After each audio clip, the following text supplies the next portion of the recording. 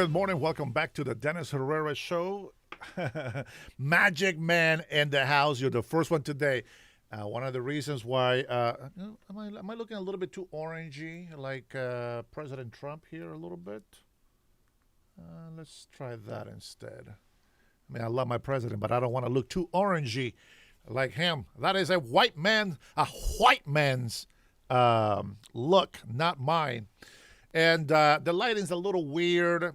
The reason why that is because, as you see behind me, I am trying a green screen behind me, which I'm not having very much success with. But I will get better at it. That's all I can tell you with that. I've been playing with these things for like hours. I know it seems like, wow, Dennis, your show sucks, bro. This is so simple. Like, how can you be having a hard time, with this and that? It actually, it is simple, but it's like, how can I say this? It's like in the 24-hour day, for a person like me, there's just not enough time. Make sure my flag is good. There's just not enough time to do everything that this little brain of mine thinks of doing. And so I have a really hard time getting a lot of tasks done. But very happy to be here with you. Happy Thursday. If this is the first time you come in here, don't forget to give that like. As a matter of fact, I think I have something. I made something. Hold on. I made something. Do I have it on here? Let's see. Oh, that's right. Here we go. Bam! Yes, I was working on this this morning. You guys think that I am over here just scratching my head, thinking about what I'm going to do? No, I'm actually doing things and scratching my head, thinking about what I'm going to do afterwards. My man, let's go. Good afternoon. Hey, drive safe, brother. Don't type. Just listen to all the BS that we are going to be spilling today. That's just the way it is, man. If you're driving, thank you just for checking in. I appreciate it, guys. Just let me know. Don't forget to hit that thumbs up, all right? Let's see if we can get, I know it's already like, what, almost 11 a.m.? Let's see if we can get to 500 likes today. Let's see if we can get 500 likes. Whew, that's going to be a tough one. I don't think I've seen 500 likes on my show. Regardless, I think, let me see. One day I did, but this is grinding all day. I think I did like the most views that I've gotten in one day. I think within maybe 2 or 3 lives, I think it amounted to like 300,000 views or so. And, it's all part of the grind. It's all part of putting the time in, to do what you got to do. But you know what? Yesterday morning, obviously, I didn't do a live last night. I am trying to keep it down to just one live because I don't do a live for like a half hour. I do a live for like a couple hours, 3 hours, 4 hours. It depends on what it is. But I do need to have other tasks that I have to get completed, and there's like a lot of things that I'm working on. Like for example, maybe today in the back, I'm going to go ahead and put the whole wall. I'm going to try to put the big screen, green screen back there just to see how it looks. And, we'll do some testing and all that kind of good stuff. I don't want to get rid of my flags, so I gotta find out something to do with my beautiful flags back there. I do have 2 American flags, so technically I can have 2 American flags and 2 Honduran flags back there. Maybe one day I'll probably try those on. But in the meantime, I am going to go ahead and see if I can go down to Seattle. I've been trying to do this. It's just, I hate going to Seattle. I really do. I really hate going to Seattle. It just, I have such a sour taste from going to Seattle. Uncommon Woman, how are you, sweetheart? Good afternoon. Thanks for stopping by. Thanks for being here with me. Let me tell you, I don't want to say like, negative things about Seattle, but Man, it's just so expensive to park, and if I grab my, my gear, my photography bag, and I carry my lens, and I carry this stuff, I just, we got so many homeless and drug addicts out there. You just, it almost doesn't feel safe, and then with these socialist Democrats in power, it's like they're getting rid of the police. They got social workers. What the hell is a social worker going to do for me? Nothing. I don't need a social worker to come and help me. I will kick the ass of the guy and the social worker. They're not going to do anything for me. It is ridiculous. I want my peace officers. I want my police officers. I want to see cops on the beat, baby. I want to see cops on the street all over. If I do something illegal, cross the red light, stop sign, I get a ticket. That's the way it works. But I can tell you, if there is a crime going on, a social worker is not going to do jack squat. Oh man, I don't know. Where do we go? Where do we go with these socialist Democrats? We try to warn them of things to come. Just a warning. We try to give them information about the things that we see and the things that we know. And because we just don't align with their ideologies, we're just insignificant to them. I'm telling you, why do you hear me talking so much against the left? Besides that I live here and all of them are morons, I'm telling you, it's just crazy. It's crazy. Now, when I tell you that all of them are morons, it's because, well, there's like a bunch of classes on the left, okay? Now, we got some on the far right as well. Don't think that it's just the left, but I live in a very blue state, okay? In a very, very blue state, which is unfortunate because that's my favorite color. You know what I mean?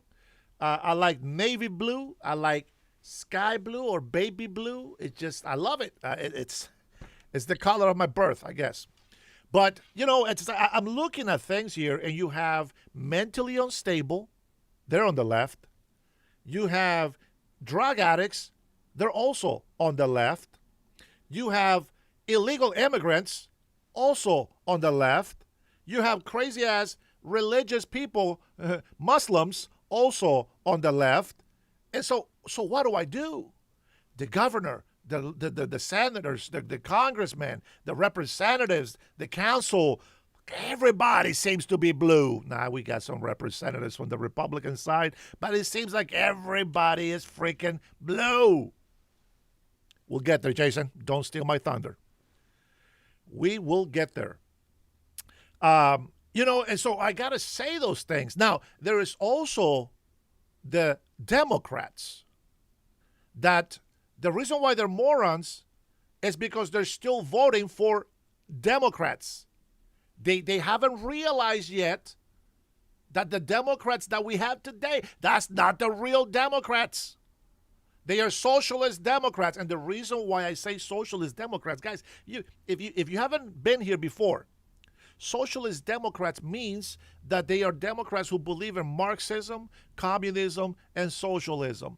Socialism is just borderline from communism. Let me tell you what the difference is between socialism and communism. If you know what socialism is, the difference between socialism and communism is the government takes over. Full control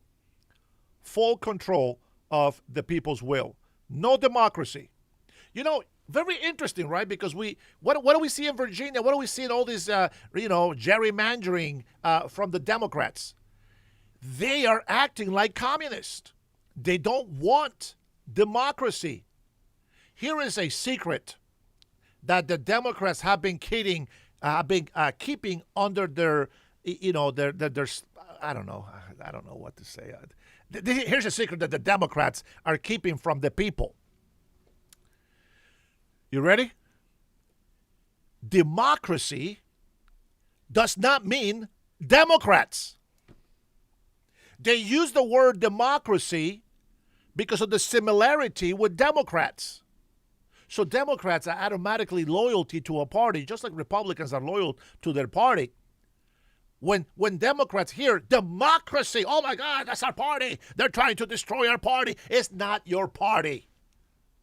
That's not what democracy is. But that's the secret that they've been keeping from you. So you got to pay attention to what's going on out there in the world. You can't just be naive. You just can't be gullible. You got to pay attention. Listen, I got a bunch of mixed news and things that I want to watch. This is how my brain works. I go from A to G to Z back to B, and then I go to L, and then I come back to D, and then I go to jump to R, and that's just the way my brain works. It is what it is. All right? But the fact is that I do go all over the place so that I can try to reach a little bit from every group.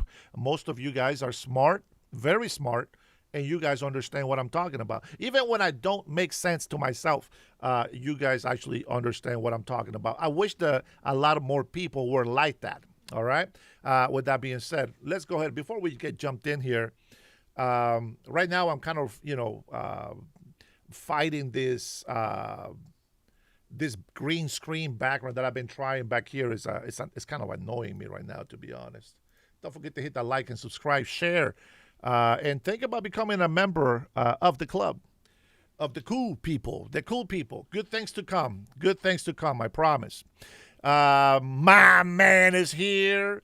Jackson Ozette is sending some butterflies. Butterfly kisses. I don't know what I was going with that.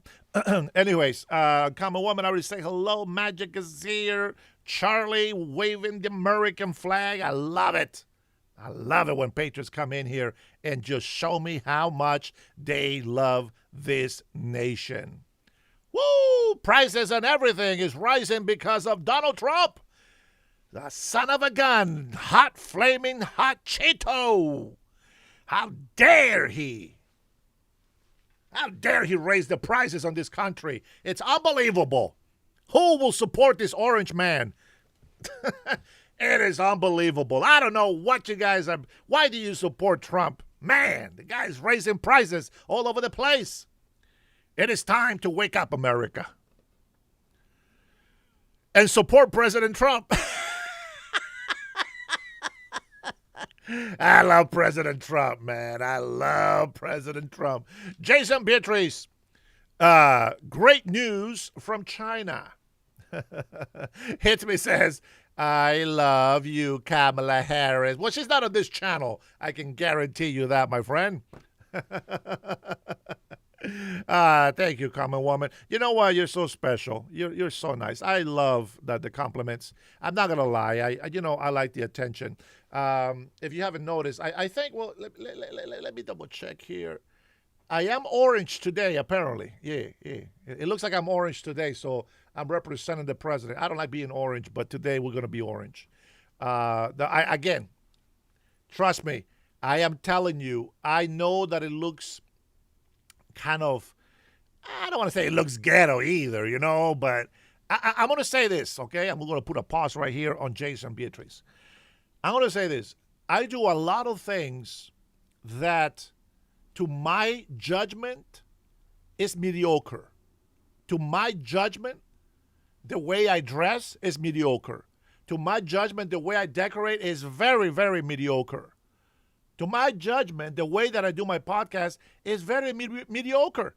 There's like 70% improvement that has to be done on this podcast. There's a lot of things that I want. I just can't do it yet. I got to wait. I got to be patient. And that's something that I don't have. Patience. I'm a very impatient man. I like to get things done, and I want to see them done right now. I can't be the guy that starts a project. Well, this is how I do it anyway. But I don't like it because I start a project and I got to wait weeks before some product arrives and that I can go ahead and use it. And, I got to get this. So, for example, listen, I'm an open book. You guys know me. I'm an open book. And you're going to remember this. You're going to remember how we started on the Dennis Herrera show because Even though the people want me to quit doing this, even though I tell myself that I should quit doing this, part of me just says I got to keep going. You know, finances are tight. I get it. It's a sacrifice. It's an investment. We got to keep pushing through. We got to keep pushing through. And I'm going to tell you, man, if it's my calling, because remember, God has a calling for all of us, but we cannot see farther than what we need to see. And I will tell you my vision. My vision, and normally I don't like to share my vision because then a lot of negativity and then the devil and the demons, be fighting and, trying to curse it down and break it and blah, blah, blah. But I will tell you anyways because it's not going to be me doing it. It's going to be God. And nobody can stop God from doing what he needs to do. I want to have a studio, a nice studio. Maybe I will do it in the house. Maybe I will rent a different studio location. And I want to build my own news network. On this news network, we're going to tell the truth. We're going to tell it how it is. If Republicans are messing up, we're going to call it out. If Democrats are messing up, well, we're going to call it out. And one of the things that news outlets have forgotten about their journalism is report the news as you get them. And then you can throw an opinion, but don't state it as a fact. Like, for example, if President Trump says, hey, you know what, we get the blockade of Hormuz. Okay, wait, this is what President Trump said. Well, this is what we see. It's true. Or, we haven't seen that yet. You know what I'm saying? You have to be straight. You got to be a straight shooter, so to speak. You got to be direct. You got to be honest. Keep it truth. Otherwise, you start giving yourself a bad name. And I don't think I ever said anything that is not truthful on my show. So, anywho, I can see it in my head here. I can see everything that I want. We are not going to have the most expensive equipment, which I tell you that $2,700 for a camera, it's not cheap either. So, and you can just use your phone, and, that's how I started doing my podcast, even though I had the cameras. I do the phone because it was just more convenient. And then I decided to build this computer, and I wanted to have the best graphics card, which I don't. It's hell expensive. But I got the best graphics card that I can afford. And, I got my couple desks, and of course I got my tripod. I have my photography equipment has helped me a lot. And I have lots of lights everywhere. But I don't need to have all the lights on just for this simple podcast that I do here with you guys. With that being said, we're trying to do a podcast. We're trying to do some news outlet, not for the world, but we're going to do something where it's going to be local, like a community, so to speak. We're going to make sure that we keep an eye on everything and we give you some live feed, from different locations. And that's, if God allows me enough time to live, I will do that. And we're going to emphasize on telling the truth. All right, there we go. That's a lot of ranting there. A lot of things that you guys probably don't understand what the hell I'm talking about. Tanya, big sis, good afternoon to you. God bless you and your family as well. Weddle, welcome. Burden 47 in the house. Not GPT. Both parties are gerrymandering. Quit lying. Ain't nobody lying. I didn't say that Republicans are not. I just mentioned that Democrats are trying to cheat by gerrymandering and telling people that is racist. Oh my God, the black people is not going to be represented. Shut the hell up. It's not about blacks or Hispanics or Asians. Gerrymandering is about controlling Republicans or or Democrats. Who says Democrats are for the black people? Shut the hell up with that lie. Do I got to remind you that the Democratic Party is the party of the KKK? The party of slavery, Jim Crow, etc., etc.? Huh? Do I have to remind you that it was the Democrats that kept us segregating us? It was the Democrats who were supporting the white bathrooms and colored bathrooms. Are you guys retarded that you don't go back and look at history to see who did all these things? Unbelievable.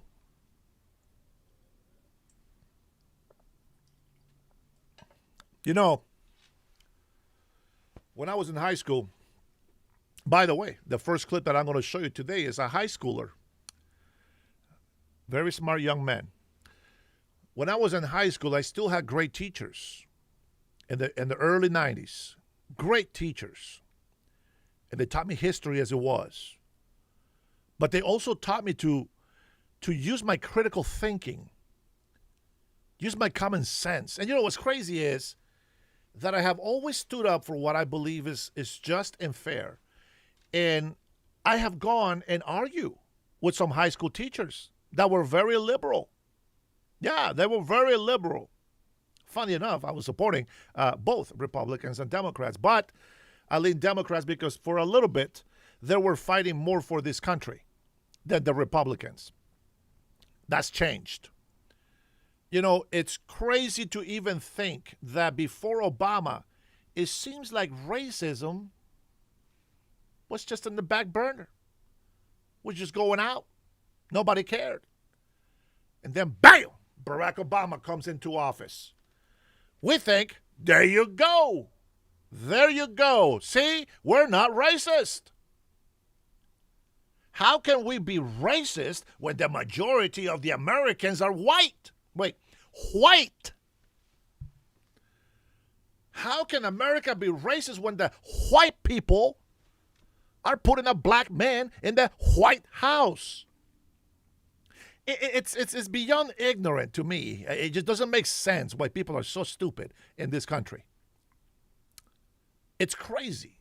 It's crazy to think about all these things that we see today. You know, like these Mexicans using the N-word. Like, what the hell is wrong with these guys? They come over here. I'm a proud Mexican. Bitch, why you here? You a proud Mexican? Go to Mexico. I'm a proud American. I love Honduras, but I'm a proud American. I'm telling you that right now. They allow me to use my Honduran culture here. So they take the best of me. But I'm an American. You see what I'm saying? Don't get it twisted. A lot of black ignorant people, they still think they belong to Africa. Really? Which tribe? Which country in Africa? The ignorance. You got to let go of the bull crap. Africans don't even like black Americans. Get over it. Stop chasing nightmares and start embracing the dream.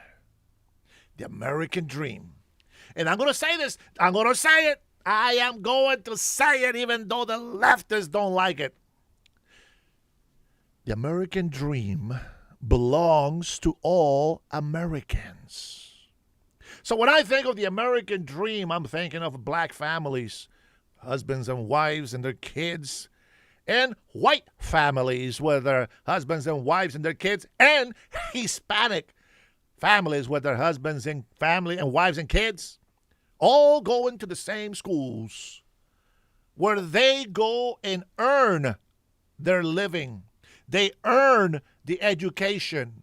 They go in and prepare themselves to be adults so that all of us together in a melting pot of ethnicities and cultures can come together and be like, hey, Jose, you're a hard-ass worker, man. Do you know how to make this tractor work? Hell yeah, bro. My training's in mechanics, baby. Let's go. Hey, Anthony, come here, bro.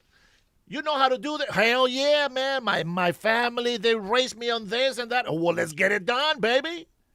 Hey, man, I don't understand anything about technology. You know something about technology, Mr. Luan?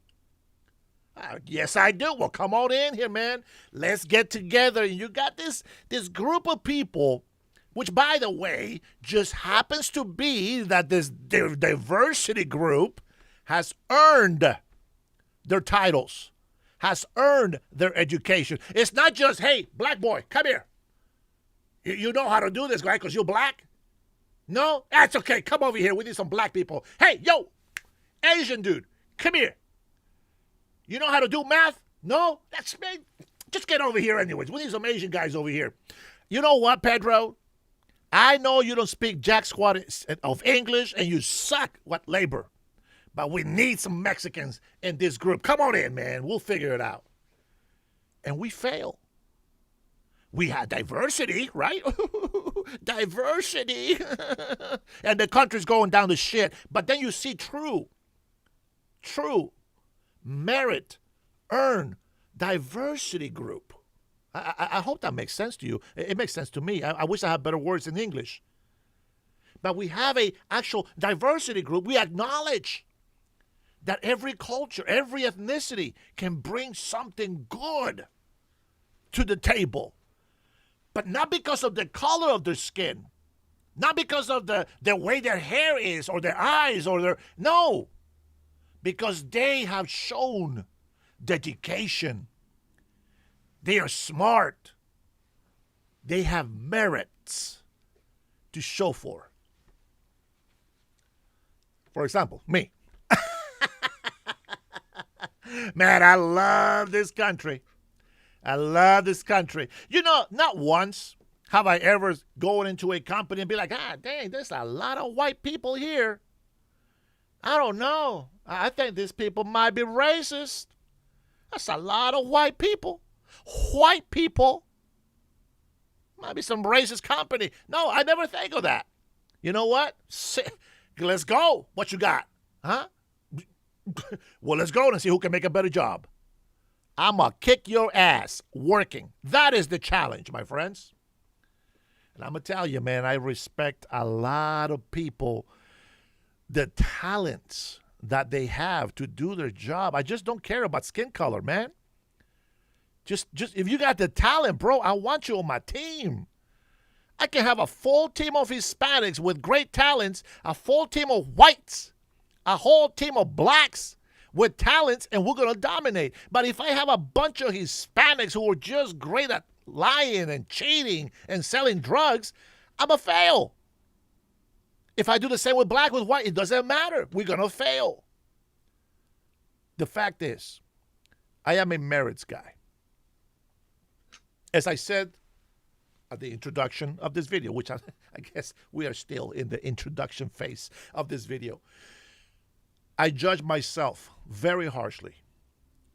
And I am not pleased or happy easily. Something has to give. You got to be better than me to impress me. Does that make sense? Now, you don't have to be better than me for me to love you. That's different. But you do got to earn my respect or keep my respect. Not earn it, keep. Because the moment that I meet you and we are face to face, you got my love, you got my respect. It's up to you how much of that you want to keep. That's my philosophy. That's what I believe. That's what I think. Now, with that being said, a lot of people, for some reason, it seems like most people on the left are the ones that have a problem with the way that I talk or the way that I think. But I'm very glad that at least we got 5-10 people out there that are willing to put through all this Hispanics' horrible accent and lack of words to come through. Let's see. These people on the left, they have so much knowledge and yet no wisdom. No wisdom. I can't help you with that, my friends. All right, I think we got everybody. I think I said, Sandra. Sandra's here. Good morning, Sandra. Omar Slayman. Good morning, little bro. Good to see you on here. Who else? I think that's it. That's all the people that I see in blue, green. Paul Salsi in the house. We don't care about Hammerman. He's always negative. Hammerman says black people build a White House. That's great. That's actually a good statement. I would say no, but whatever. I'm sure they helped. We needed that. We needed the labor. So there you go. But when somebody pays, yeah. Good afternoon, Sandra. Don Mitch, how are you, big bro? Man, love having my Washingtonian brother here. Hey, Don Mitch, the first face that you're gonna see is your own on this video. You see what I'm talking about? Because I look at the picture right on your profile. When I start playing the video, you're going to know what I'm talking about, okay? We're going to play a video here that I think is very important.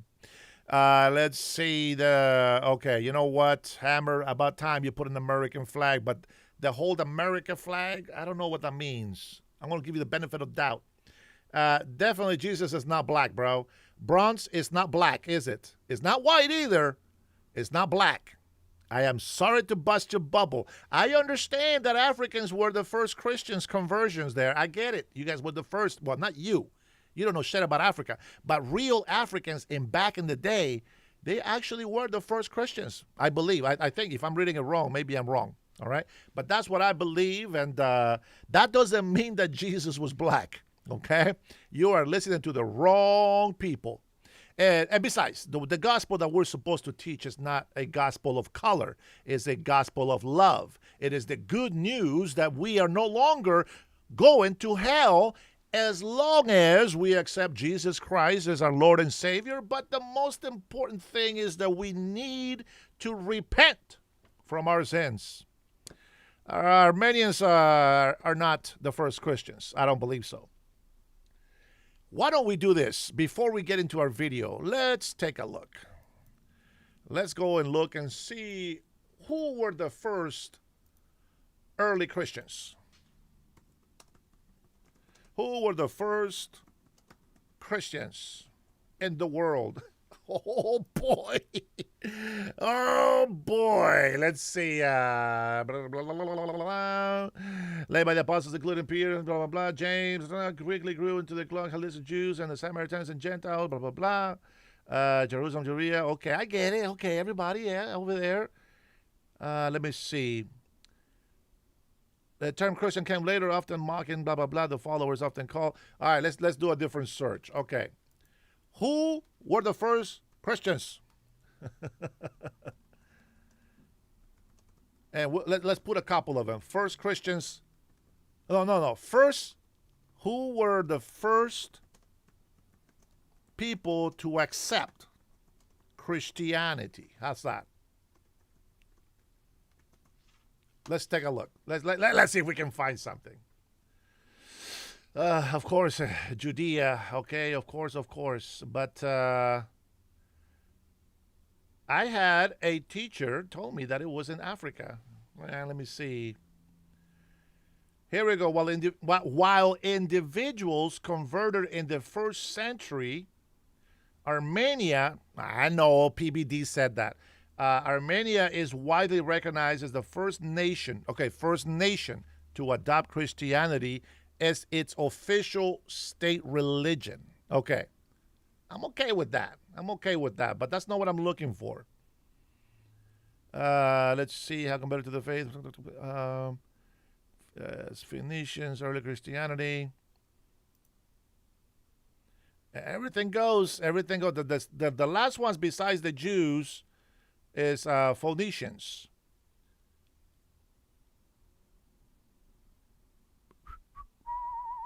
I gotta find this, man. Let me see.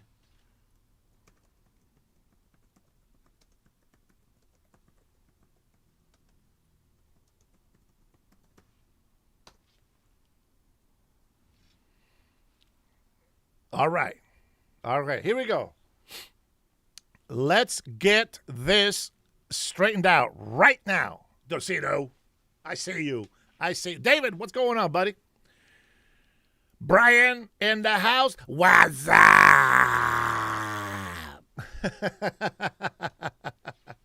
Yeah, Ethiopia is Africa, right? All right, so here we go. I changed the question, and this is what I got. Yes, Christianity was accepted. Okay, I asked, was Christianity first accepted in Africa? They says yes. Christianity was accepted in Africa extremely early, with deep roots in the 1st century A.D., long before European colonialism. It first took hold in the North Africa and Egypt, establishing some of the world's earliest Christian communities and creating influential theology through figures like Augustine of Hippo. So, while the Armenians were the first one to call it a national religion, they were not the first ones to accept Christianity. Here we go, and the truth shall set you free. Bam! I could still be wrong. I could still be wrong. I could still be wrong. Hammer, just drop it. Jesus was not black. Are you retarded? This guy. I'm sorry, my black folks. I remember when I was 18 years old. I went to this black church, this gospel church. And I went in there and I'm like, you know what? Let me see what this people's all about. Let me see what it's all about. Yeah, okay, brewing, bronze is the color described in the Bible, Isaiah, Revelations. And I was walking through the hall and I saw a black Jesus.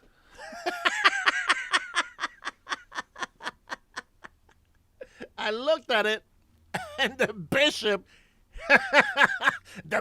caught me saying this. What the hell is this?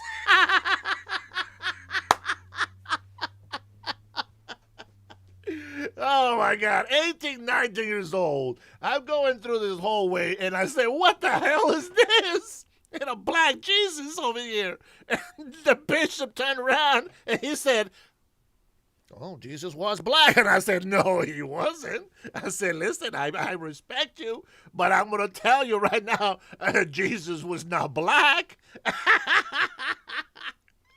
Oh, man. Let me ask you something, okay? Let me ask you something. Was Mary black? Answer me that. Was Mary black? Was King David black? Go on. Think about it. Think about it. Man, knowledge. Knowledge is power, my friend. Go on, Hammer. Let me know. Tell me. Was Mary black? Here, better yet. Of course he will say she's black. This guy. Let me ask you another question.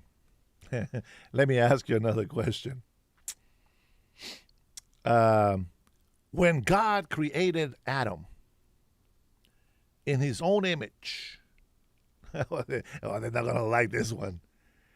Was Adam black? Yes, he's going to say. Oh, my goodness. Was Mary black? Oh, man. There's no historical evidence that the Virgin Mary was ethnically black. Listen, man, it is a racist way to think that way, okay? Except Jesus is not black. I mean, he's closer to us. The mix, the mutts. Terry Williams, don't be hating. With that name, you should be enjoying comedy. Egyptians were not black. If we go to Egypt right now, you got a lot of black people in Egypt right now? I don't think so. All the Egyptians that I know of, they ain't black. Oh, man. Jason says, let me see. What did Jason say? What did Jason say that was so right?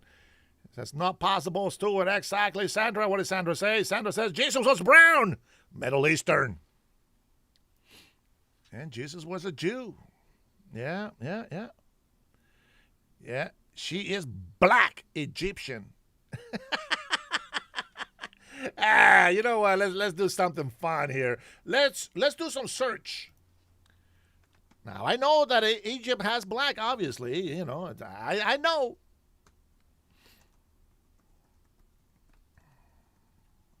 Here we go.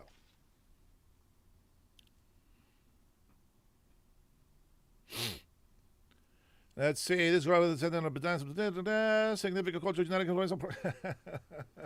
Here we go. The vast majority of Egypt's population, estimated at over 90 to 99%, identifies as ethnic Egyptians. This group is largely descended from ancient Egyptians with significant culture and genetic, it's about it, genetic influences of Arabs, Greeks, Nubian, and Mediterranean populations. They ain't black. So is South Africa. It's in Africa, and they're all white. White people. Oh, man, I love these people arguing with me, man. You guys are fantastic. You guys are fantastic. The minority groups, the small minority groups include Bedouin Arab tribes in the Sinai and Eastern Desert, the Berber-speaking community in the Siwa Oasis, and the Nubian people in the southernmost part of Egypt. Religion, widely, ethnicity is largely homogeneous. The population is divided religiously, approximately 90%. Well, there's your problem with Africa. 90% are Muslims. Mostly Sunni, and 10% are Christians, mostly Coptic Orthodox. Well, that's their problem right there. Genetic makeup, modern Egyptians represent a blend of indigenous Nile Valley people with North African, Arab, and European Mediterranean influences. Most of the population resides along the Nile River. You must be from Egypt because you're always on denial, Hammerman. Oh man, this turned really nice. I really like it when people make all these stupid stories about Jesus Christ. And number one, here we go, my friends. The reality of it is that is not relevant. He wasn't black, and most likely he was white. But I'm going to say that because they are from an area by the sea, most likely they were tanned and. Yeah, let's call him light brown. He was a lighter shade of brown. You know what I'm saying? On a Sunday afternoon.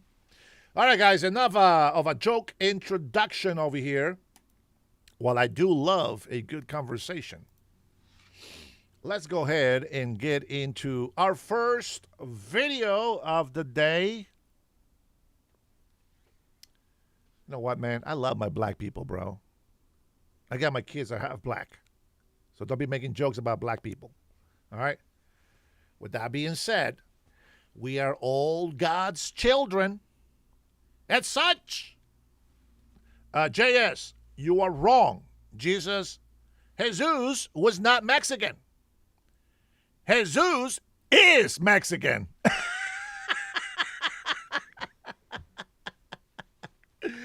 Oh, man. Listen, you can have your black Jesus. Mexicans can have their Mexican Jesus. I will have God the Father, Jesus Christ. And I will make no image, nor will I give him a color. I always mention the color because the Bible says that it is there. But I don't believe that I can really decide that Jesus Christ's color was relevant or important. I will say the Bible did say that Jesus Christ was ugly. So do you also claim that as well? How many on here on this chat knew that already? If you say that if you knew that Jesus was, you know what? Let me do it this way, and let me just see where you guys think. Was Jesus ugly? Yes or no? There you go. That's a little poll for you guys. And Cutting Edge, Cutting Edge, good afternoon, brother. Don't think I don't see you. Let's see. Let me see it. Oh, okay. 25%. 25% says yes, he was ugly. No, okay. 90% says no. Come on, people, use that brain. Was Jesus ugly? Was Jesus ugly?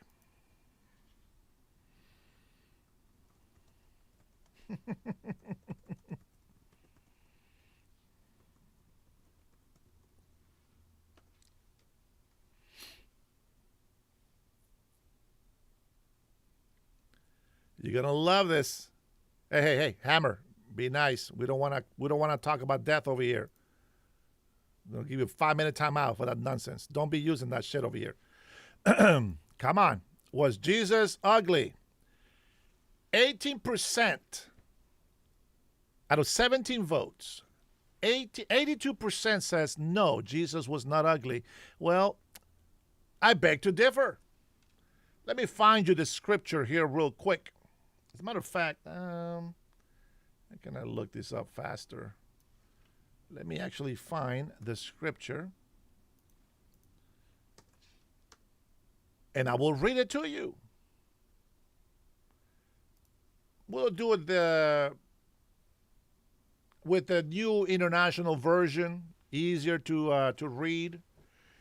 Now, I want you to know this. I know there's only 37 people in here. Most people are not interested in what I'm saying today, apparently. That's okay. That's okay. I want you to go ahead and vote. Vote on the poll, please. I want you to tell me, was Jesus ugly? Hey, listen, I didn't say you have to love him. No, Sandra. No. Right now, we're just talking about the physical appearance as described on the Bible.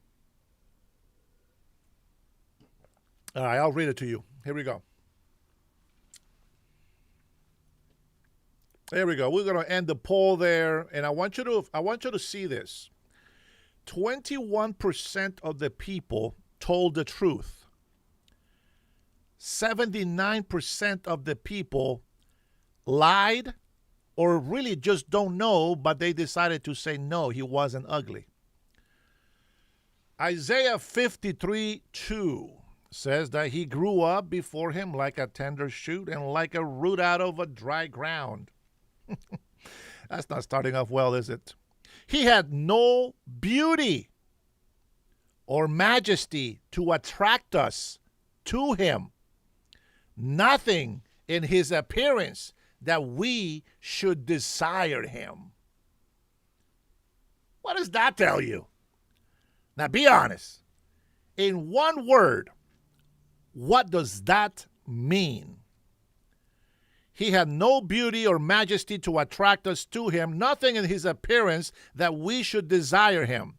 What does that mean? He was ugly in appearance. That's what it means. It's not meant to be an insult. It is reality.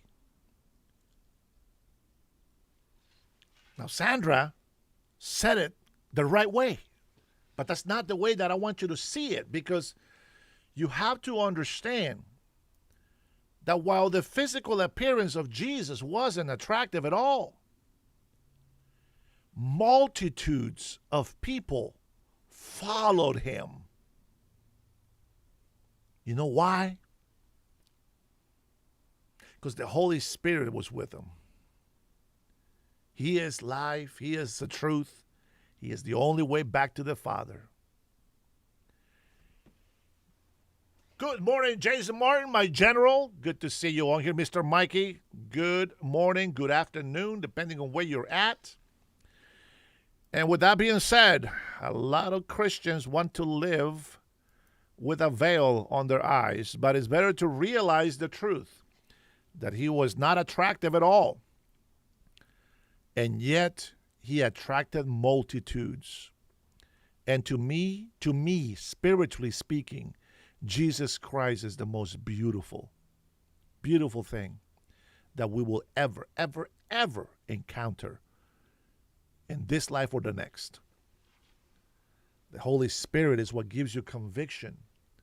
The Holy Spirit is that little thing that people make fun of you of.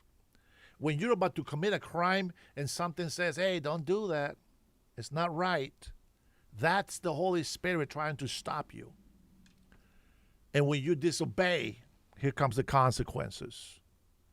When you're violent, you're disobeying. When you're being rebellious, obviously, that's disobeying. The Holy Spirit is not going to come and force himself on you.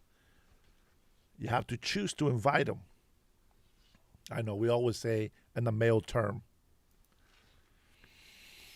Eddie, no seas pendejo, güey. Let's be honest. Eddie, let's be honest. Why are you here, bro? Why are you here? A phony, obviously totally raised in Honduras. By the way, 99.8% of Hondurans came illegally. So the odds he came illegally are very thin, still across the border accent. Eddie, you are if you go to the dictionary and you look stupid, on the definition, there's your picture on it. The stupidity that is inside your little tiny peasy brain is amazing. But don't worry, Jesus still loves you. I might not like you, but Jesus still loves you. So you're lucky with that. Anywho, let's go ahead and jump into the first video. And, you know, I want to share another influencer. We're going to share from Polity Brawl. Polity Brawl.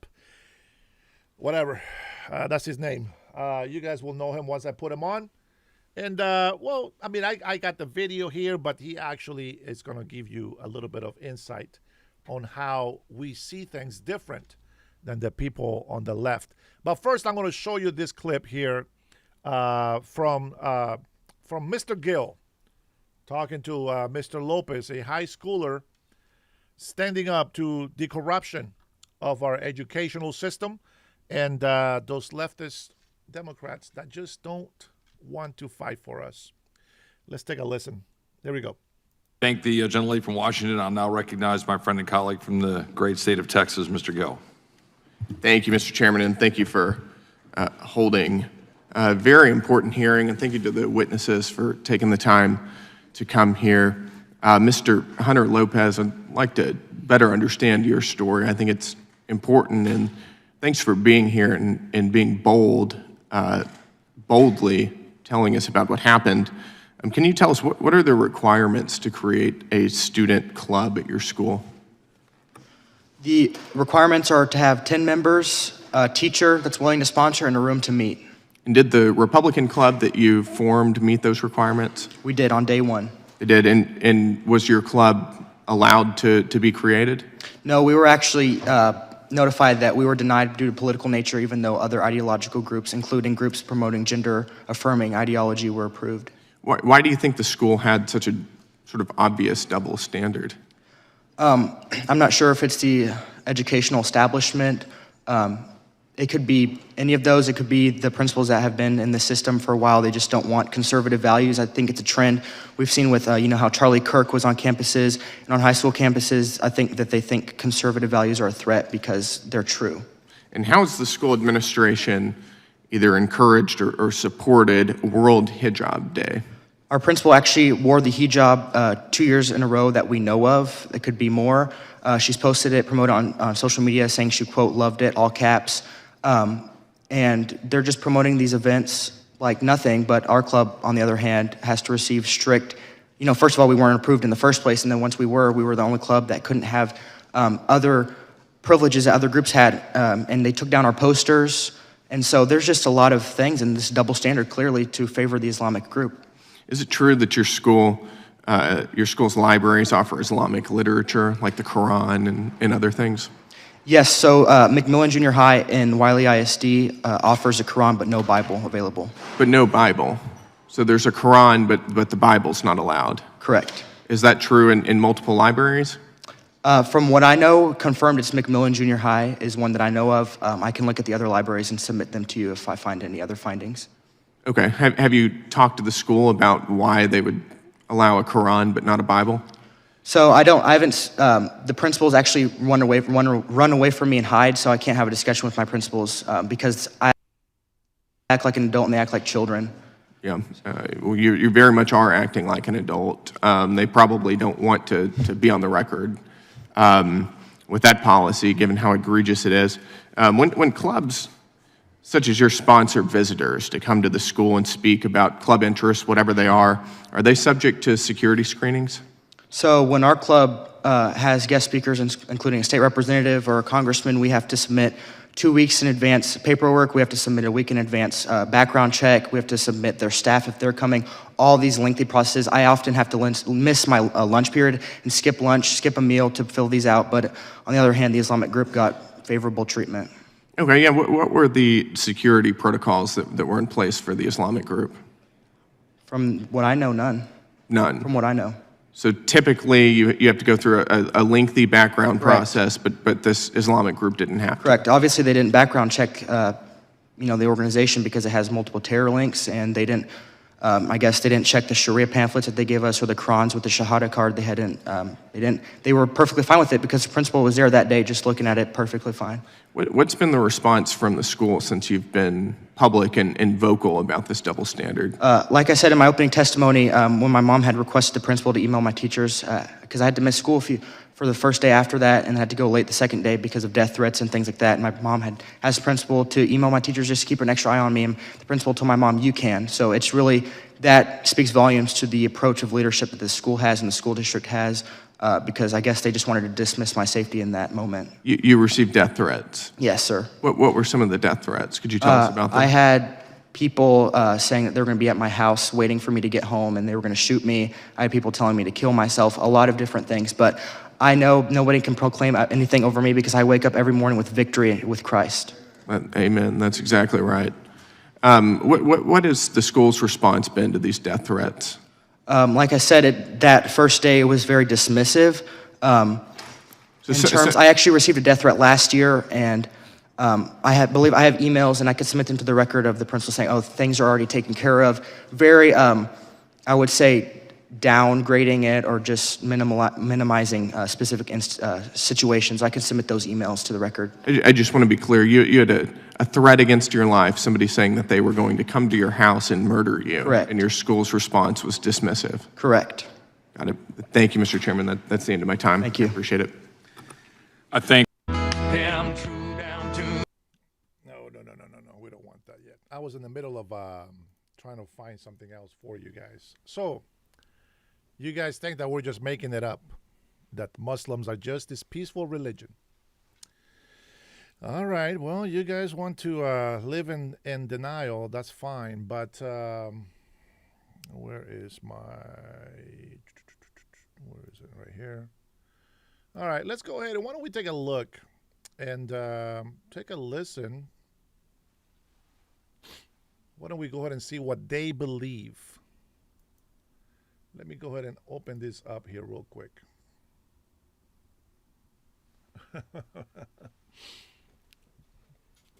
Let's learn a little bit about Islam. Let's go ahead and learn a little bit about Islam. This is not what I was going to do, but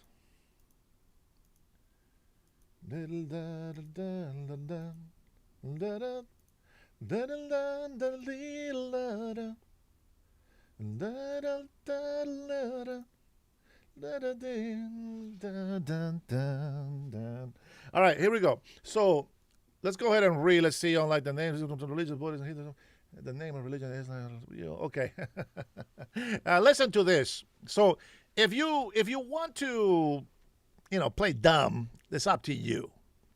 Welcome, Panic. If you want to play stupid, this is up to you. Okay, but we're not gonna play that game. Come on, come on. We're not gonna play that game. Here we go. This is from an Islam Muslim page. This is Muslim Unity Center. Let's read it together. What is Islam? Let's try to bring in some information. Panic, you the dumb kid from school, huh? John Kroger, you are a retard, bro. You are literally a retard. You have nothing of essence. I'm sorry, everybody else, but I have a few trolls that come into my channel. I know them too well. This guy is so retarded Don't even waste your time arguing with him. Don't give him your time. Okay, I can easily block them, but you're gonna see. You're gonna see how he acts on the chat. Just be witness of the people that come into my channel, and you can go ahead and get to know them yourself. But here it is. Islam, it says, is the largest and fastest growing faith in the world. The word Islam is an Arabic word that means peace, purity, bullcrap. It just means submission. That's all it means. It doesn't mean peace and purity. That's not what it means. It means just submission, regardless of what they tell you. Yeah, the word comes from the Arabic root word salama, which means peace. This is why they say assalamu alaikum. But that's not what Muslims do.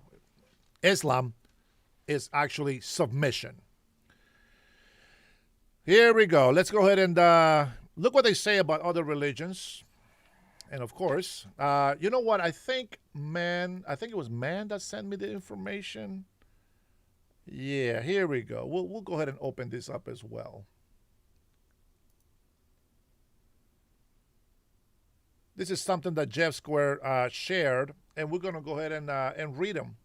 Now, this is not what I was going to do, but we also don't want to spread misinformation, and so we are actually going to read it ourselves. Okay? Okay. Oh, man, I got to do a bunch of stuff. All right, here we go. Unlike the names used for other religions such as Buddhism, Hinduism, of course, and Christianity, funny enough, they stole a lot of scripture from Christians. That's right. They made up this religion almost 600 years after Christ. So guess who the fake religion is? Who are the fake writers of the book? Here we go. Ay, ay, ay. The name for the religion of Islam was revealed by Almighty God and carries a deep spiritual meaning. Only by submitting one's will to Almighty God can one truly achieve peace. Now, let me ask you something, and be honest. These people go out and they pray 5 times a day. Why is it that there is nothing of peace that ever comes out from their mouth? Nothing of peace. Joan Kroger, I'm going to give you some attention. To exhort you, to rebuke you of your stupidity and your lies and your demonic thoughts doesn't mean that we hate you. We still want you to be saved, and hopefully you will be, but we still got to call your stupidity when we see it. With that being said, these people pray 5 times a day, and they're so peaceful that they like to just demonize everybody else. They like to go rape Christian women because it's okay. It is allowed under Sharia law to do that because those women are not Muslims. Not only that, but they allow grown-ass men in their 50s. As a matter of fact, they worship one. They want to name their children after this guy. Yes, Muhammad, their prophet, the one that made up the lie about Islam being a peace religion. He started off like it, and then the true colors came out, and all hell broke out loose. This is why we've been fighting them for many, many, many years, decades, hundreds of years. We have been fighting Islam. Why is it that we are now allowing it? Because we're stupid. Because we're stupid. Sandwich Man, it's not a waste of time. I don't want to insult you, but don't be stupid. It is very relevant. You got to be able to talk about it. This is not what I was going to talk about today, but you got to be able to talk about it. Muslims are not here just to practice a peaceful religion. Let's be clear. Muslims belong in the Middle East, not in the Western civilization, not here, not in Europe, in Middle East. And Africans, if they like that, they can keep that bull crap. We don't want that shit here in our country. Period. Every country that has the majority of people Muslims turns to shit. Facts. Proof. History. Current events. Facts. Not just an opinion. Why don't we read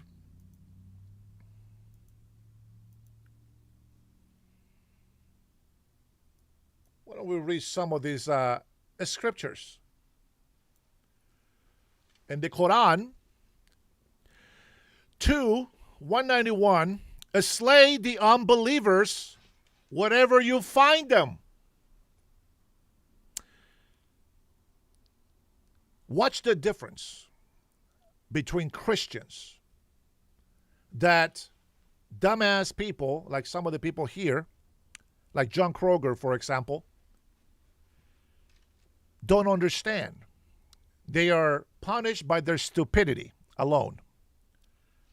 Christians come in, they see you sinning, and they say, hey, you must repent. You might not like it. You must repent. God is calling you. Repent from your sins. Accept Jesus Christ as your Lord and Savior so you may be saved. Two things are happening. When you recognize that you're sinning and you repent, you are making the choice to change your evil ways and try to become a better person each day. That's the first change. But the second, and is the most important one, it's when you believe in God, the Son, the Holy Spirit, the Father, the Son, and the Holy Spirit, you are taking the next step to changing your life forever. Man, I'm so broke. You know, this is how broke we are. I know. Ah, man, I hate doing that. I hate doing that, but yeah. You need some? You want some? Oh, man.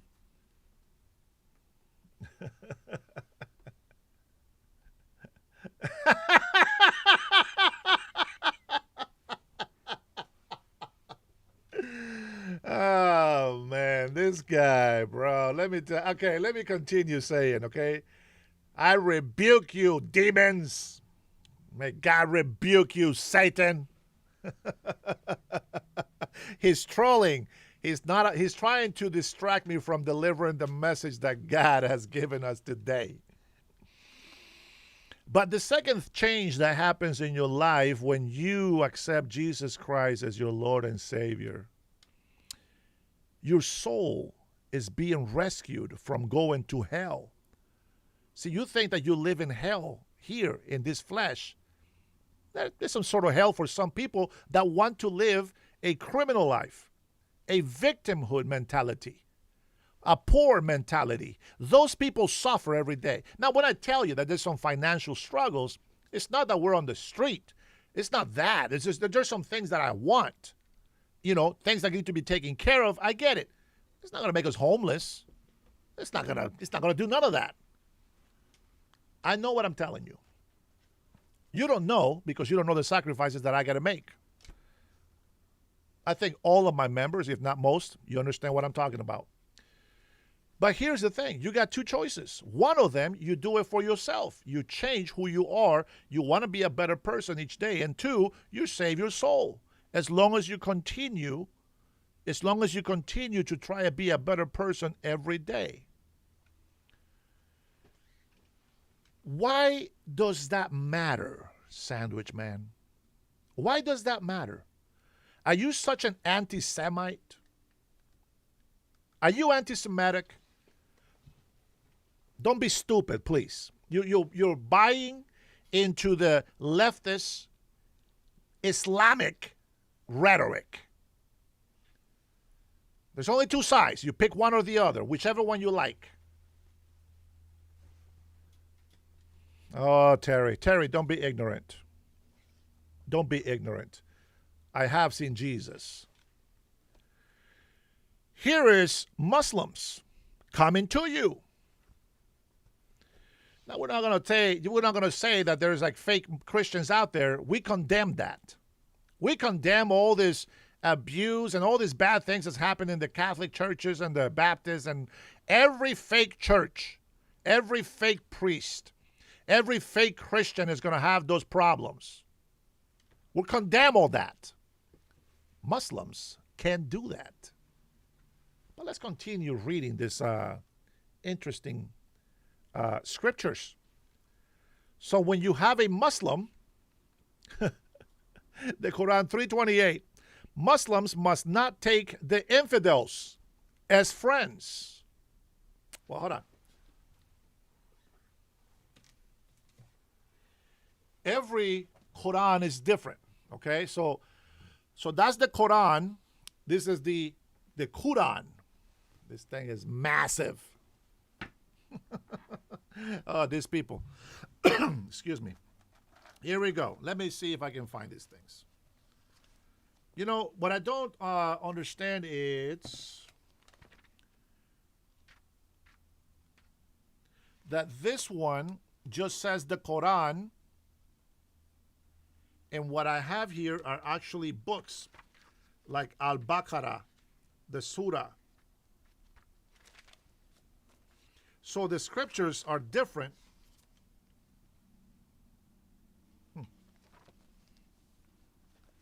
But there you go. You have a book that you can read.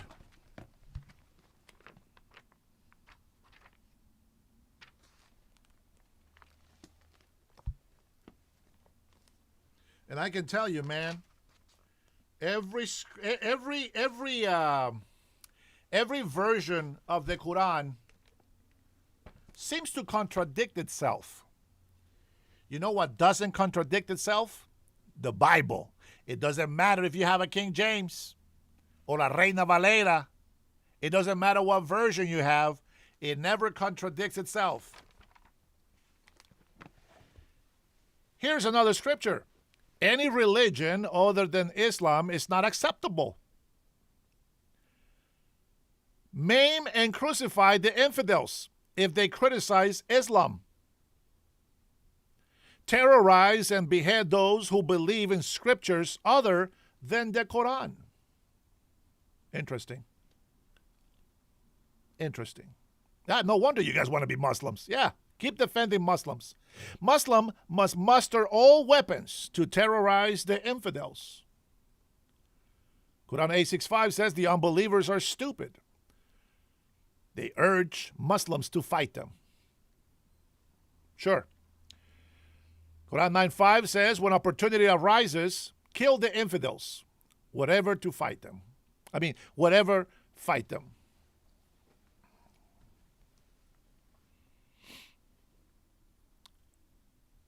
The Jews and Christians are perverts. Fight them. Interesting, perverts, that word. Muslims beat their wives if they suspect cheating. Imagine being jealous and you suspect that your innocent wife is cheating on you. In order for you to beat the mess out of her, you just got to grab a friend and have him say the same thing that you're saying, and she can get the beating. 80 lashes. 80 whips. Yeah. Okay, keep defending Muslims, you morons. Make war on the infidels living in your neighborhood. Where are they trying to move? To our neighborhoods, our country. punish the unbelievers with garments of fire, hooked iron rods, boiling water, melt their skin and bellies. Quran 47:4, do not hanker for peace with the infidels. Behead them when you catch them. The religion of peace. And then non-believers, of course, I understand this. This is, this so-called fake atheist. They have to believe on something, some entity or some, mighty force out there. But they condemn Christians as if we are some demons that are just trying to kill people. We're not doing that. Just because you don't like what we say, just because you hate what we stand for, we're not killing you. We're not beheading you. We're not doing any of those things. But Muslims, this is their religion. Where Christian says, love your neighbor as Jesus loved yourself. The Muslim says if you don't believe in Islam, you're beheaded.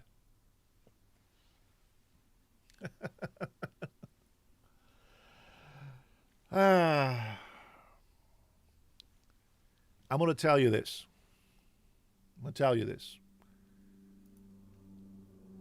We're truly living in some dark times.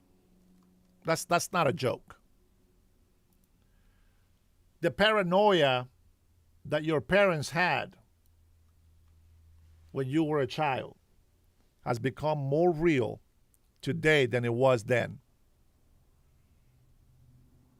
The stories that your great-grandparents heard when Christianity was brought here, we are living them today. All the warnings, all the wars, the changing climates, all of that, we're living today. Go ahead, the waterman. It says you're contradicting yourself. How am I contradicting myself? Go ahead and tell me. Try to hurry on the reply because I know there's a delay, but I can't sit here and listen to you about that. That is crazy.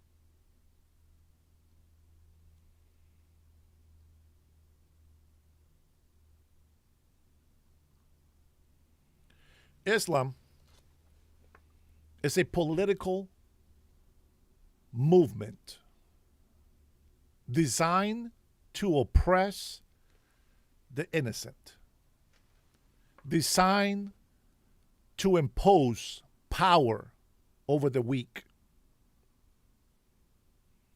Waterman, your ignorance, I can't cure you of ignorance. Try to listen to the words that I say. If we tell you that you're sinning, that's not hating you. It is the opposite of hating you. You know what it means that I hate you? Hey, keep doing what you're doing. Don't worry about it. Forget about heaven. Hell doesn't exist. That means that I hate you. That means that I don't love you. But because I love you, I will tell you that you're wrong. I will tell you you must change your ways. The Bible says, do not judge, lest ye be judged, but judge righteously. What does that mean? If you really believe that you can't tell somebody that they're doing something wrong, what does that tell you? Who do you follow? Who do you believe? No, my friend, you are 100% wrong.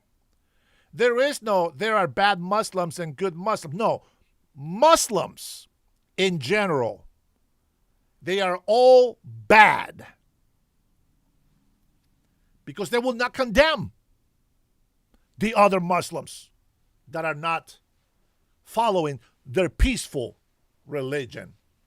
There's not such thing. What is the punishment? If you stop being a Christian, what is the punishment? for you, hey, Robert, good morning, brother. Good afternoon, brother. Tell me this. If you are a Christian and you stop being a Christian right now, what is the punishment that you should receive for not wanting to be Christian anymore? Go ahead, I'll wait.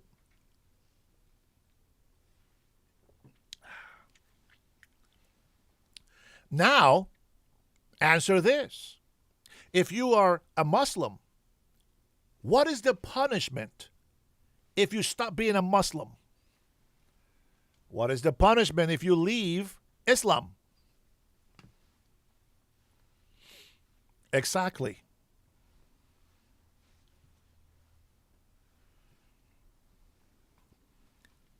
If you stop being Christian, if you stop believing in Jesus Christ, you're just saying you'd rather go to hell. Most people say it.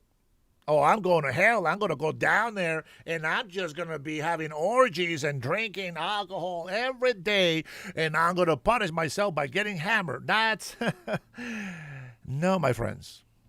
That is how you get punished when you're alive. When you get drunk, your body aches, diseases come out, your organs stop working and functioning the way they're supposed to. When you sleep around with many men and women and all this other stuff, you got diseases coming upon you. You got funguses, STDs. You have AIDS, that has killed a lot of people. You have all these new diseases that they have no cure for. You got all these STDs, and that is a punishment to the flesh. Guess what happens when you're a virgin and you marry a virgin? Absolutely no disease. No STDs. It's a beautiful thing. None of us, I'm sure, were a virgin when we got married. We made stupid mistakes. We ventured and we lived in the flesh and we lived in the pleasure of the flesh. Some of us got lucky that we didn't catch any STDs, that we didn't catch any diseases that killed you or, is hurting you today. Some of you probably have STDs. That is part of your punishment. It's very unfortunate that a lot of children are born with a disease because of the negligence of their parents. And as a result, we see all these libtards on the street today. Julia. Julia, you're so, you know what, you demons, you guys never Lear. But it's okay. The Bible teaches me that I am not the one to convince you. It's the Holy Spirit that calls you and convinces you of that. And if you choose not to listen, well, you dig your own grave, so to speak. The Bible says that in order for you to be saved, you must denounce yourself. You believing in you is your own demise, and you will never be able to blame God for anything. And when you do, we're going to be there to be like, shut the hell up. With that being said, I think it's enough time to take a pause. I find it very interesting how hard-headed people are. That it doesn't matter what truth we tell them. It doesn't matter what truth we expose. They never believe us. And they wonder why we have all these children suffering today. Why we have so much hate and violence.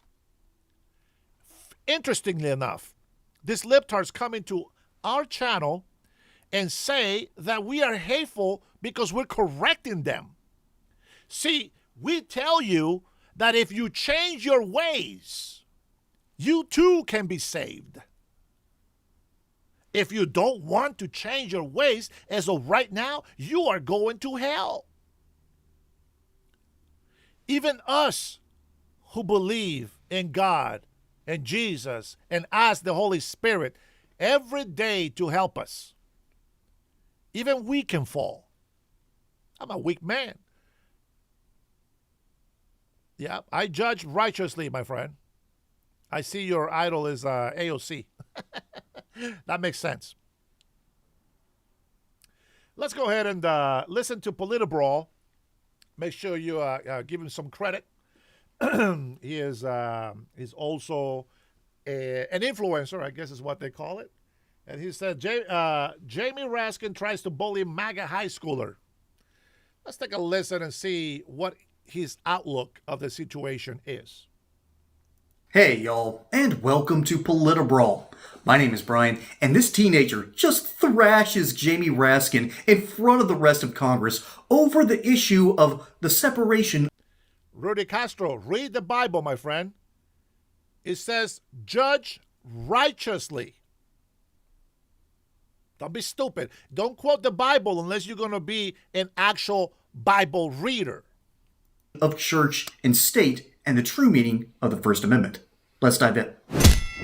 But my colleague just spoke of apparently a Muslim family where there was an effort to kill their own daughter in a so-called honor killing, if I understand it correctly.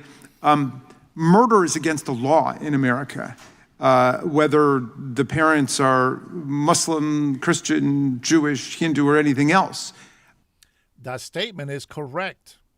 But Muslims believe that Sharia law is above American law. Think about that. Would we, Mr. Blair, would we need a special law to deal with a situation like that? Or does the universal secular law against murder take care of that? The current law takes care of that right now. Good, okay. So I'm looking at an article about a Christian group, an extremist Christian group that calls themselves the Army of God, that's taken credit for bombing abortion clinics and lesbian night bars. Do we need a special law against Christian extremism or Christian violence, or do we just hold them to the general secular law against blowing up health clinics and bars? It needs to be held to the same law and to the same standard. Right. So can you think of any situation where the secular law alone would not handle anybody's legitimate fears that they have of a fundamentalist Christian group, Muslim group, or any other religious group? Unless it's based off of the ideology of either the district attorney or the judge themselves, whether they adjudicate or not. That's going to be the difference, whether that process itself allows for the adjudication of that crime. As I said in my testimony, a crime is still a crime regardless of the religion. Great, and stated at the level which you wrote it, I agree with a lot of what you said. You just basically said we've got to hold everybody to the secular law. Is there anybody on the panel who thinks that we need a special law addressing any particular religious population, whether it's the Muslim, the Christian, the Jewish, the Hindu, the Mormon, or what have you? Or are we just saying that everybody should be held to secular law in America? And I'm happy to open it up to anybody. Mr. Hunter Lopez. Thank you, Congressman, for the question. I think that you keep referring to a secular law. I think it's important to point out, I believe it was 56 of the 57 Declaration of Independence signers were Bible-believing, faith, church-attending Christians. I believe it was the first original 13 colonies that required a declaration of faith. So I'm not acknowledging that. Oh, well, wait a second. Now, you're traversing my territory now, Mr. Hunter Lopez. You brought it up. Are you aware that the Constitution of the United States does not establish a religion? It forbids the establishment of religion. Are you aware that it doesn't mention God? So the Declaration of Independence mentions God 4 times. But what I was going to say... Is the Declaration of Independence law? So Declaration of Independence was declaring our independence from the tyranny of England. Yeah. But The what I was trying to Constitution's the finish is governing that law. I'm not, suggesting that we need to go back to taking, tests or saying that you have to acknowledge. Wait, do you know that religion. But what Thomas Jefferson was denounced as an infidel who wrote the Declaration of Independence because he didn't believe in the establishment of religion, and he and Madison were emphatic about separating church and state? That's the whole glory of our constitutional design in our history, that they rebelled against centuries of religious warfare between the Catholics and the Protestants and witchcraft trials, Inquisition, Holy Crusades. America proclaimed the separation of church and state, what Thomas Jefferson described in his famous letter to the Danbury Baptists as a wall of separation. That was a letter, not a law. Okay, so your position is that America is a theocracy? You didn't let me finish my original statement, and I understand you have limited time, but what I was going to say is I'm not suggesting we need to go back to anything that's in writing, but what I am saying is we need to acknowledge... Oh, I think we should go back to something in writing. I think we should go back to the First Amendment. Oh, yes, the Constitution, yes. Obviously, but what I'm saying is that, you know, how I said original colonies were requiring declaration of faith to run for office. I'm not saying we have That's to why go we back to have a that. First But Amendment. what I'm saying is that we do... That's precisely why Jefferson wrote We it. do need to acknowledge our Christian heritage in America. That's what I'm trying to... You can acknowledge whatever heritage heritage you want, but you can't impose an establishment of religion on other people. That's the greatness. I'm not suggesting that at all. I'm just saying we need to acknowledge our heritage. That's what I'm saying. Well, everybody can acknowledge their own heritage. Do you agree with that? American heritage, not just any heritage, is what I'm saying. Oh, you don't think that you're allowed to acknowledge your Christian heritage or your Jewish heritage or your Muslim heritage? I'm saying you members of Congress need to acknowledge American heritage. Yes, indeed. And you know how we do that? By abiding by the Constitution of the United States, which is why that's exactly where I began. So, James. Wait, I wanna point something out before he says what he has to say. Okay.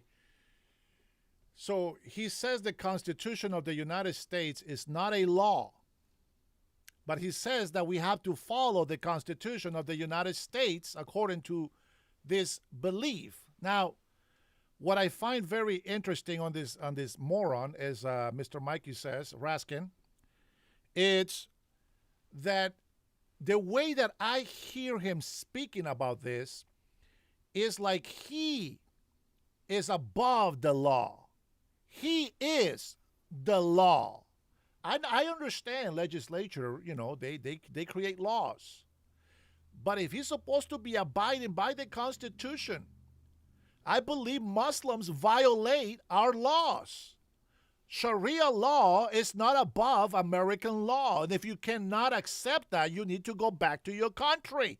Go back to a place where they allow you to use Sharia law. They try to pass that shit over there in Texas. Governor Abbott said, hell no. Others have followed. We need to make sure that the president comes in and he writes an executive order banning Sharia law. Let them practice their religion, but they will not. They have no right to practice Sharia law. It's in the name, Sharia law. We have our own laws. Thank you very much. And if you don't like our laws, get the hell out. With that being said, let's allow this smart guy, smart, wise man here, to go ahead and give us his piece about what he just heard. Let me get this straight. We need to acknowledge our Christian heritage by acknowledging our Christian heritage. This man is arguing in circles, and it's embarrassing. He gets completely wrecked by a teenager who actually understands the principles of America's founding. Our founding... You know what's ironic? Same libtards are over here arguing with me when I'm telling the truth. It's the same thing. They do the same thing. It's the mentality. This is who they are. And Lord have mercy. Please have mercy, for they do not know what they do. But the Bible says that by the time that you come to your senses, and let it not be, because by the time you come to your senses, it'll be too late. And there will be the gnashing of teeth. You can insult me and do all these things. That's okay. Insulting people is not going to keep you from going to heaven. But the fact that you deny Jesus Christ, I don't care if you're a Jew or not. If you deny Jesus Christ as your Lord and Savior, you are not going to heaven. And that's a fact. Started with 2 colonies, one in Jamestown, which almost failed because they almost went communist for a little while. And then they realized, oh, we need to make this work or we're all going to starve. And then they had to fight a war with the Native Americans in order to survive because Powhatan decided to go back on his word. Then the other colony in Plymouth, they realized if they don't come together and bring in all their resources, they're going to starve to death. We had a very unique founding, but we all wound up agreeing on pretty much one thing in common. Our religion is at least uniting us. our religion and Christianity, and we need to figure out a way to coexist properly because we have a lot of Catholics in Maryland. We have an open society in Pennsylvania. We had to figure out how to make that coalition work. That's the history. And Jamie Raskin wants to extrapolate that history and project it all onto all these other religions that didn't exist in America's founding. A funny thing you should bring up Jefferson. I think it's highly ironic because our first overseas war was started by Jefferson against the Barbary pirates who were literally impounding American sailors into slavery because their religion allowed it. They very quickly figured out that you do not touch America's boats, starting the meme. Y'all, Jamie Raskin understands our history. Jamie Raskin isn't dumb. Jamie Raskin is not pushing the absurd because he is absurd. He is pushing the absurd because he is disgusting. Not because he's imbecilic. He's not. He's disgusting. Practicing religion, yes. Imposing foreign law over our law is not a freedom that you have. Let's get that straight. I don't give a shit what religion you are. There is no law in the Bible that overrides the law of the United States of America. No religion has the right to impose a law over the United States of America's law. Do you understand that? Get that through your little brain. Understand common sense. Don't be a stupid, ignorant person. Watch the difference. Watch the difference. And I'm going to show you, this is a clip from not too long ago. This is a clip. Watch this. Chip Roy. Watch. Hammerman, you are the propaganda. You and the fools that talk just like you. Watch the difference between us and you, libtards. Watch.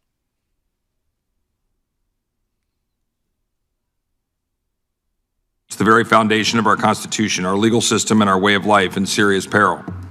In February, this committee held a hearing on this topic, warning of the threat and incompatibility Sharia law poses to the American people. This Congress should routinely re-examine the existential threat facing our republic and how to counter its spread into our social, societal, and political systems. The principles of Sharia law undermine the cherished freedoms that countless Americans have suffered and even died for since our nation's founding. Let's remind ourselves what Sharia law and political Islam entail. Political Islam silences dissent, prohibits religious freedom, allows barbaric punishments, and treats women, children, and non-Muslims as second-class citizens. What's more, Sharia law and political Islam sanction honor killings for adultery, death for individuals leaving the Islamic faith, encourages polygamy for men regardless of the women's age, allows female non-Muslims to be taken as sex slaves in war, and permits corporal punishment like stoning and female genital mutilation for perceived violations. In fact, the central sacred scripture of Islamic observers, the Quran, has several martial calls that encourage its followers to wage war, not just spiritual, against and conquer non-Muslims. So when you clash with the unbelievers, smite their necks until you overpower them, then hold them in bondage, then either free them graciously or after taking a ransom until war shall have come to an end. Surah 47:4. It is not a religious code or belief system. It is a repressive legal regime that betrays America's founding principles and threatens our Constitution. In fact, it seeks to replace it. America was founded on the basic concept of individual freedom and self-governance under the rule of law, of a just and moral law. As John Adams succinctly put it, our Constitution was made only for a moral and religious people. It is wholly inadequate to the government of any other. And to my colleagues who may conflate critiquing Islam and Sharia as undermining the First Amendment rights of Muslims, I remind them of the following. People do not have protection from imposing a foreign legal system or code that overrides or replaces U.S. civil or criminal law, nor the Constitution. The Constitution begins with we the people. Sharia is the legal code for Islam and is taught to its observers to be abided by and enforced. as Robert Jackson, an Associate Justice of the United States Supreme Court, who also served as the Chief United States Prosecutor at the Nuremberg trials, elucidated succinctly how liberty-crushing Sharia was the antithesis of Western law. Quote, Islamic law offers the American lawyer a study in dramatic contrast. Its striking features relative to our law are not likenesses, but inconsistencies in its source, its scope, and its sanctions. The law of the Middle East is the antithesis of Western law. He was right then, and he would be right today. The radicals pushing political Islam do not want to coexist with America's culture and political order. They want to replace it. But you do not need to take my word for it. Islamists have stated this clearly themselves. Violent jihadist Saeed Qutb, a thought leader of modern jihadists and spiritual mentor for Osama bin Laden, led the Muslim Brotherhood in Egypt and surmised Sharia in his book, Milestones, as follows. In Islam, the meaning of the Sharia is not limited to mere legal injunctions, but includes the principles of administration, its system, its modes. He said, by the Sharia of God is meant everything legislated by God for ordering man's life. Additionally, the Muslim Brotherhood motto reads, Allah is our objective, the Prophet is our leader, the Quran is our law, jihad is our way, dying in the way of Allah is our highest hope. Even groups like the Council on American Islamic Relations, also known as CARE, which masquerades as a peaceful nonprofit advocating for U.S. Muslims and Islam, has a sordid history of collaborating with bad actors, terror groups, and forcing Sharia in America. Omar Ahmad, the co-founder and longtime board chairman of CARE, said of Islam and its role in America, quote, Islam isn't in America to be equal to any other faith, but to become dominant. The Quran should be the highest authority in America, and Islam the only accepted religion on earth. Just as concerning, CARE was named as an unindicted co-conspirator in the 2007 Holy Land Foundation terrorism financing trial. On appeal, United States District Court Judge Jorge Solis upheld CARE's co-conspirator status and ruled that the Department of Justice, quote, produced ample evidence of CARE's association with Hamas. A founding member of CARE's Texas chapter, Ghassan Alashi, was found guilty in 2009 of money laundering, tax fraud, and providing material support to a designated foreign terrorist organization and sentenced to 65 years in prison. What's more is that CARE has long been suspected of harboring ties to the Muslim Brotherhood and Hamas, the terrorist group responsible for the barbaric October 7, 2023 attacks against our friend and ally Israel. The threat posed by political Islam and Sharia law is not some faraway concern. We can look at Europe to see what happens when nations allow themselves to be invaded and let political Islam infiltrate their society. In France, a recent poll found that 44% of Muslims think compliance with Islamic rules is more important than compliance with French laws. In the United Kingdom, Muslims are increasingly turning to Sharia courts to settle disputes rather than the UK's legal system. There are now 85 Sharia law courts operating in the country. In the United Kingdom, Muhammad is now the #1 most popular baby name in the country. And in Germany, Muhammad is the most popular baby name among people receiving government welfare. Over the past few years, Sharia-based legal institutions have taken root in American communities. And nowhere is this problem worse than in my home state of Texas. Fueled by decades of an unsecured border and expansionist legal immigration policies, Texas has seen a sharp increase in immigration from the Muslim world, with many immigrants trying everything they can to bring Sharia with them. According to a 2026 report by the Middle East Forum, there are approximately 650 Islamic nonprofit organizations based in Texas, and we can see the results. The Kalam Institute, a Deobandi institution and the leading Islamic seminary in America, is based in Carrollton, Texas. Its leaders have been called American Society Filth, have advocated for the killing of apostates, and have supported the taking of sex slaves.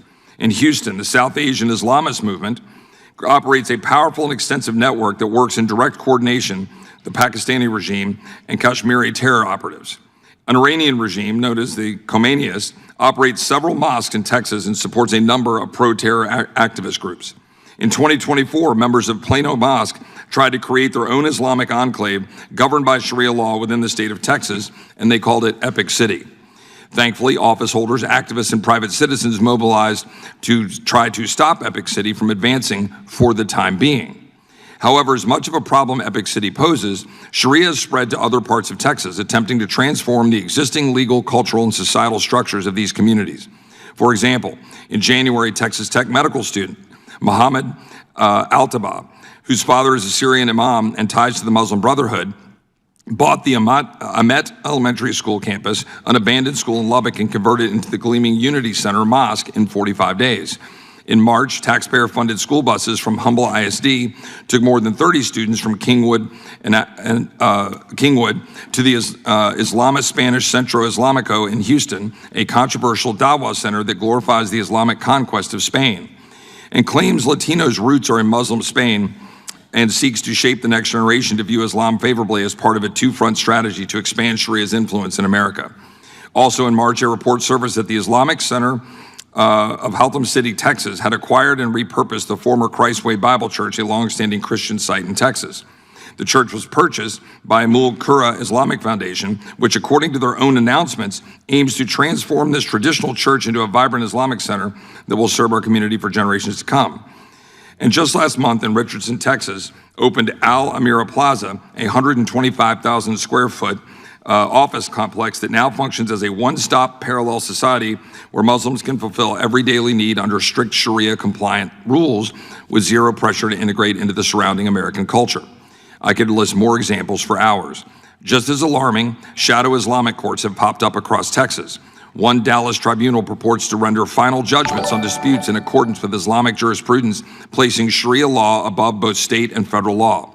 Both these attempted community transformations and these Islamic courts run counter to Texas values and are repugnant to the American Constitution and our system of laws. The Islamification of American society is not just happening in Texas. America has also seen a concerning resurgence in violent Islamic terrorism. Since the last hearing on this topic in February, there have been 4 Islamic terrorist attacks in a 3-month span, including a naturalized citizen, originally from Sierra Leone, with a prior conviction for attempting to aid ISIS opening fire at Old Dominion University's campus while yelling Allahu Akbar, killing someone during the attack. The same day as the ODU attack, a Lebanese-born naturalized American citizen rammed his vehicle into the Temple Israel Synagogue and preschool in West Bloomfield, Michigan, in an allegedly targeted attack against the Jewish community, causing a fire and injuring on-site security personnel. 2 suspects with stated allegiance to ISIS attempted to detonate 2 improvised explosive devices near the New York City mayor's residence on Manhattan. Both suspects' parents immigrated to the U.S. from the terror-prone countries of Turkey and Afghanistan. And in my home in Austin, a naturalized citizen originally from Mauritania, motivated by extremist ideologies, opened fire on a crowd in Austin, Texas, killing 3 people and injuring several others before being stopped by law enforcement, all while wearing a hoodie with a caption, "Property of Allah." None of these tragedies needed to happen.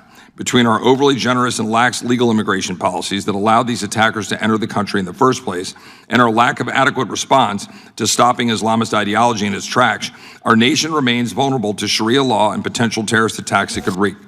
For too long, politicians, scared of being called Islamophobic, have failed to stop the spread of Sharia law and refused to put an end to the ceaseless immigration from the world of people who adhere to it. How many more Americans must die or succumb to Sharia law before we address this critical threat to our safety and our way of life? I've outlined much of what has happened related to Sharia in the 3 months since we had the last hearing in this issue. We cannot wait any longer to take meaningful and decisive action. I believe American citizens are worth protecting. America's Judeo-Christian principles upon which this country were founded is worth defending. And America's founding principles generally are worth preserving. We must act now to stop Sharia law and the threat that it poses to our nation and our Constitution. I now recognize the ranking member, Ms. Scanlon, for her opening statement. I want you to look at the difference on how we view things. He just listed a bunch of things that are facts that we know, that we've seen, that witnesses have declared. Now watch how the left actually talks about it. Same issue. Watch the response. Thank you.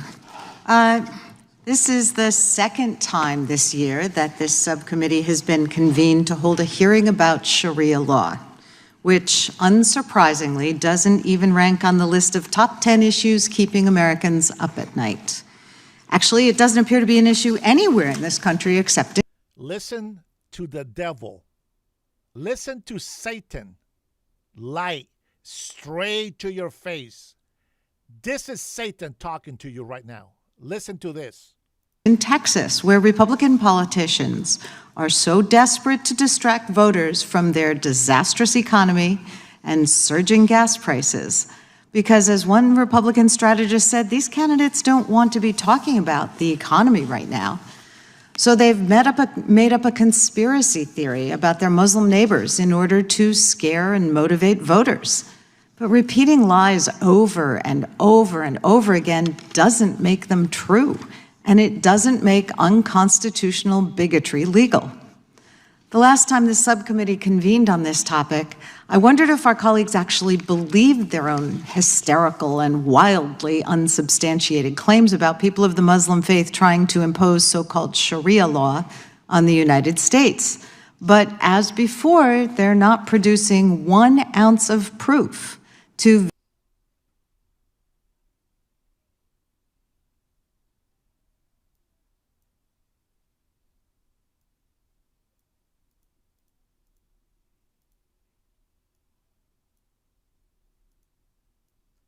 There you go. Let's watch this. Here's some news. The use of caning, a medieval era punishment in Indonesia, has sparked outrage as a 21-year-old woman fainted reportedly after receiving 140 lashes for having sex outside marriage and drinking alcohol. She, along with her partner, was struck on their backs by the Sharia police in a public park with many people in attendance. Sharia police, Michigan, Dearborn, Michigan, has their own Muslim police. Just watch, little by little, just watch, pay attention. And after the young woman collapsed, she was carried off the stage by female officers to an ambulance reportedly. On this occasion, 4 others, including a Sharia police officer and his female partners, were also flogged after being caught in close proximity in a private place reportedly. The number of lashes imposed is believed to be one of the highest since the implementation of the Sharia law. This region, home to 5.4 million people, is the only province in Indonesia to apply Sharia law. It was granted special autonomy in 2006 following an agreement signed between Indonesia and a separatist group. Sexual relations outside marriage, homosexuality, and consumption of alcohol are punishable by 10 to 150 publicly administered lashes. Last year as well, this region came under the scanner after 2 men were publicly flogged 76 times each at a city park in August. They were arrested in April after the police found the men kissing and hugging inside a bathroom, reportedly. While global human rights organizations and even the European Union have repeatedly denounced the use of corporal punishment, it remains to be seen whether the Indonesian government will step in to. That's how they started. They introduced it as a peaceful religion. And you people on the left want to continue to play dumb. This should piss you off. This doesn't only happen in India. It happens in a lot of Asian countries. Throughout Africa, over 90% are Muslims. What do you see on these countries? What do they have in common? Destruction, horrible violence. Why do you think that is? Why do you think that is? And listen to how they talk over here on the left side. She's a snake. vindicate their fear-mongering. Tellingly, they've also not produced a single Muslim. Oh, it's just fear-mongering, guys. Oh, man, forgive me. I lied. It's just fear-mongering. Witness or expert on Islam or Sharia law. And now the only thing that's changed between the last hearing and now is that Texas's fiercely contested Republican primaries have moved into runoff elections, now just under 2 weeks away. So in Texas, this issue continues to be a flashpoint for Republican, federal, state, and local candidates as they desperately compete with one another over who can be toughest against their Sharia law fantasy. It's a Let's say that she's telling the truth. Why do you think? And if you listen, if you are stupid by choice, there is nothing that I can do to help you. There really isn't. Listen, they try to build a city, a Muslim city. You guys are so retarded if you ignore this. They try to build a Muslim city, complete city in Texas. Nick Shirley got kicked out of there. They practice Sharia law amongst their community. They hold hearings under Sharia law here in the United States of America. Now, I don't give a shit if you have a community, a religious community, you don't get to practice the law of your religion. There are laws of the United States of America that I don't give a shit what religion you practice. Everybody has to practice the same laws that we all have to follow.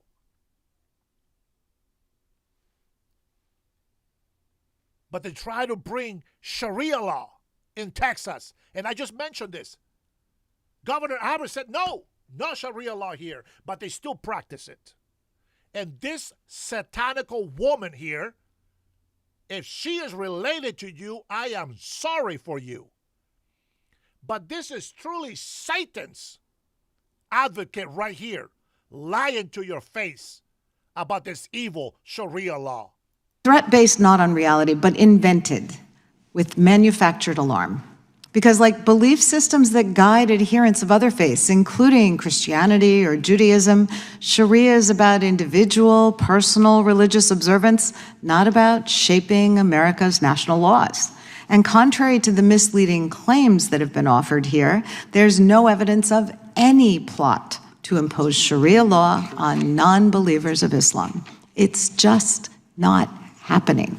No matter how many right-wing influencers make videos about it, no matter how many Texas laws are passed to combat it, or what legislation is introduced here in DC with flashy acronyms decrying it, there's no evidence that a proposed real estate development in the Dallas suburbs, which was initiated by members of the area's growing Muslim population, is a Sharia compound, as Texas Republicans have claimed. To say otherwise is to spread blatant misinformation. In fact, even the Trump Justice Department closed an investigation into the development, finding no basis for any violation of fair housing laws. Politicians standing up against made-up threats of Sharia law incursions are shamefully scapegoating Muslim Americans for political gain without any care for how many people end up as collateral damage to this kind of rhetoric. Because these culture wars, including desperate political stunts like scapegoating followers of Islam, have real-world consequences. Words matter, and stirring up hatred and bigotry, when that happens, real people are put at risk. Hate crimes against Muslims in particular have increased.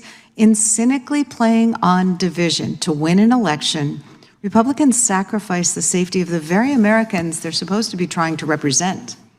The fact is, in this country, you can't ban a person's right to practice Islam any more than you could ban a person's practice of Christianity, Judaism, or the decision to practice no religion at all. Our Constitution, and particularly the First Amendment, which was central to its adoption in 1787, remains clear. In this country, people have the right to hold and express whatever religious beliefs they choose, or none at all. And despite the arguments we're hearing from our Republican colleagues, we know that from our republic's earliest days, Muslims were intended to be included within the fabric of American life. Thomas Jefferson. The religion, not the law. If that was true, we would have never fought the Muslims in Africa. Specifically referenced followers of Islam among other faiths in his writings about the passage of the Virginia Statute for Religious Freedom in 1786, which was one of his proudest achievements and the First Amendment's precursor. This is a core component of our Constitution that's particularly valued in my home state of Pennsylvania, which was founded by William Penn to promote religious freedom and where the Constitution was written. For hundreds of years, Pennsylvania has been home to people of many faiths and denominations, including Protestants, Catholics, Jews, evangelicals, Quakers, Muslims, Sikhs, and people of no faith at all. In my district, we have a growing cultural center, Africa Town, founded by immigrants turned citizens, many of whom are Muslim, and who have made huge contributions to our economic, cultural, charitable, and civic life. One of our most cherished American values is that you don't have to agree with your neighbor's beliefs, but no one can use the power of the government. Yeah, we'll go ahead and pause her so that you can watch another video. See, all this information has been out there for so long, and people have forgotten about it. Either that or, they just forget about it. But listen to this little report here from this influencer.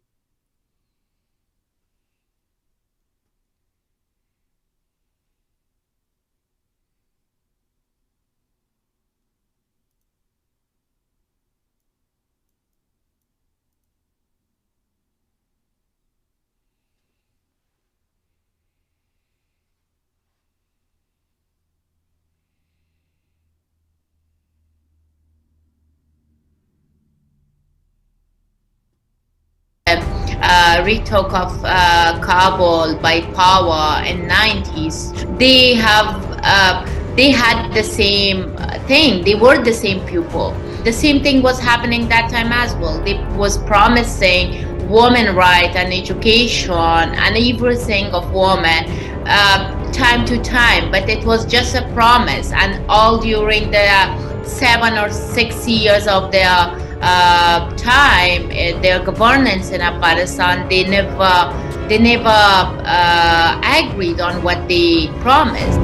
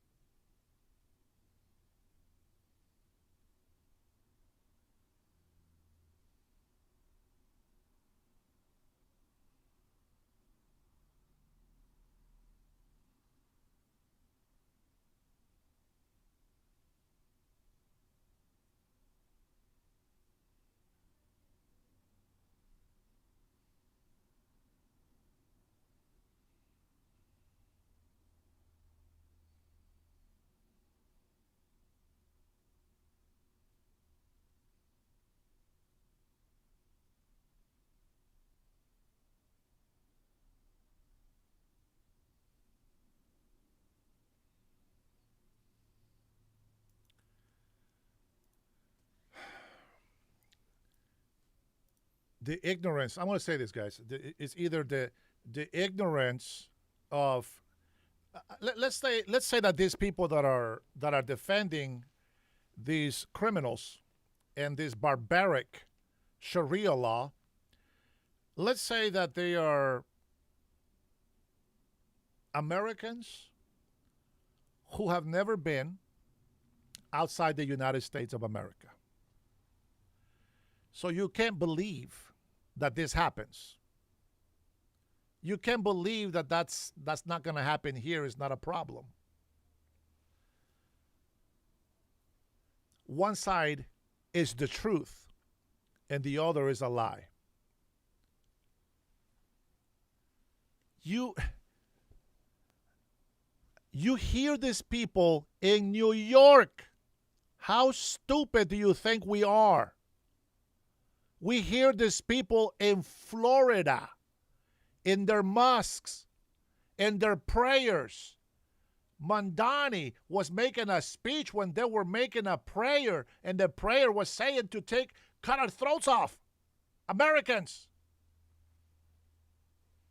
What is the reward for killing Americans, for Muslims? 72 virgins. Don't be stupid. Look at New York. You know what? Don't let these guys troll you too much, because they can search it. They know we're telling the truth. We have proof everywhere. Everywhere there is proof. And for this bat to not see it, Smeagol needs to freaking get some sense. I'm going to tell you that right now. This is the essence of the stupidity and the demonic spirit of the socialist Democrats right here. She's the leader.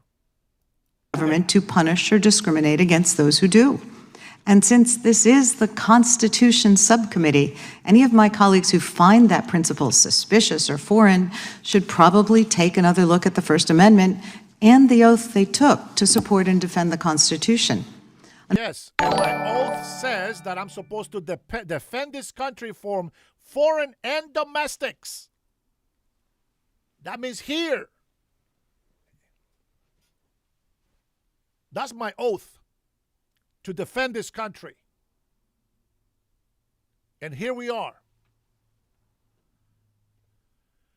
It's so sad how many ignorant people we actually have. You know what? They probably don't even live here in the States, but that's okay. We're going to go ahead and continue to tell the truth. Hi, Suzette. How are you? Fortunately, over and over again, we've seen this White House and its Republican allies in Congress try to use the power of the federal government to spy on and target Americans whose opinions and beliefs they don't like, whether those are religious, political, or otherwise. But Americans know, we know it. Wait, isn't that what Democrats are telling us? They just chosen Muslims over Christians. That's the only difference. They don't allow the Bible, but they allow the Quran. Are you telling me that? They won't swear an oath over the Bible. They have to do it over the Quran. You got to be stupid if you don't see these things. She has lied about everything she said. Core that if the government can go after one group, it can go after all of us. And that's why people have shown up, stood up, and spoken out about this kind of activity. Instead of trying to score political points at the expense of innocent people, I wish our Republican colleagues would focus on making Americans' lives better, instead of going along with this administration when it starts tariff wars, which have driven up the price of housing, cars, and consumer goods, or slashing programs that Americans rely on for better health care, housing, energy, and nutrition, and starting foreign wars that have put Americans in danger, driven up the cost of gas, or making a tax on basic liberties like free speech, free press, the right to peaceful protest, or in this hearing, freedom of religion. We should be uniting behind these. Freedom of religion, but allow Don Lemon to go over there and disrupt a church full of Christians worshiping God, breaking that freedom of religion, but they defended him. The hypocrisy. During COVID-19, they told us we couldn't go to church. We couldn't worship. And yet they allow thousands of protesters to go out on the street.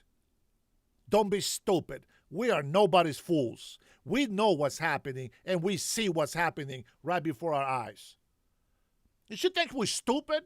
And by the way, I'm going to be bringing you a clip from Dr. Fauci, who should be in jail as we speak. Fundamental principles that make this country actually great, not fueling division by going after our fellow Americans with trumped-up charges, going after our family, our friends, our neighbors, and casting them as the enemy. So I'm hopeful that we won't have a third round of this pointless hearing, but with that, I yield back. I now recognize the chairman of the full committee, Mr. Jordan, for his opening statement. Thank you, Mr. Chairman. The ranking member talked about this is, conspiracy theory and fear mongering. It's anything but. This is looking at a real concern, and I appreciate the chairman doing that. But if we want to talk about conspiracy theory and fear mongering, look no further than the Southern Poverty Law Center. And the full committee will have a hearing on that issue next week. They were running a scam. They were paying people. One person, one source, they paid over $1 million to promote and create the hate that they told their donors they were actually fighting. What an operation they were running. You talk about fear-mongering and conspiracy theory, there you have it. And we'll be looking at this issue next week. The Biden Justice Department used the Southern Poverty Law Center to train prosecutors, setting them up as the standard for evaluating what's a hate group, what's not. So if you want to talk about conspiracy theory and fear-mongering, we'll get to that. That's all happening on the left. And the prime example is the organization that is now being investigated by the Department of Justice. So I appreciate the chairman and the work he's doing on this important issue, particularly in his state of Texas, and look forward to hearing from our witnesses and thank them for being here today. And with that, I yield back. I thank Chairman Jordan. I now recognize the ranking member of the full committee, Mr. Raskin, for his opening statement. Mr. Chairman, thank you. And thanks to our witnesses. Forgive me, but didn't we have this exact same hearing not that long ago? I think it's the fourth or fifth in the line. And I can't believe that the cupboard of Republican ideas is so barren now that in order to distract America from Donald Trump's illegal, unconstitutional, ruinous war and his ruinous, illegal, unconstitutional tariffs and the spiraling price of gasoline and the unlivable economy he's created, that we have to go back and have this exact same hearing over and over again. Couldn't we come up with something else instead? It's not exactly working to reverse Donald Trump's precipitous slide into being the most unpopular president in American history, because that's where we are. So if we're going to have another religious convocation, perhaps next time it could be a debate between Donald Trump dressed up perhaps like Jesus Christ and the Pope of the Catholic Church, so the Pope can answer Trump's recent accusation that he's weak on crime. I never got that charge. After all, Trump himself is a convicted felon who's pardoned more than 1,600 rioters, insurrectionists, Proud Boys, Oath Keepers, domestic abusers, child molesters, white-collar fraudsters, and international narco-traffickers and drug dealers, and the Pope is certainly not weak on him. The Pope has made his views on Donald Trump perfectly clear, so I don't understand how why Trump is saying that the Pope is weak on crime. Anyway, I had this idea I wanted to float by my colleagues to perhaps create some legislative progress in this field. The Republicans are afraid that Muslims are going to impose Sharia law on the rest of the population. Now, I'm not so afraid of that because we have 535 members of Congress and only 4 of them are Muslim, which makes it extremely unlikely. How could less than 1% of Congress impose Sharia law on the other 99%? And what's even more reassuring is I actually know some of these Muslim Americans who happen to be in Congress, and they're all civil libertarians who stand up for the separation of church and state. But even if they changed their minds and convinced all the Christians, Jews, Hindus, and freethinkers in Congress, who are 99% of the House, to vote for Sharia law, I'm sure someone on the Senate side, where there are no Muslims at all, would put a hold on it, like everything else that we send over there.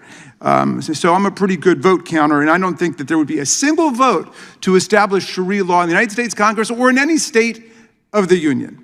But anyway, I had this idea to take advantage of the fact that we all agree on this point. Why don't we generalize the proposition of this anti-Sharia law movement to say that the government should not be endorsing or establishing any religion in America, whether it's Islam, Christianity, Judaism, Jews for Jesus, Seventh-day Adventism, Jehovah's Witnesses, Mormonism, fundamental Mormonism, Unitarian Universalism, Branch Davidianism, or Hare Krishna. I was playing with some language and I came up with this rough cut, Mr. Chairman. It goes like this: Congress shall make no law respecting an establishment of religion or prohibiting the free exercise thereof. What do you think about that? You think that covers it? We could call the first part the Establishment Clause. We could call the second part the Free Exercise Clause. I know we could get that through the Democratic caucus. You think we could get it through the Republican conference? I'm not sure. I hope so. The problem is that we've got theocrats out there across the religious spectrum who want to elevate their own religious creeds and dogmas above the Constitution and establish them over the secular law. Take, for example, what the Texas and Louisiana legislatures recently did. They voted to endorse the 10 Commandments and post the 10 Commandments in every public school classroom in their states. I didn't even know that was necessary because I thought the 10 Commandments were doing all right after millennia. I didn't know they needed an endorsement from the Republican conference, but they went ahead and did that. Now they want to have votes in every state legislature to endorse the 10 Commandments and to post the 10 Commandments. I'm opposed to that because of the provision in the Constitution, Article 6, Clause 3, which says there shall be no religious tests for public office. That sounds like a religious test when you round up all the politicians and you ask them to vote on the 10 Commandments. And by the way, if we are going to vote on the 10 Commandments, Mr. Chairman, I do not support that omnibus Republican package. I think we should have to vote on each commandment separately. And I don't think that you should be able to vote for any commandment you yourself have ever violated, because then we'll be taking the name of the Lord in vain. One politician I spoke to on the floor about this, he said that the Ten Commandments are the basis for the Bill of Rights. He kind of confused me there for a second. I said, well, I do know that there are 10 in each one. That's true, but let's test the proposition. The first commandment says, thou shalt have no other God before me. The First Amendment says, Congress shall make no law respecting an establishment of religion. It's hard to see how the First Commandment dictates the First Amendment.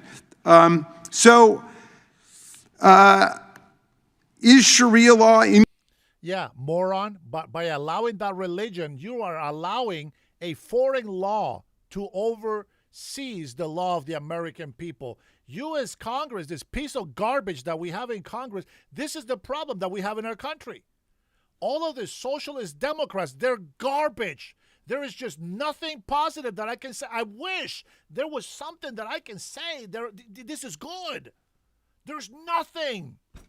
No one thing that I can say that is good about this garbage rat that you see here before you. I wish that I was wrong about it. I wish that they would say something that is for the people. I just don't understand. No, I do understand. I do understand. Compatible with the Constitution, as the title of the hearing is? Sure. And so is legislating any other religious text, the Ten Commandments, the Torah, or the Analects of Confucius, or whatever, any religious scripture or body. The whole point of our First Amendment is that people can go believe whatever they want. The government's not going to dictate to you what your religious worship and practice are going to be. The government is out of it. So, I did not write that language, to be clear. James Madison wrote that language. He took care of your whole anti-Sharia law centuries ago. This is a complete waste of time. And he had the right idea. Madison would be appalled that the Fifth Circuit Court of Appeals just voted 9-8 to uphold the compulsory Ten Commandments display in every school classroom in Texas or Louisiana. If Louisiana can do that, it can compel display of the 5 pillars of Islam. Think about that. You really want to head down that road? The states could force display of the 10 precepts of Buddhism, the Analects of Confucius, or the 5 principles of Hinduism, if you can put up the 10 Commandments. And by the way, the 10 Commandments doesn't exist as one commonly agreed upon body of law. If you go online, you'll find like 10 or 15 different versions of the 10 Commandments. There's a Catholic version, there's a Lutheran version, there's a Jewish version, a Baptist version, Mennonite, and so on. You can, if you can compel display of 10 of them, you can compel display of all of them. There could be 100 commandments. There could be 150 commandments. So look, my friends, we don't need an anti-Sharia law or an anti-Christian law. Why not? Why not? There is no Christian law. There is no Christian law. But there is a Sharia law. There is a Muslim law. Why is this guy so stupid? And then they lied to us and told us that no illegal immigrants were voting.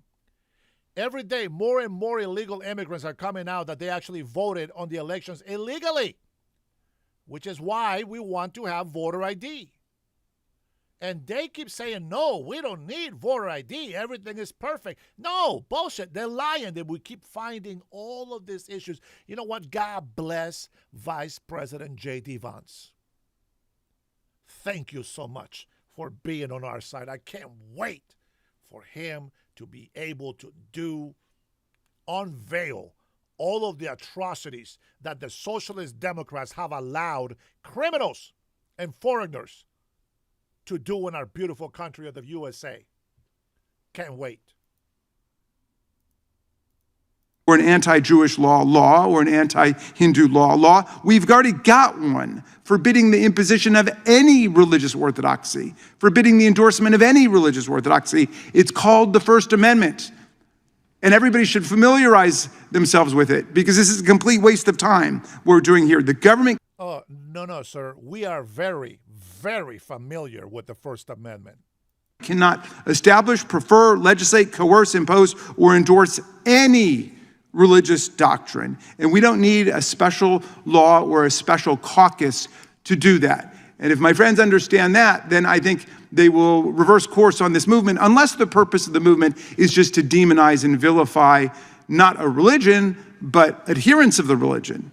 But then I would have to believe that my colleagues are actually out just attacking Muslims, attacking Muslim Americans, criticizing and vilifying them for their beliefs or their way of life. And I don't want to believe that. But I do challenge my friends to state one thing that an anti-Sharia law would do that the First Amendment doesn't already do.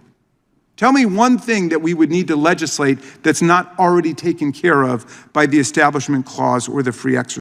How about no foreign law will be enforced above American law? How about that, Raskin? You dumb-ass rat. Exercise Clause. The real threat to our Constitution comes not from adherents of a particular religion, but from turning our backs on the Constitution and the First Amendment. Our freedoms are not under siege by a religious minority trying to build a community center, but they are undermined by lawmakers who would want to turn Americans against each other on a religious basis. And is it true that religious fanatics commit violent criminal acts? Absolutely. I mean, you talk to any secular freethinker and they will say that every religion has produced religious fanatics who have committed violence. Take, for example, Timothy McVeigh, who was part of the Christian Identity Church, the Christian Identity Movement, trained on racism and anti-Semitism. He blew up the Oklahoma Federal Building in 1995. 167 people killed, 684 wounded. They blew up a nursery school.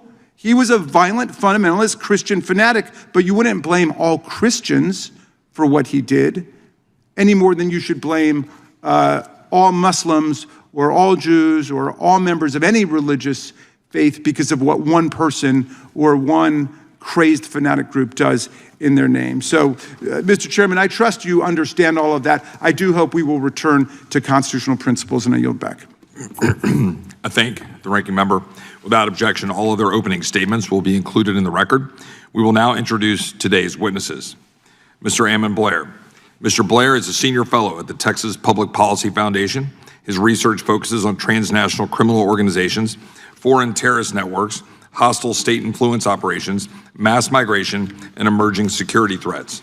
He previously served more than 2 decades with the United States Army and as a Border Patrol agent. Mr. Marco Hunter Lopez. Mr. Hunter Lopez is a student at Wiley East High School in Wiley, Texas, where he is the president of the school's Republican Student Club. He also serves on the PTA board and has been involved in national, state, and local campaigns since he was 13. I believe that Mr. Hunter Lopez recently turned 16, if that's correct. Ms. Amy Meckelberg. Ms. Meckelberg is the founder and editor-in-chief of the Rare Foundation, a grassroots organization that advocates for American values. Her work is focused on authoritarian systems and efforts to replace democratic governance. Ms. Amanda Tyler. Ms. Tyler is the executive director of the Baptist Joint Committee for Religious Liberty, a nonprofit organization that advocates on matters of religion. She previously worked in Congress and private law practice. We thank our witnesses for appearing today, and we'll begin by swearing you in. Would you please rise and raise your right hand? Do you swear or affirm under penalty of perjury that the testimony you're about to give is true and correct to the best of your knowledge, information, and belief, so help you God? Let the record reflect that the witnesses have answered in the affirmative, and you may be seated. Please know that your written testimony will be entered into the record in its entirety. Accordingly, we ask that you summarize your testimony in 5 minutes. I'm going to start over here on the right. Remind our witnesses to turn the microphone on. Mr. Blair, you may begin your 5 minutes. Dear Chairman Roy, Ranking Member Scanlon, and distinguished members of the committee, good morning, and thank you for inviting me to testify before you. My name is Ammon Blair. I'm a senior fellow with the Texas Public Policy Foundation Secure and Sovereign Nation Initiative and a consultant for the Operation Lone Star Task Force. As Representative Roy stated, I previously served as a United States Border Patrol agent in the Rio Grande Valley sector and had more than 2 decades in the United States Army. The issue before this subcommittee is not whether Americans have the right to practice religion freely. They do unequivocally. The First Amendment protects belief, worship, religious instruction, peaceful association, and voluntary observance. Texas law does the same. However, religious liberty does not create immunity from the rule of law. A crime remains a crime regardless of religion, and no religious, ideological, or political system possesses a constitutional license to violate the rights of a sovereign nation, a sovereign state, a political subdivision, private property owners, or individual citizens. The constitutional issue before Congress is narrower but foundational. The American constitutional order recognizes dual sovereignty between the federal government and the states. It does not recognize parallel sovereign systems operating outside constitutional supremacy, judicial review, equal protection, due process, or the rule of law. The Supremacy Clause, Equal Protection, and Due Process Clauses in Article 4 guarantee one supreme constitutional order in one Republican form of government. No religious, ideological, political, or organizational system may exercise coercive civil authority independent of the Constitution while claiming immunity from constitutional accountability. This distinction between protected belief and regulable conduct is deeply rooted in American constitutional law. Under the 10th Amendment and longstanding police powers doctrine, states retain inherent sovereign authority and the ongoing duty to preserve public safety, territorial integrity, property rights, institutional order, and domestic tranquility. States were never meant to function as passive subdivisions, waiting federal permission before defending constitutional order. Texas stands at the center of this national security crisis. Federal strategic assessments, including the 2026 U.S. Counterterrorism Strategy and the ODNI's 2026 Annual Threat Assessment, identify cartels and Islamic terrorism as top homeland threats. These threats overlap and reinforce one another through hybrid and gray zone operations. Texas is confronting weaponized mass migration, cartel-engineered smuggling networks, foreign-linked governance structures operating within our communities, and systemic failure across the entire immigration enforcement and removal cycle. These dynamics have produced concentrated enclaves with limited assimilation and fragmented allegiances, environments actively exploited by foreign terrorist organizations, hostile states, and transnational criminal networks. Migration pipelines now function as operational infrastructure for coercion, illicit finance, transnational repression, and foreign influence. While all eyes are on conflict with Iran overseas, that conflict is not confined to distant battlefields. It is playing out right here on our shores. Iran has waged decades-long hybrid operations in Western Hemisphere and U.S. interior, leveraging proxies including Hezbollah, Hamas, and Muslim Brotherhood-linked networks alongside cartel smuggling infrastructure. These threat networks increasingly utilize gray zone tactics operating under the threshold of armed conflict inside the United States through cyber-enabled influence operations, propaganda ecosystems, and online radicalization platforms to accelerate recruitment, coordination, and institutional influence. These networks exploit migration corridors and distribute institutional ecosystems inside the United States. They operate through nonprofits, charities, educational institutions, advocacy groups, media ecosystems, and political conditions to pursue influence, concealment, and institutional entrenchment. These networks pursue the very civilization jihadist process of settlement outlined in the Muslim Brotherhood's 1991 explanatory memorandum. That document calls for gradual institutional entrenchment to eliminate, I say, quote, eliminate and destroy the Western civilization from within, end quote, by building parallel power structures inside American society. Mass migration at scale can create operational and demographic conditions that facilitate long-term institutional entrenchment when vetting, assimilation, and constitutional integration mechanisms erode. The constitutional concern is not private worship or voluntary religious practice. It arises where systems attempt to establish coercive adjudicatory structures, assert Sharia as superior civil law, obstruct access to American courts, and subordinate constitutional protectives to alternative governing authority. Texas is confronting this reality directly, exercising its sovereign authorities, including the governor's power as commander-in-chief. Governor Abbott has designated both the Muslim Brotherhood and CAIR as foreign terrorist organizations and transnational criminal organizations. Governor Abbott has directed investigations into entities masquerading as legal courts staffed with judges issuing orders that purportedly carry authority to bind individuals to Islamic codes. The Constitution protects the broad sphere of religious liberty precisely because every person and institution within the United States ultimately remains accountable to one constitutional system, one civil sovereign, and one rule of law. No parallel system claiming supremacy over the Constitution can be permitted. Thank you. I look forward to your questions. Thank you, Mr. Blair. I'm now going to go to Ms. Mecklenburg for her opening statement.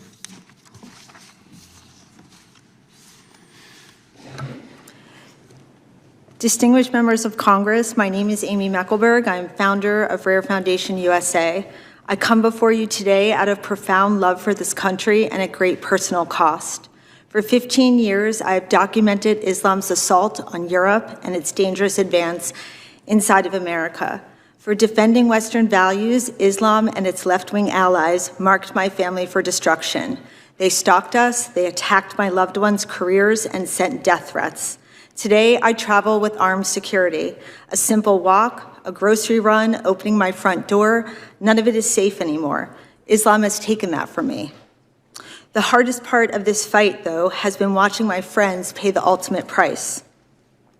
On January 29th, 2025, my friend Salwan Momika, an Iraqi Christian who fled to Sweden to escape Islam, was slaughtered as I watched. Sweden put him on trial for hate speech, for telling the truth about the threat that killed him. Salwan predicted his own assassination. He knew because the Sharia penalty for criticizing Islam is death. A 1,400-year-old war is being waged inside our country. Muhammad, the man that Muslims call their prophet, was a military commander whose mission was to bring the world under Islamic rule. The mission cannot be completed until America falls. Islam is a hostile totalitarian political ideology using our freedoms to destroy us. To every non-Muslim, it offers three choices: convert, submit, or die. It does not stop until every court, every school, and every government on earth is under Sharia. The Muslim Brotherhood turned this imperative into a modern conquest strategy. Two seized documents, the 1982 project and the 1991 explanatory memorandum, detail their two-front plan. Build parallel Islamic societies that reject assimilation while their faithful capture our institutions. The Brotherhood wrote the playbook. Today, every hostile Islamic regime and faction is executing it on our soil. Saudi Arabia, Iran, Turkey, Qatar, Pakistan, Hamas, the Taliban. Different countries, different sects, all marching in lockstep towards one conquest. These networks operate more than 8,000 Islamic nonprofits across America, including 650 in Texas alone. They built a parallel infrastructures, mosques, seminaries, school, Sharia banks, Sharia courts, Sharia clinics, charities, media, and political networks. They have no plans of assimilating. Texas and Florida are the Brotherhood's command centers. They are the clearest example of the first strategy: build massive fortresses where Muslims can live cradle to grave under full Sharia. In Texas, terror-tied Imam Yasser Qadi is fighting to build Epic City, a 402-acre Sharia compound marked as, quote, the epicenter of Islam in North America, end of quote. In Katy, an $80 million Sharia compound is rising under Brotherhood operative Main al-Quda, whose family are leading terrorists in Jordan. Hamad Ghazali, named in the 1991 memorandum, recruited Americans for al-Qaeda. Today, he writes curriculum for Islamic school children across North America. Texas taxpayers are able to fund him through school vouchers. Across America, the Brotherhood is buying churches and converting them to mosques. A Lubbock school became a Brotherhood mosque in 45 days. In Dallas, two imams who preach hand amputation, sex with captives, and stoning adulterers are suing to seize a Christian megachurch. Garland, Texas hosts the U.S. headquarters of a Pakistani jihadi network that trains hundreds of terrorists, including the recent killer of the West Virginia National Guard member. In Florida, third-generation Brotherhood leader Magda El-Qadi Salah runs a self-contained Tampa enclave. A Houston mosque led by imam appointed by the Iran's supreme leader received $1 million in tax dollars while children pledged allegiance to Khomeini. Another Hamas-supporting Tex mega mosque hosted public school field trips while its imams preached that the fathers and brothers can kill adulterous daughters. Members of Congress, there is a little Muslim American girl right now born in Texas under our Constitution with every sacred right our forefathers fought and died to give her. She will never know any of them. Her own father, imam, and teachers raise her to believe she is worth less than half a man, and Islam's texts command this. If she is beaten, it is her fault. If she is raped, no American courthouse will hear her screams. If she is married off as a child to a pedophile, she will never know it is a crime. She is shielded from her birthright, raised to hate her own country, trained to subvert it. There are thousands like her and growing fast. This war's second strategy captures our institutions and cultures from within. Their operatives have penetrated our State Department, our courts, our school boards to subvert the Constitution and replace it. Hamas, doing business as CARE, has trained 50,000 lawyers, they boast of this, journalists, filmmakers, influencers, to embed Islam and rewrite our history. When we object, they scream Islamophobia. Their super PAC floods our elections, mosque-run voter drives. Besides me is 15-year-old Marco Hunter Lopez. He will tell you how the Muslim Brotherhood student arm founded in Texas by Yasser Qadi's father is targeting Texas children. For speaking out, Marco's safety was threatened. Our nation's leaders are failing our children. Member of Congress, the American people are awake, Washington is not. We must choose the Constitution of the Quran, America or the Caliphate, freedom or submission. There is no middle ground. Thank you for your testimony, Ms. Mecklenburg. Ms. Tyler, I'll give you some extra time, okay, and to make sure it's fair. I will now recognize Mr. Hunter Lopez for his 5 minutes. Chairman Roy, Ranking Member Scanlon, and distinguished members of the subcommittee, thank you for the opportunity to testify today. My name is Marco Hunter Lopez. I am a 16-year-old sophomore at Wiley East High School in Wiley, Texas. I've been invited to speak regarding an incident that occurred on February 2nd on my campus in a widespread effort across Texas and the nation. Last year as a freshman, I founded the Republican Student Club because I wanted to foster a space for students who share the same values. What should have been a simple act of student leadership became a prolonged battle against school administrators who treated my group differently from every other club on campus. On August 16th of 2024, we met every requirement: 10 members, a teacher sponsor, in a room. Other groups, including the Muslim Student Association and organizations supporting gender-affirming ideology, were approved without issue. Our club was denied for being political in nature. Administrators first claimed a district-wide policy against political clubs. Then, after weeks of emails requesting the policy in writing, they admitted it was simply how they felt.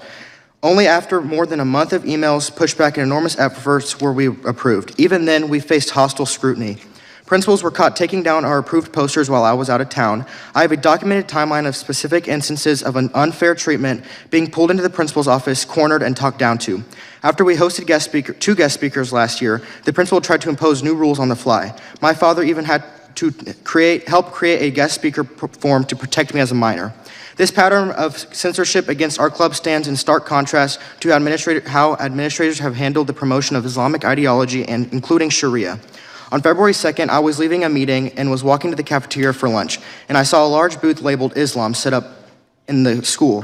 4 adult women from the organization Why Islam were there. I was confused and did not want to give it attention, but after discussing it with my friends, we decided to approach the booth. I had a discussion with the women, one in particular who they kept referring me to because she knew most of the theological questions. As we tried to understand their goal, I looked over and saw multiple pamphlets spread out, one of which was explicitly titled Understanding Sharia. This was very concerning to me and other students. They were also making Qurans available that include a Shahada card on the last page instructing students how to convert. Quote, to become a Muslim, one needs to make the following declaration. I bear witness that there is no God worthy of worship except God, and I bear witness that Muhammad is the messenger of God. This openly occurred during lunch with administrators present who did nothing to intervene. The dangers of allowing Sharia to be promoted in public schools are real and immediate. Sharia is not simply a personal religious observance. It is a comprehensive legal and political system that includes unequal treatment, restrictions on free speech, harsh punishments, and fundamental incompatibility with the U.S. Constitution, Texas law, and American values of individual liberty and equality. Handing out materials that present Sharia favorably to minors during the school day without parental approval risks normalizing ideas that undermine the very principles our public schools are supposed to uphold. This is not neutral education. It is ideological promotion under the guise of diversity and inclusion. The contrast with my own club could not be clearer. While the Republican Student Club faced denial, censorship, poster removal, and hostile oversight, an outside organization was giving easy access to distribute Sharia-related materials directly to students.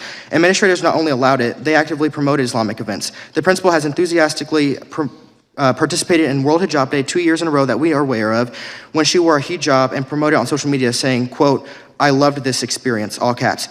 The district now offers halal meals, a dedicated prayer room for Islamic observances, and has placed a Quran in at least one middle school library while no Bible is offered. Conservative and Christian student groups have never received comparable accommodations or leeway. This is not mere negligence. It is complicity through selective enforcement and viewpoint discrimination. School policies and state law regarding outside organizations, religious materials, and guest activities were bypassed and ignored. No one stopped the distribution of the materials and Sharia pamphlets in my high school. After not attending the school the next day due to safety concerns, we had to meet with with a school resource officer, and 2 administrators. When my mother asked if the principal could notify teachers to keep an extra eye on me after I received these threats, the principal's dismissive "you can" revealed the lack of accountability and leadership. The administration has turned a blind eye or actively enabled the introduction of Sharia-aligned influence while censoring other viewpoints. The Why Islam organization and event has documented links to the Council on American Islamic Relations, the Islamic Circle of North America, and the Muslim Brotherhood, some of which has been flagged by the governor of Texas as terror-linked. Yet district leadership has refused to address these connections. Public schools must remain neutral. They exist to educate, not promote foreign legal systems incompatible with our own constitution or favor another ideology over another. What is happening in suburban Wiley is not isolated. If Sharia can be introduced this easily in a small suburban town of Wiley, it can happen anywhere. I urge this committee and lawmakers across the country to demand full investigations into these organizations and reject any ideology or political system that is at odds with American law. Parents and students deserve transparency and protection from ideological capture. What began as my effort to start a simple conservative club has revealed how quickly institutions can be compromised and captured when we remain silent. Thank you for your time. I'm happy to answer questions and provide further explanations from my firsthand experience. Thank you. Mr. Hunter Lopez, thank you very much for your testimony. Thank you for your courage in coming up and testifying. I believe you're the first minor in this Congress to testify in the Judiciary Committee, and we appreciate you coming forward. Ms. Tyler, you'll have a very liberal 5 minutes for your time to keep things balanced. You may proceed. Good morning, Chairman Roy, Ranking Member Scanlon, members of the subcommittee. I am Amanda Tyler, Executive Director of Baptist Joint Committee for Religious Liberty. As a constitutional attorney and Baptist Christian, I'm honored to be here to offer testimony about how targeting individuals and groups based on religion violates our country's constitutional commitment to religious freedom for all. In this 250th year of American independence, our country has the opportunity to reaffirm the foundational values that unite our diverse people. Core to what it means to be an American is a rich religious freedom tradition that protects the free exercise of religion of all people by ensuring that government not single out any one religion for special favor or disapproval. Our founders made a deliberate choice to disestablish religion from government control. They did so with the experience of government establishments of religion in the places they emigrated from and in the British colonies. Baptists were instrumental in advocacy for religious freedom for all people in the United States. This advocacy predates American independence by more than 150 years. Thomas Helwys, the co-founder of the Baptist movement, wrote a short declaration of the mystery of iniquity in 1612. This work is considered the first defense of universal religious freedom written in English. In it, Helwys wrote to King James I about the importance of freedom of conscience of all people, including Muslims. Quote, "For men's religion to God is betwixt God and themselves. The king shall not answer for it. Neither may the king be judge between God and person. Let them be heretics, Turks, Jews, or whatsoever. It appertains not to the earthly power to punish them in the least measure." As this history informs us, religious liberty is a fundamental commitment, and it should protect all religions. As recently as last year, the U.S. Supreme Court reiterated that the clearest command of the Establishment Clause is that the government may not officially prefer one religious denomination over another, nor pass laws that aid or oppose particular religions. Anti-Muslim government action violates that clear command. Even proposed legislation targeting a particular religion can undercut our fundamental religious freedom by perpetuating harmful stereotypes and misinformation about Islam and Muslims. We have seen government initiatives that manufacture an imaginary threat of Sharia as a way of sowing anti-Muslim fear in the past. Unfortunately, today we are seeing a resurgence nationally and particularly in my home state of Texas of such efforts.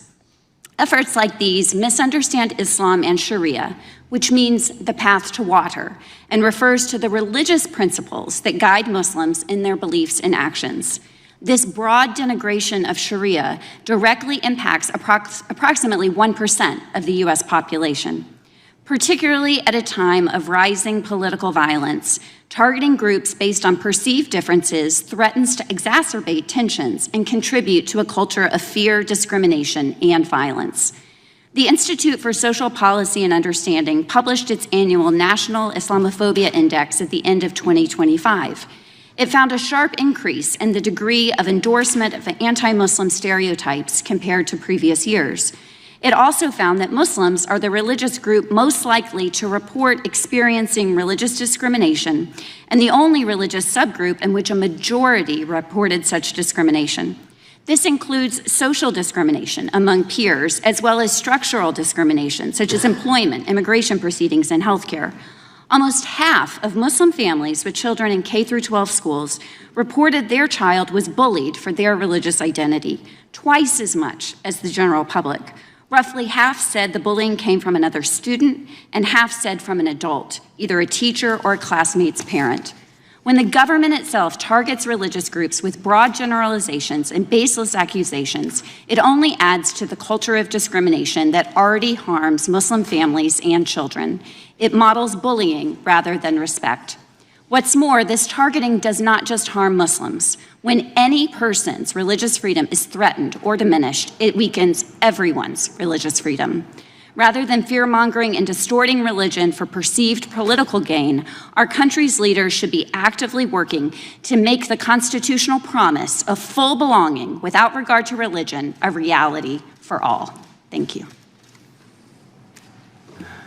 Well, thank you, Ms. Tyler. You just nailed it right on 5 minutes. So you didn't even get to take the extra time that I was trying to offer you, but I appreciate it. I will now recognize the gentleman from North Carolina for 5 minutes of questions. Thank you, Mr. Chairman, and thank you for calling this important hearing to discuss the threat of political Islam. We're blessed to live in a country, excuse me. We're blessed to live in a country that has the fundamental liberty of religious freedom. And religious freedom allows individuals to hold and express their beliefs without undue government interference. It does ensure that people can choose their faith or no faith and practice it openly.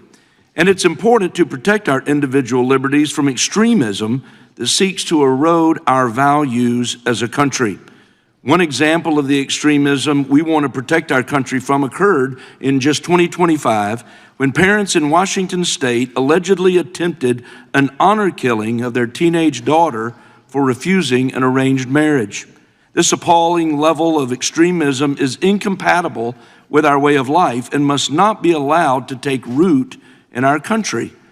Mrs. Muckelberg, in your experience investigating instances of political Islam in the United States, how prevalent would you say it's become across the country?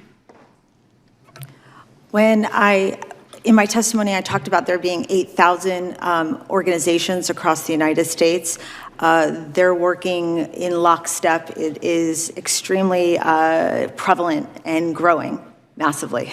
So in your view, does political Islam pose a threat to the fundamental values of American democracy? Yes, it does, and they openly say it. Well, Mr. Blair, I want to come to you for just a moment. During the 4 years of open border policies under the Biden administration, people from all around the world came into our country, frankly, without any vetting. We've seen that. The failure to secure our border provided those who seek to commit violent acts against the United States with a perfect opportunity to enter our nation undetected. And Mr. Blair, how did the Biden administration's open border policies impact the spread of political Islam in the United States? We were mandated to look the other way under prosecutorial discretion. We released known terrorists. Well, we didn't know it until after the fact, but we had multiple people from all across the world coming into the United States with falsified documents, specifically from Iran, who'd come in with Venezuelan documents under the guise that we would not be able to identify them, which was the case. And that's why later on, Representative Gonzalez was able to, through a FOIA, find out how many on the non-disclosed docket of the criminal illegal aliens that we released there were. And I think there's a little over 600,000 of them that Border Patrol and ICE released during that time period. And would you say there's security threats that grew during that period that we're still dealing with even today? 100%, sir. I mean, a lot of the information that was given to us as Border Patrol agents when we were on the ground was misinformation. And we didn't have that time, even to this day, to be able to vet the information, whether that's going to be the sponsor, whether that's going to be the country of origin, even their age, even their, or their family status. We couldn't really vet any of that. And so now when ICE is trying to conduct operations or target operations, they have that bad information where they're going out city to city trying to find those that seek harm to our communities. Thank you, sir. I want to come back to Ms. Mecklenburg for just a moment. During this subcommittee's last hearing on this topic, I discussed how the FBI had successfully thwarted an ISIS-inspired terrorist attack in North Carolina. In that story, you may recall, it was a national story. Christian Sturdivant, 18-year-old, sought to become a martyr for ISIS by planning to carry out a deadly attack on New Year's Eve in Mint Hill, North Carolina, which is right in my district. Following that incident in North Carolina, I want to ask you, do you believe there's been an increase in ISIS using social media chat rooms and other features to radicalize Americans? Yes, and it's something that we actually saw. I spent 10 years really hyper-focused and working in Europe, and it was probably one of the biggest threats, the way that ISIS and many different other Islamic jihadist groups are using social media, are disseminating very terrifying videos, and imams and their organizations, they're pushing nonstop videos and nonstop recruitment efforts, yes. Thank you. Mr. Hunter Lopez, let me come to you real quickly in the last few seconds I have. Thank you, first of all, for coming and testifying today. Since that incident occurred and the school district officials took full responsibility for the situation, have you seen a change in how the school has approached student clubs on campus? Yes, so I've actually, I have a lot of relationships with a lot of teacher sponsors for different groups, and they said that they're trying to say that they're putting these new policies in paper, but in terms of the way that certain people are still being treated, there are still conservative students, including myself, that are still being treated unfairly according to the standard they're holding for other people. Well, I applaud you for speaking out about this and coming to testify today. Mr. Chairman, I yield back. I thank the gentleman from North Carolina, and I'll recognize the ranking member of the committee, the gentleman from Maryland, Mr. Raskin. Thank you very much, Mr. Chairman. My colleague just spoke of apparently a Muslim family where there was an effort to kill their own daughter in a so-called honor killing, if I understand it correctly. Murder is against the law in America, whether the parents are Muslim, Christian, Jewish, Hindu, or anything else. Would we, Mr. Blair, would we need a special law to deal with a situation like that, or does the universal secular law against murder take care of that?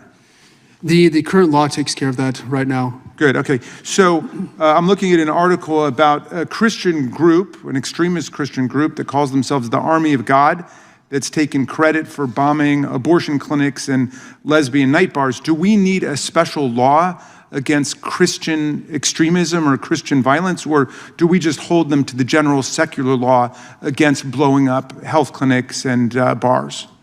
It needs to be held to the same law and to the same standard. Right. So can you think of any situation where the secular law alone would not handle anybody's legitimate fears that they have of a fundamentalist Christian group, Muslim group, or any other religious group?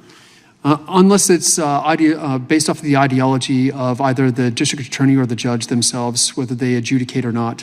That's going to be the difference, whether that process itself allows for the adjudication of that crime. As I said in my testimony, a crime is still a crime regardless of the religion. Great, and stated at the level which you wrote it, I agree with a lot of what you said. You just basically said we've got to hold everybody to the secular law. Is there anybody on the panel who thinks that we need a special law addressing any particular religious population, whether it's the Muslim?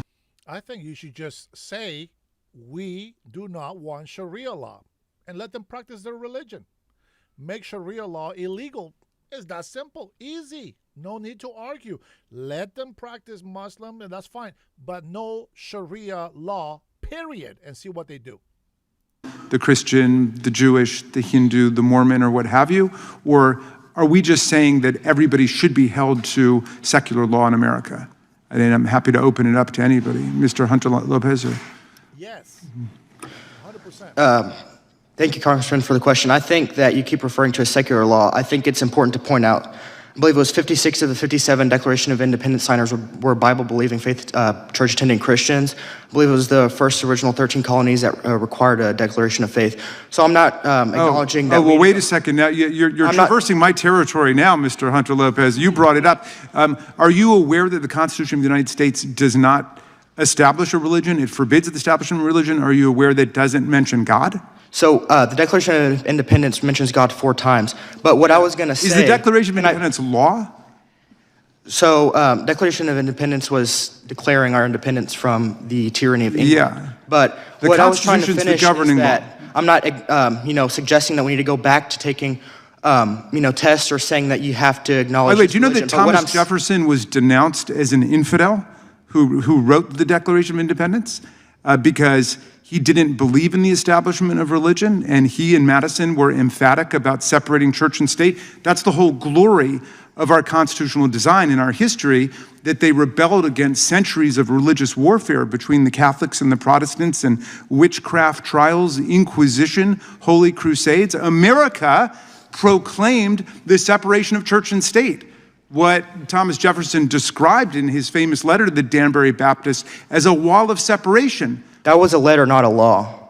Okay, so your position is that America is a theocracy? You didn't let me finish my original statement, and I understand you have limited time, but what I was going to say is I'm not suggesting we need to go back to anything that's in writing, but what I am saying is we need to acknowledge... Oh, I think we should go back to something in writing. I think we should go back to the First Amendment. Oh, yes, the Constitution, yes. Obviously, but what I'm saying is that, how I said original colonies were requiring declaration of faith to run for office. I'm not saying we have to go back to that. That's why we have a First Amendment. What I'm saying is that we do... That's precisely why Jefferson wrote it. We do need to acknowledge our Christian heritage in America. That's what I'm trying to... You can acknowledge whatever heritage you want, but you can't impose an establishment of religion on other people. That's the greatness. I'm not suggesting that at all.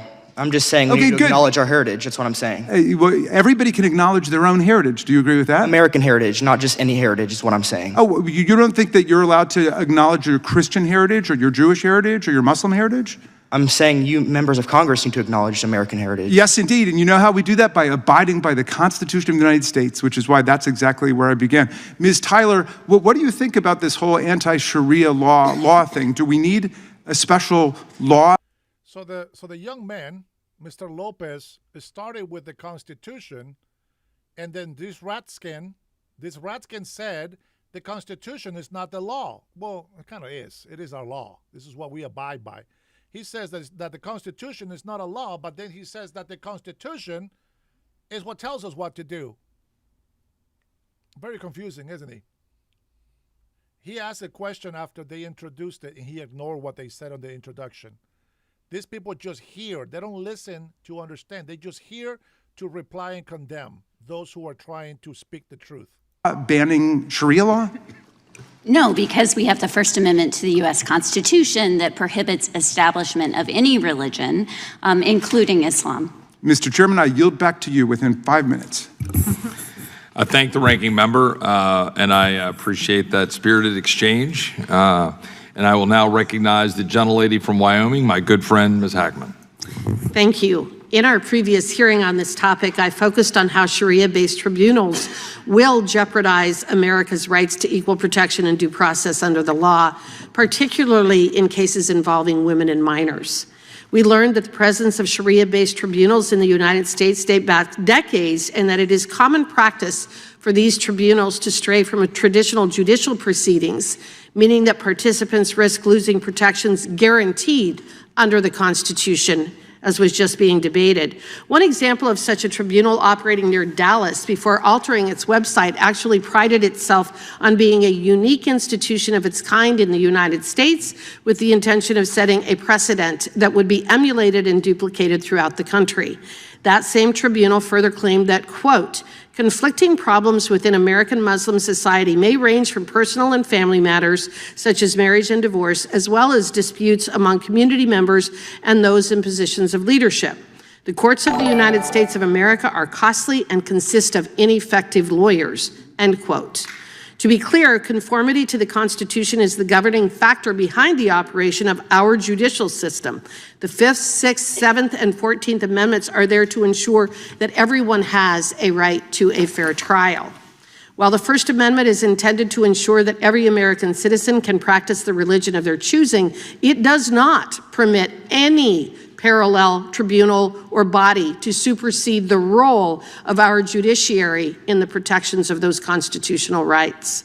Ms. Mecklenburg, Sharia-based tribunals often label themselves as offering voluntary services, but is it not true that individuals have been coerced into using these bodies because of social, familial, and other community pressures?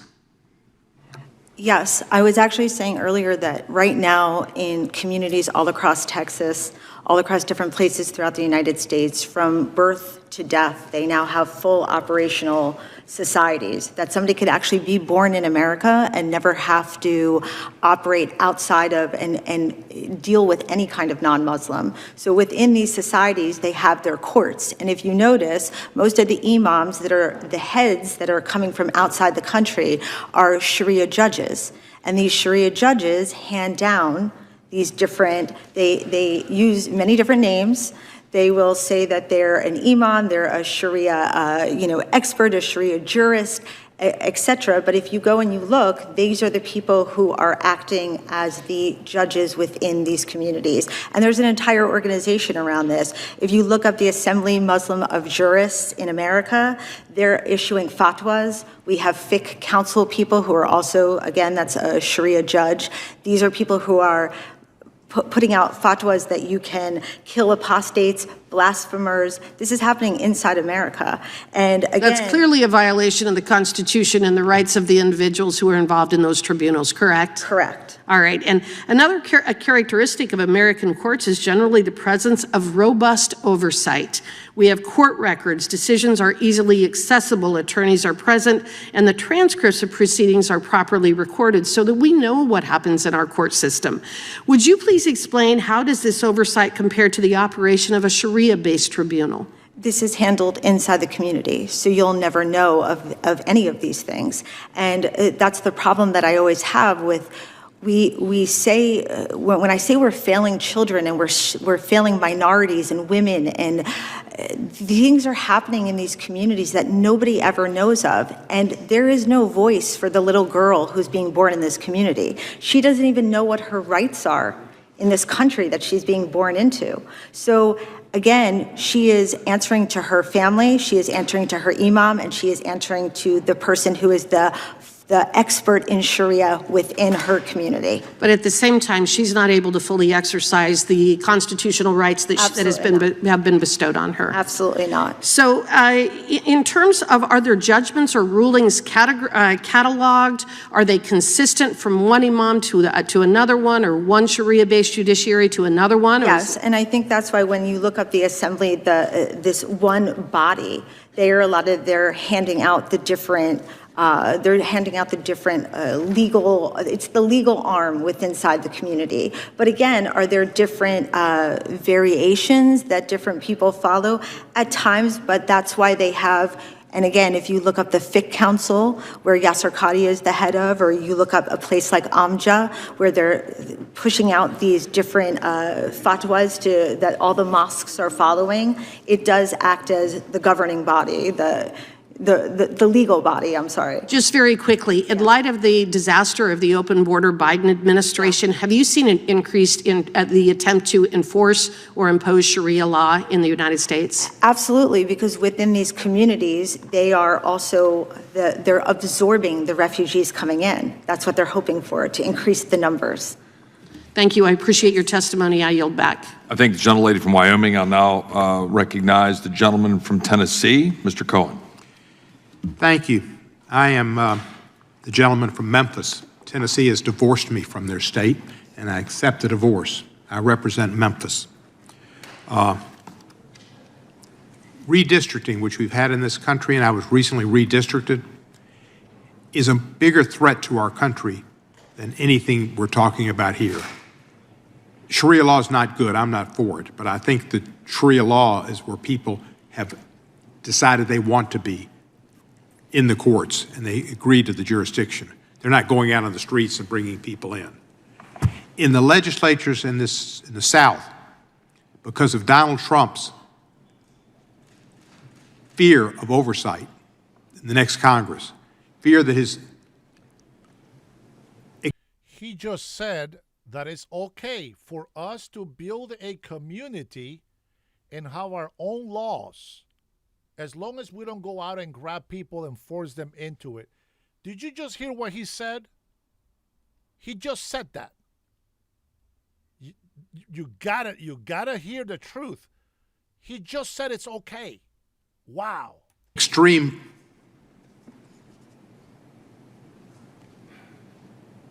trampling of the Constitution, selling of pardons, emoluments clause violations, crypto schemes will be exposed. He has asked governors in Texas, you mentioned Governor Abbott, Mr. Lopez, he asked Governor Abbott to find him 5 congressional districts, just like he asked Mr. Raffensperger in Georgia to find him 11,000 votes. And Mr. Raffensperger heroically said no. Mr. Abbott said, yes, sir, I'll find them for you. That started off this round of mid-decade redistricting to try to create a Republican House that they couldn't get by the districts that have been made by the 2020 census in 2022, and oftentimes by Republican legislatures. It was a Republican legislature that created my district that they then struck down because Calais gave them the right to do what they wanted to do, and that's eliminate African-American majority-minority districts and turn out people, African-Americans and myself. I represent an African-American district and have for 20 years and never lost a precinct in a primary where the African-American vote is 80%. That's something wonderful in America that shows that African-Americans... A white man representing the black man. I wonder why they have so many problems over there where they keep voting this garbage in here that actually hates them. It's time for a change. And did you know that the person running against him was a black man who was trying to represent black people? And they keep voting the black men out and keeping this racist white man in. And that's crazy. That is crazy. Have voted for 20 years based on your ability to represent and your votes and your policies, not on your race. And yet the Republicans turned it around to say this discriminated against white people because we created a majority-minority district, which was created because we had slavery in this country for over 250 years or so, where blacks were property. And then after Reconstruction, a little bit of goodness and fairness, we got into the Jim Crow South. And how many bubbles are on this bar of soap? And how many peas are in this jar? And they stopped black people from having the right to vote, and they eliminated black representation. Once they got it through the Voting Rights Act, which is one of the most important legislative acts of the 20th century, in my opinion, where Martin Luther King and John Lewis fought hard in Selma, Alabama, and other places, and worked with President Johnson and the Democratic Congress and a Republican Congress. Everett Dirksen was a big part of that. It was a bipartisan bill in 1965 to do redress and to give African Americans opportunities to make up for some of the awful occurrences we'd had in this country with Jim Crow and slavery. People died. Schwerner, Cheney, and Goodman died in Philadelphia, Mississippi, shot by racist law enforcement officials because they went to Mississippi to dare register people to vote in the Freedom Summer. Medgar Evers, the head of the NAACP in Jackson, state of Mississippi, was assassinated in Jackson, Mississippi. A lady named Viola Liuzzo went down to Selma to participate in the march, and she was shot and killed by racist guys in Alabama. All of those deaths and efforts and work put asunder by the Supreme Court in their Calais decision and put asunder by Republican state legislatures in Louisiana, in Alabama, and in Tennessee, and they'll do it in other states to boot. John Roberts said the Supreme Court is not political. And then Alabama couldn't redistrict because there was an injunction for them changing their districts put in by the Supreme Court until 2030. Alabama asked them to lift that injunction. They did it in a second. And Alabama is going to have one less African-American seat. Don't tell me, John Roberts, that the Supreme Court of the United States is not political. It is an arm of the Trump White House. They took this case up when they did because Virginia had given delegates to the Democrats and they needed to act. The political arm of the White House is in the Supreme Court. Those are the type of hearings we ought to have. We ought to have hearings on the changes in our laws that don't allow people to be represented in the Congress and changing the rights and the opportunities for African Americans to be equal citizens of this country, and it's being turned back. Sharia law, yeah, let's take not a good thing, but nothing like what's going on in the legislatures and from the White House. America is being destroyed from within 1600 Pennsylvania Avenue.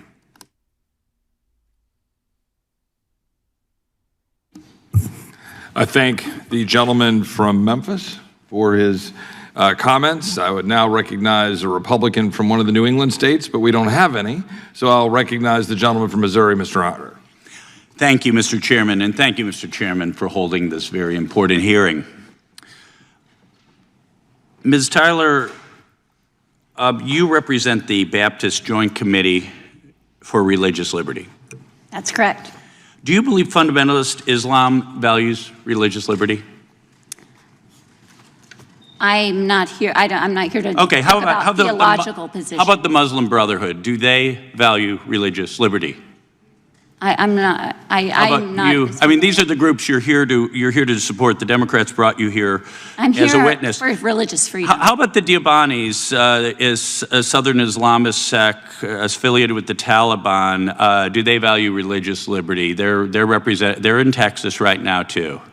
I'm not familiar. Yeah. with that Okay. group. How about the Barlavelis, South Asian Sunni Islam sect? They're in Texas too. I'm not familiar with that group. How about the Salafis? Let me know if you know any of this. The Khomeinists, the Turkish Islamists, all represented in various mosques and Islamic centers in Texas. Do any of them value religious liberty? I'm not familiar with them. Okay. Do you believe religious liberty is valued and upheld in the Islamic Republic of Iran? I think that that's a theocracy, and so therefore it is not the constitutional democracy that we have that is built on the foundation of religious. Yeah, how about the Taliban in Afghanistan? Yeah. I think those are examples of Islamic states that don't support religious freedom. Okay. Why exactly would we want to import mass numbers of people committed to an ideology?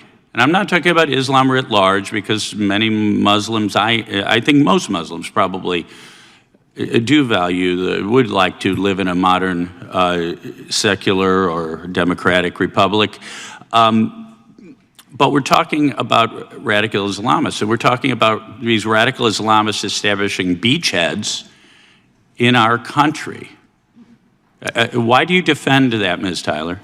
Well, I think what I'm concerned about, of course, we have criminal laws and anti-terrorism laws that Okay, that's good. Wait, okay, right. Yeah. Should we enforce our criminal laws, our anti-terror? Okay, so we should not tolerate sexual enslavement in the United States of America, right? I think our criminal laws protect against that. Good. How about honor killings for a young woman who dishonors her family in some way? That should be against the law in the United States of America. As we discussed earlier, murder is illegal no matter the justification. Stoning for adultery, right? Correct. Child marriage, pedophilia, right? Those are against criminal law in the United States. Female circumcision is illegal under federal law right now. That's right.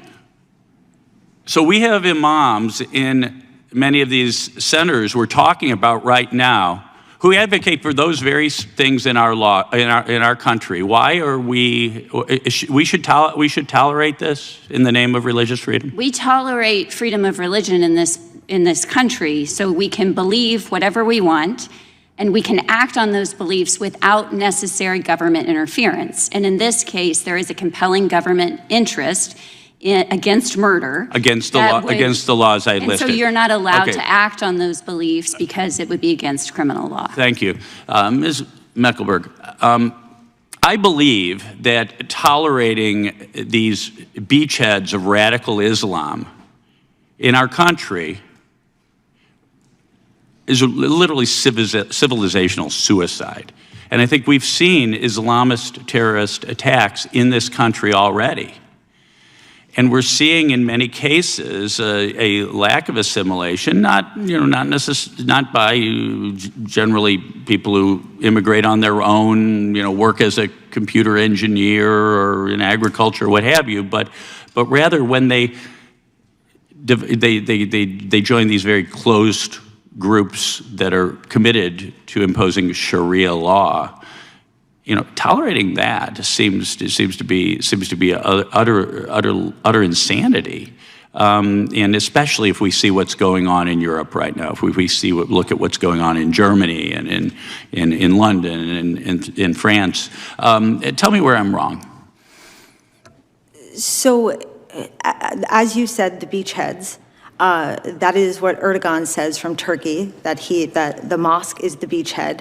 When you hear CARE speak about the mosque, they speak about that being their infrastructure, where all things are launched out of. They are having these closed societies. The goal is, and that's why you'll see with most mosque expansion projects happening in Texas, they are expanding and they are making these enclaves where all things emanate from that mosque. And if you see, and you look in Germany, as you were just talking about, Erdogan had sent hundreds of imams to head up the mosques that were from the Turkish government, that a lot of them were then found out to be spies. And we're seeing in this country, whether it's Saudi Arabia, whether it's Iran, they're all sending their proxies here. And then they're coming and they're having the closed societies, and they are the beachheads, as you said. Thank you. I yield back, Mr. Chairman. I thank the gentleman from Missouri. I now recognize the gentlelady from Washington. Thank you, Mr. Chairman. I have a lot of respect for the chairman of this committee. We work together on a lot of issues, but it is bizarre to me to listen to this hearing. Honestly, now we've suddenly made all mosques the beachhead of terrorism across the country. This is a very important religion around the world, and certainly here in the United States. Islam is a very, very important religion. And I go to Mr. Cohen's comments about why we're holding this hearing again. This is a redo, by the way. We've done this before. We're doing it again at a time when we have so many pressing issues that we should be addressing in the Constitution Subcommittee. We have the issue of voting rights, the gutting of voting rights by the Supreme Court, the dilution of the black vote in the United States, which should be at the top of our list to talk about. We have the unconstitutional war in Iran that has now cost at least $29 billion of taxpayer money that we have not had a single hearing on. There's lots of things that we could be talking about, but see, the problem is if we were to talk about any of those things, you would actually have to acknowledge how incredibly unpopular Republican policies have been in driving up the price of gas in this country. In my home state, it's almost $6 for a gallon of regular, almost $7 for a gallon of diesel. You'd have to address the rising cost of fertilizer, of groceries, the fact that Republicans stripped health care away from millions of Americans. People cannot afford health care in the United States of America, the richest country in the world. We have 90 million Americans who are either uninsured, no insurance at all, or underinsured, meaning they have some form of insurance, but it's not enough to pay their medical bills. And that is why we have $220 billion of medical debt in the United States of America. $220 billion. But we're not talking about any of the policies, the unconstitutionality of all of the things that this administration has done that have really ripped apart the foundations of who we are as a country. Instead, we're going to have a conversation about this, Sharia law. And, you know, I've seen in my home state of Washington, but across the country, the rise in anti-Muslim bigotry that has been happening in the aftermath of October 7th attacks and then in the aftermath of 9/11. And in my home state of Washington, now Muslim Americans reporting experiencing hate crimes, threats of violence, hateful rhetoric that increases those threats of violence, discriminatory policies in the workplace, unsafe interactions with law enforcement. And this hearing is unfortunately just part of a much larger anti-Muslim, anti-Islam strategy that Republicans have been trying to drive. So, Ms. Tyler, I want to start by correcting the record. Has there ever been a piece of legislation introduced in America to adopt Sharia law? No. Does Sharia law require Muslims living in the United States to violate American law? No. And are there any state or federal courts that follow Sharia law instead of American law? No. Have you seen any poll in this country, to your knowledge, that puts Sharia? The question is, are Muslims forced to follow Sharia law? Not breaking American law, because you can lie about that. Are they forced to follow Sharia law? That is the question. I doubt she will ask that. Sharia law at the top of the concerns of Americans today? No, I have not. Me neither. Me neither. Nowhere does it show up as a top concern. So, yet the policies that are being proposed include the establishment of a Sharia-free America caucus and the introduction of a bill that would deny immigration status to anyone who, quote, adheres to Sharia law. Now, these policies are based on a myth that Sharia is infiltrating our American legal system and endangering the way of life as envisioned by our founding fathers. So could you please clarify for everyone watching this hearing, what is Sharia law, and is it any different than what biblical law teaches Christians about how to observe their faith? So Sharia is translated or understood to mean the path to water, and it refers to the religious principles that guide Muslims in their beliefs and actions. So it's a set of rules on how to pray and dress and fast and other dietary restrictions. And in that way, it's very similar to other kinds of religious laws that Christians or Jews or members of other faith communities follow to guide them in how they practice their religion. In many religions, there are extreme and violent sects that don't represent the vast majority of observance of the faith. You've done some work documenting the rise of extreme white Christian nationalism and its influence in deadly shootings in Charleston, Pittsburgh, and San Diego. But I don't see any of my colleagues on the other side creating a caucus to attack Christianity or introducing a bill that would ban Christians from entering the country. Instead, they want the 10 Commandments to be posted in every public school, and we have Trump administration officials like Secretary Hegseth openly declaring that, quote, America was founded as a Christian nation and remains a Christian nation in our DNA. What does that tell us about what's really going on? Well, I see all of these actions that we're talking about today as singling out one religion for special scrutiny and to denigrate a lot of the stereotypes that have been repeated here today, to take the actions of a few and extrapolate that that's what somehow all Muslims believe. When we would never, as Christians, say that, for instance, like the killer at Mother Emanuel AME Church, who claimed that he was there because of his religious beliefs, we wouldn't say that that extrapolates to all Christians. And so it is a double standard and a very harmful one that causes violence and discrimination against our Muslim neighbors. And undermines the principle of religious liberty. I thank you, Mr. Chairman, for your indulgence. I yield back. No, I thank the gentlelady from Washington. I'll now recognize my friend and colleague from the great state of Texas, Mr. Gill. Thank you, Mr. Chairman, and thank you for holding a very important hearing, and thank you to the witnesses for taking the time to come here. Mr. Hunter Lopez, I'd like to better understand your story. I think it's important, and thanks for being here and being boldly telling us about what happened. Can you tell us what are the requirements to create a student club at your school? The requirements are to have 10 members, a teacher that's willing to sponsor, and a room to meet. And did the Republican club that you formed meet those requirements? We did on day one. It did, and was your club allowed to be created? No, we were actually notified that we were denied due to political nature, even though other ideological groups, including groups promoting gender-affirming ideology, were approved. Why do you think the school had such a sort of obvious double standard? I'm not sure if it's the educational establishment. It could be any of those. It could be the principals that have been in the system for a while. They just don't want conservative values. I think it's a trend we've seen with, how Charlie Kirk was on campuses and on high school campuses. I think that they think conservative values are a threat because they're true. And how has the school administration either encouraged or supported World Hijab Day? Our principal actually wore the hijab 2 years in a row that we know of. It could be more. She's posted it, promoted on social media, saying she, quote, loved it, all caps. And they're just promoting these events like nothing, but our club, on the other hand, has to receive strict, first of all, we weren't approved in the first place, and then once we were the only club that couldn't have other privileges that other groups had, and they took down our posters. And so there's just a lot of things in this double standard, clearly, to favor the Islamic group.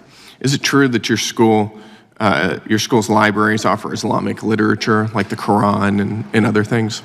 Yes, so McMillan Junior High and Wiley ISD offers a Quran, but no Bible available. But no Bible. So there's a Quran, but the Bible's not allowed. Correct. Is that true in multiple libraries? From what I know, confirmed, it's McMillan Junior High is one that I know of. I can look at the other libraries and submit them to you if I find any other findings. Okay. Have you talked to the school about why they would allow a Quran but not a Bible? So I haven't, the principals actually run away from me and hide, so I can't have a discussion with my principals because I act like an adult and they act like children. Yeah, well, you very much are acting like an adult. They probably don't want to be on the record with that policy, given how egregious it is. When clubs such as your sponsor visitors to come to the school and speak about club interests, whatever they are they subject to security screenings? So when our club has guest speakers, including a state representative or a congressman, we have to submit 2 weeks in advance paperwork. We have to submit a week in advance background check. We have to submit their staff if they're coming. All these lengthy processes. I often have to miss my lunch period and skip lunch, skip a meal to fill these out. But on the other hand, the Islamic group got favorable treatment. Okay, yeah. What were the security protocols that were in place for the Islamic group? From what I know, none. None? From what I know. So typically, you have to go through a lengthy background process, but this Islamic group didn't have to. Correct. Obviously, they didn't background check, the organization because it has multiple terror links, and they didn't. I guess they didn't check the Sharia pamphlets that they gave us or the Qurans with the Shahada card. They didn't. They were perfectly fine with it because the principal was there that day, just looking at it, perfectly fine. What's been the response from the school since you've been public and vocal about this double standard?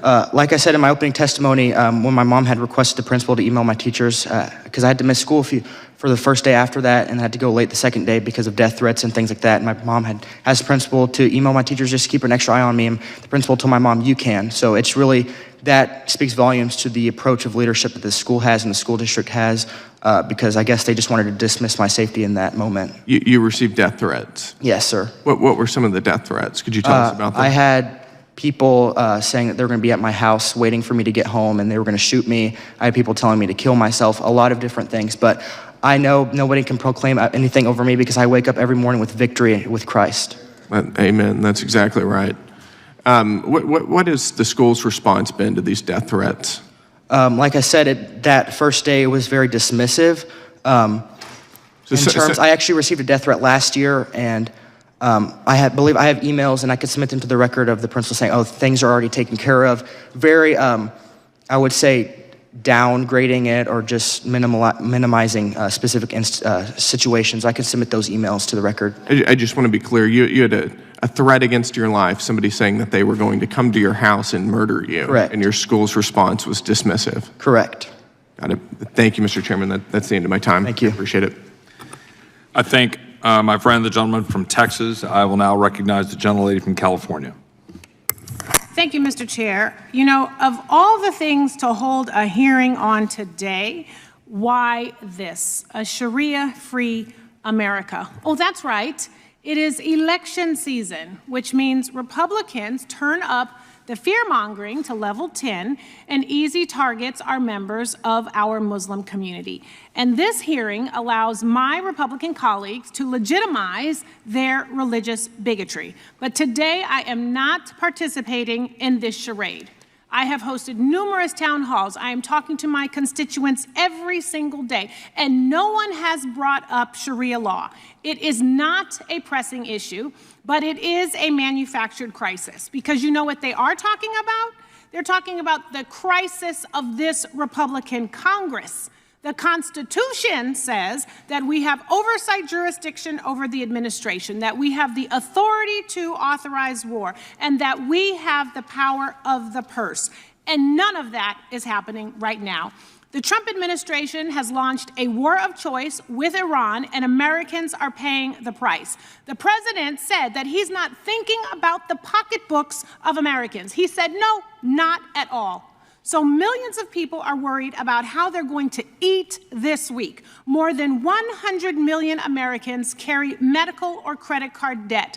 Job openings have fallen to their lowest levels since 2020, and all of this has happened under Republicans' watch.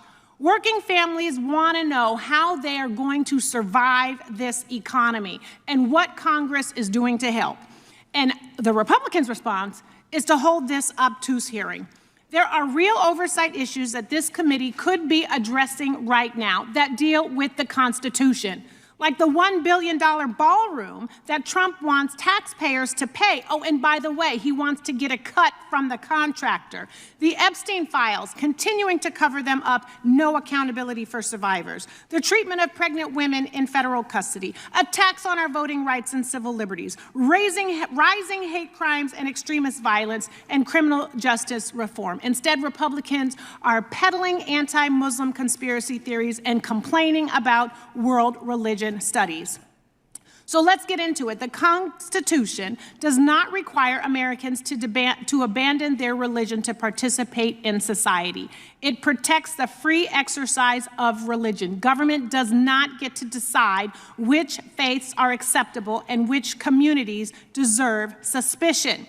For many Muslims, Sharia simply refers to personal religious guidance about prayer, fasting, charity, or family life, not some attempt to replace the United States Constitution, and suggesting otherwise unfairly paints millions of Americans with a broad and dangerous brush. So the religions that I know about are Christianity, Catholicism, Hinduism, Buddhism, and Islam, and all are premised on peace. And real talk, any religion can get radicalized. And Christianity is being radicalized and weaponized right now, so we could talk about that. The Tree of Life Synagogue massacre in Pittsburgh, Dylan Roof massacring black parishioners in South Carolina, the murder of Minnesota Rep. Hortman and her husband, the massacre of Sikh temple members in Wisconsin, the radically charged plot to attack the Baltimore power grid, all violent crimes committed by radicalized white evangelical extremists. So you talk about American values, and Ms. Mecklenburg referenced that women are less than half a man, that, well, you know, we're denying women health care. You talked about failing our children. Well, we're doing that here, cutting SNAP benefits, cutting access to education. You talked about marrying pedophiles. Well, we're covering up the Epstein files. Islam's not doing that. The American government is doing that. And you know what? I'm not safe on the streets either, and it has nothing to do with being Islam, which I'm not. It's about being black. You talk about Saudi Arabia. Well, let's talk about Jared Kushner getting $2 billion from Saudi Arabia. No one seems to be concerned about that. So if we're going to get into it, let's get into it. But the American people deserve committees that hold hearings grounded in facts and not bigotry. And there has been zero evidence that Muslim Americans are attempting to impose religious law on the United States. Last I checked, people are just trying to figure out if they have enough money for gas and to buy a dozen eggs. And with that, I have some UCs that I want to enter into the record, Mr. Chair. Gentlelady is recognized. Thank you, sir. From the Scientific Study of Religion, Christian Nationalism, and Violence Against Religious Minorities in the United Without States. objection. A quantitative analysis. From PRRI from May of 26, no quarter, American Evangelicals and Political Violence. Without objection. From the Center for American Progress, 2020, How White Supremacy Returned to Mainstream Politics. Without objection. And lastly, from the conversation, August 2025, active clubs are white supremacy's new dangerous frontier. Without objection. Thank you, and with that, I yield back. I also have a unanimous consent request. I'd like to insert a statement for the record from our colleague Keith Self, my colleague from Texas, titled Sharia for America, Why Political Islam and Sharia Law Are Incompatible with the United States, Constitution Part 2. Without objection. Gentlelady from Pennsylvania. Yes, I have a unanimous consent request. I ask unanimous consent to enter into the record a statement from Representatives Carson, Omar, Tlaib, and Simon, all of whom are Muslim American members of Congress. Without objection. I also have a unanimous consent request to enter into the record statements from the following organizations voicing strong opposition to today's hearing. A coalition letter signed by 35 organizations that work to protect and advance religious freedom and civil rights, CARE, the U.S. Council of Muslim Organizations, and the Interfaith Alliance. Without objection. Yield back.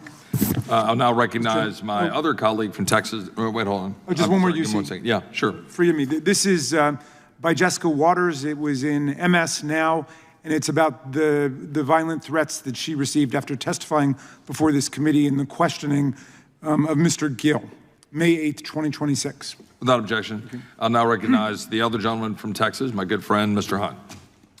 Thank you, Mr. Chairman. Mr. Lopez, you're a 16-year-old sophomore at Wiley High School. Did you ever imagine that your high school in Texas, of all places, our great state of Texas, of course, would become a breeding ground for pro-Sharia material and Islamic conversation? I would never imagine that we would have a hearing questioning the legitimacy of terror-linked organizations going to schools. I would never believe we would have this, but that's the America we live in, and it's a sad situation. Do you think there's an incongruency in the way you are treated as a Christian in your school, and the juxtaposition of that in the way that your school is welcoming Sharia law and Islamic doctrine? Yes, there's a clear double standard. It's a shame that we are here today, and I'm sorry that we have failed you, but this is why we have this caucus, because we're going to make sure that we get this right and everybody is treated fairly regardless of your race, religion, or creed. To some people in this room, what I'm about to say may sound a bit controversial, but it's not controversial because it's true. America is a Christian nation. We're founded upon Christian values. Our founders believed that our rights did not come from government, but they came from God. Those ideals shaped our institutions, our culture, our laws, and the very moral foundation and fabric of what I know is the greatest country in the world. Now, America is also a country that welcomes people from all backgrounds of every culture and faith. That's actually what is a part of our greatness. And as somebody like me that fought in combat to ensure that anyone could come to this nation and believe what they want to believe and believe in the First and Second Amendment rights, I welcome that more than you could ever believe, because I laid my life down on the line to ensure that that would happen. But let's be clear about something. Assimilation to American values and ideas matter. When we begin importing belief systems and cultural values that are fundamentally incompatible with the principles that build this nation, we should not be surprised when the social fabric begins to fray. Let me be clear. This is not hateful. This is not racist. This is not xenophobic. And I can show I'm not racist. I've been black for like my whole life, for like 44 years. I say the Sharia law has no place to usurp our Constitution in these United States of America, and especially in our schools, and especially in our public institutions. America's legal system is rooted in the Constitution and equal justice under the law, not religious extremism or parallel legal systems. We have learned from many of our colleagues on the left that this tends to be how they tack in this general direction. 10 Commandments, not allowed, bad. Islamic pamphlets, good. 10 Commandments, bad. Free Qurans in schools, good. 10 Commandments, bad. Understanding Sharia law, brochures, good. This is the hypocrisy that we Christian Americans are quite sick of. The same people who mock or marginalize America's founding values suddenly become deeply tolerant when the ideology in question is directed against Western traditions and institutions. Meanwhile, Sharia law is normalized and distributed to children in school while expressions of traditional faith are treated like a threat. Here's how things should work. Math, yeah. Free Qurans? No. History? Yeah. Sharia brochures? No. Science? Yeah. Shahada cards? No. This is a very simple idea that should be understood by all Americans. One of my best friends is a Muslim American, and he is a fighting Texas Aggie, but he actually sees himself as an American first and has fully embraced our culture and what it means to be an American. That's good. That's what we want. That's why we call this place a melting pot. I'm seeing a lot of talk from my colleagues on the left too as we shift toward this reinvigorated talk about Jim Crow and the past of this country. And as someone who is a direct descendant of a slave, as someone whose great-great-grandfather was born on a plantation, I can assure you slavery is over. Jim Crow is dead. When I go anywhere, I don't see any white-only signs. I don't, I promise you. I am a black man that represents a white majority district in Texas. The great-great-grandson of a man born on a plantation stands before you today as a proud conservative Republican from Texas, as a believer and follower in Christ, and as a believer in what this country can be if we allow equality for not just Muslim Americans, not just Buddhist Americans, but also Christian Americans like yourself. God bless you, young man. You give me a lot of hope for the future of this country. Thank you for having the courage to yield back the remainder of my time. I thank the gentleman from Texas, Mr. Hunt. I'll now recognize the ranking member, Ms. Scanlon. Thank you. I'd like to return to perhaps the purpose of a hearing, which is to establish facts rather than fiction. With that, I'd like to have unanimous consent to introduce a CBS article from February 17th, 2026. Wiley ISD school district investigates how the Y Islam group set up on campus without approval. Without objection. I mean, as that story and others show, that the school district did in fact investigate why an outside group came in and set up, and in fact, staff members were disciplined for not following school procedures. So let's just pull back a little bit here and try to reground this hearing in some facts, because I think it's been pretty well established by now. There's no credible evidence that anyone in Texas or in the U.S. generally is trying to impose Sharia law on Americans. I mean, it's really, this whole hearing is so offensive. I have a lot of Muslim constituents who are wonderful constituents and participate fully in our community, and I'm very proud that they're my constituents, and to hear folks being vilified in this way, trying to have this anti-Muslim rhetoric, trying to tar every member of a faith with the worst actions of a few is pretty outrageous, and especially when some of those actions are complete fiction. Look, it is a real change for the Republican Party in this country. Ms. Tyler, in the wake of 9/11, we saw a spike in violence against American Muslims, and then President George W. Bush used the power of his office to defend Islam and American values. He said, and I quote, "The face of terror is not the true faith of Islam. That's not what Islam is all about. Islam is peace." And he reminded us that America counts millions of Muslims among our citizens, and they make incredibly valuable contributions to our community, to our country, and they need to be treated with respect. And our Republican colleagues seem to have forgotten this example and are using the House of Representatives to platform religious bigotry so they can fearmonger in an election year when gas prices are spiking due to an illegal war sparked by an unpopular president from their party. But when the consequences of this demagoguery for American Muslims and all Americans are very real. You have to look no further than the Islamic Society of Orange County, which last month experienced a spike in threats after Ms. Mecklenburg published some tweets without foundation that they were trying to start a Sharia compound there. It was complete fiction, but it caused a spike in threats. Ms. Tyler, can you explain how religious fear-mongering endangers American Muslims in our communities and undermines the religious liberty of all Americans of all faiths? Yeah, these attempts to paint with a broad brush, to bring all members of a faith, again, to mark them with the actions of the dangerous and few, makes everyone less safe and makes everyone less free. I talked in my testimony about the real-world discrimination that Muslim Americans face because of their faith, but also when we think about the hate crimes that you've noted, political violence of all kinds is an urgent problem in this country. And as I hear about the threats that have been made to some of my fellow witnesses today, that should disturb us all.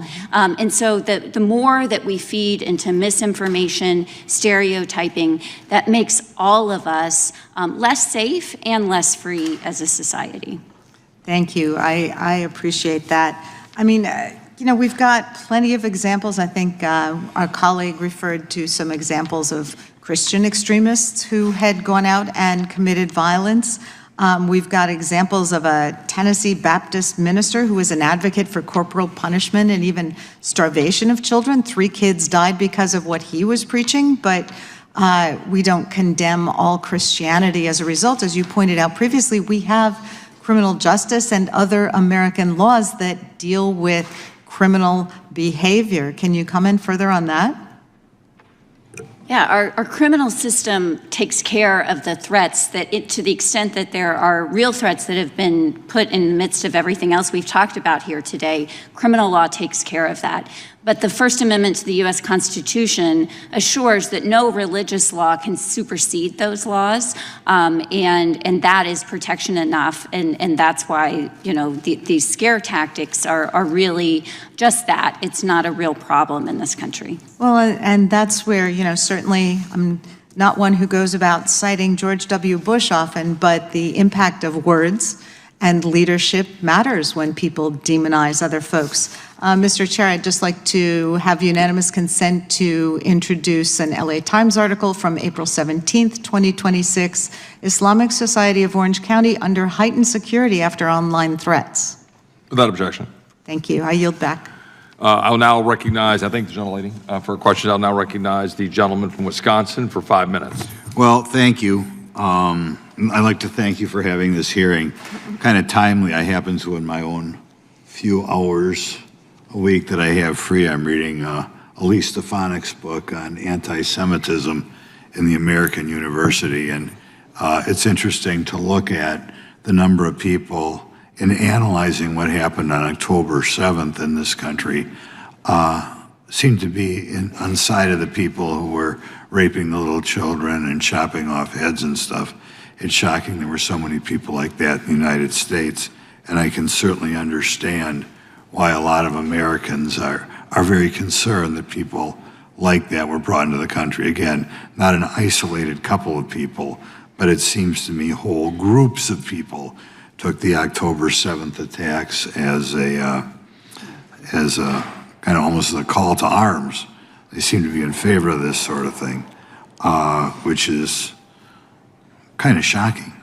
And I hope I wish more Americans would read those books so they knew how people surrounding us think. But we'll start with Ms. Meck. I guess we call you that, huh, Ms. Meck? That's what they have here. For members of this committee who are not familiar with Epic City Project, can you walk us through what the development is and behind it what the organizers have said publicly about? If you don't mind, could I actually just respond to something that you just brought up about the October 7th? So what I find interesting is on what I heard her just say about George Bush. George Bush, after 9/11, stood with Nihad Awad, who is the head of CARE. After October 7th, Nihad Awad celebrated it. Nihad Awad actually was celebrating, quote, breaking the siege. So when I'm hearing somebody refer to George Bush as if he is an Islamic expert, he is not. And when I'm hearing you're talking about October 7th, we have people in the room from CARE right now. We have people who are from CARE who have somehow managed to make themselves the victim of October 7th. And it's still, we haven't been able to have these conversations about how the largest Islamic organizations in this country were not denouncing what happened on October 7th. They were actually not only celebrating it, but they're still marching in the streets in support of what happened. So It's shocking that these people would be left in this country. shocking. And not only that, but they mock what has happened. All of the things that you're talking about. I'll give you a question. Yeah. We've got horrible nuts out there, and that's established.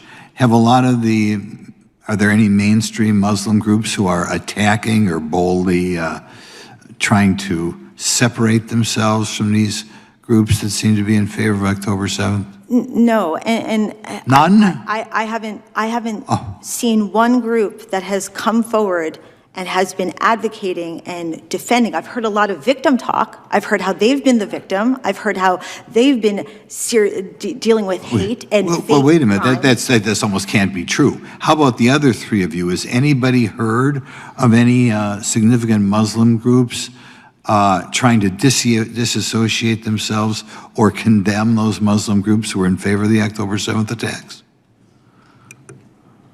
Not that I'm aware of, sir. I can't believe that. None of them?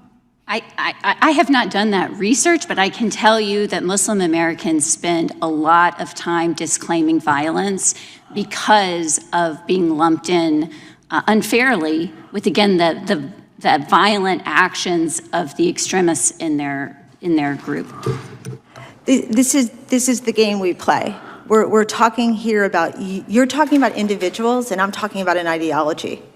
So we're going back and forth and we want to keep conflating the two. But Islam is very clear on how they feel about the unbeliever. And there's over 109 verses in the Quran that say, I, the unbeliever, they wage violence towards me. So you keep trying to conflate it and I'm speaking solely on Islam. So and as far as the crimes and the hate crimes you keep talking about, I don't ever see the proof of this. I hear a lot of accusations, but when I go back and I try to find the records, I don't see anything that has registered. Just one more comment, Ms. Mick.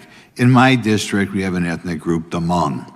And when the Hmong have festivals, they try so hard to be loved by the broader American community. They not only don't dislike police, they hire their own police if they're having a festival because they're so concerned about what America thinks of that group.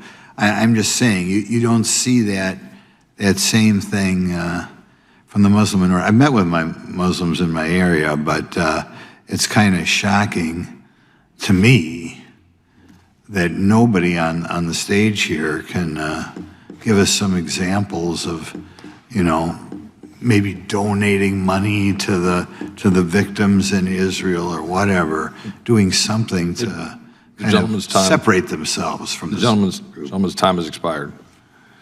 I appreciate the gentleman from Wisconsin. I appreciate his questions. I'll now recognize myself for 5 minutes of questions. Mr. Blair, you testified that you spent a lot of time at the border, working with the Border Patrol, former service in the United States Army. You testified that a significant number of people came into the United States from people from places from all over the world, including places, the majority Muslim countries, correct? Yes, sir. Is it correct roughly that we've got roughly 3 million foreign-born people in the United States, representing about 16% of the population? Yes, sir, that's correct. And have we seen an enormous uptick of individuals from majority Muslim countries since 9/11? Yes, sir, we have. Upwards of about 5 million people? Yes, sir, we have. Is that having a significant cultural impact in the United States? Yes, sir, it does. Is that worthy of exploration and understanding that impact on our history, heritage, and who we are as a people? 100%. Mr. Hunter Lopez, people have been questioning about why we're here. You've testified here on the record that you've had very personal, firsthand experience of disparate treatment based on your values as a Christian citizen of the United States and those promoting Islam in your school, correct? Correct. So you've seen firsthand how there's a promotion in a small Texas town, now an increasingly suburban Texas town of the Dallas-Fort Worth Metroplex, in promoting an Islamic culture over a Christian culture in your school. That's roughly your testimony, is that correct? Correct. And every day I have more teachers and students coming up to me saying that they're realizing what's going on, because at first people don't want to speak out because they'll be labeled Islamophobe or xenophobe or anything, but the people are starting to wake up to what's going on. Thank you. Ms. Tyler, are you familiar with the significant amount of rape gangs in the United Kingdom?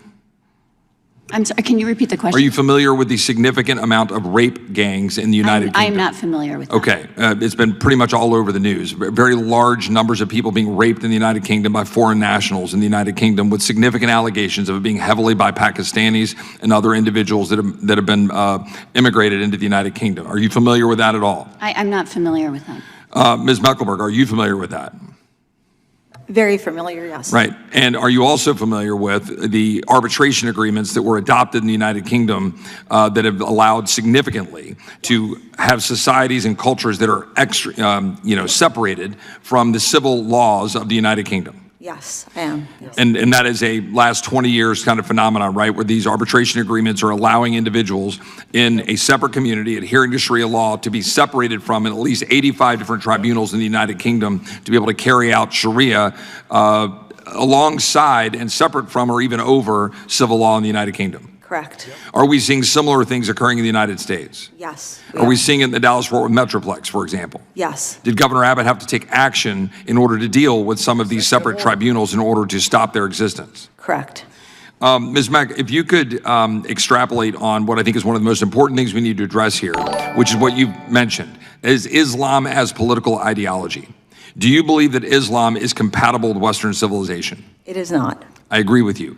Do you believe that Islam, in carrying out its mission, is waging jihad against the West? Absolutely. Is that a part of the Muslim Brotherhood Memorandum from 1991? And the project, And both memorandums. So it is a part of that memorandum and other memoranda, correct? Yes. Correct. And are there organizations, not just CARE, other organizations affiliated with the Muslim Brotherhood to advance jihad against Western civilization, including specifically targeting Texas and the United States? Yes. And is that documented?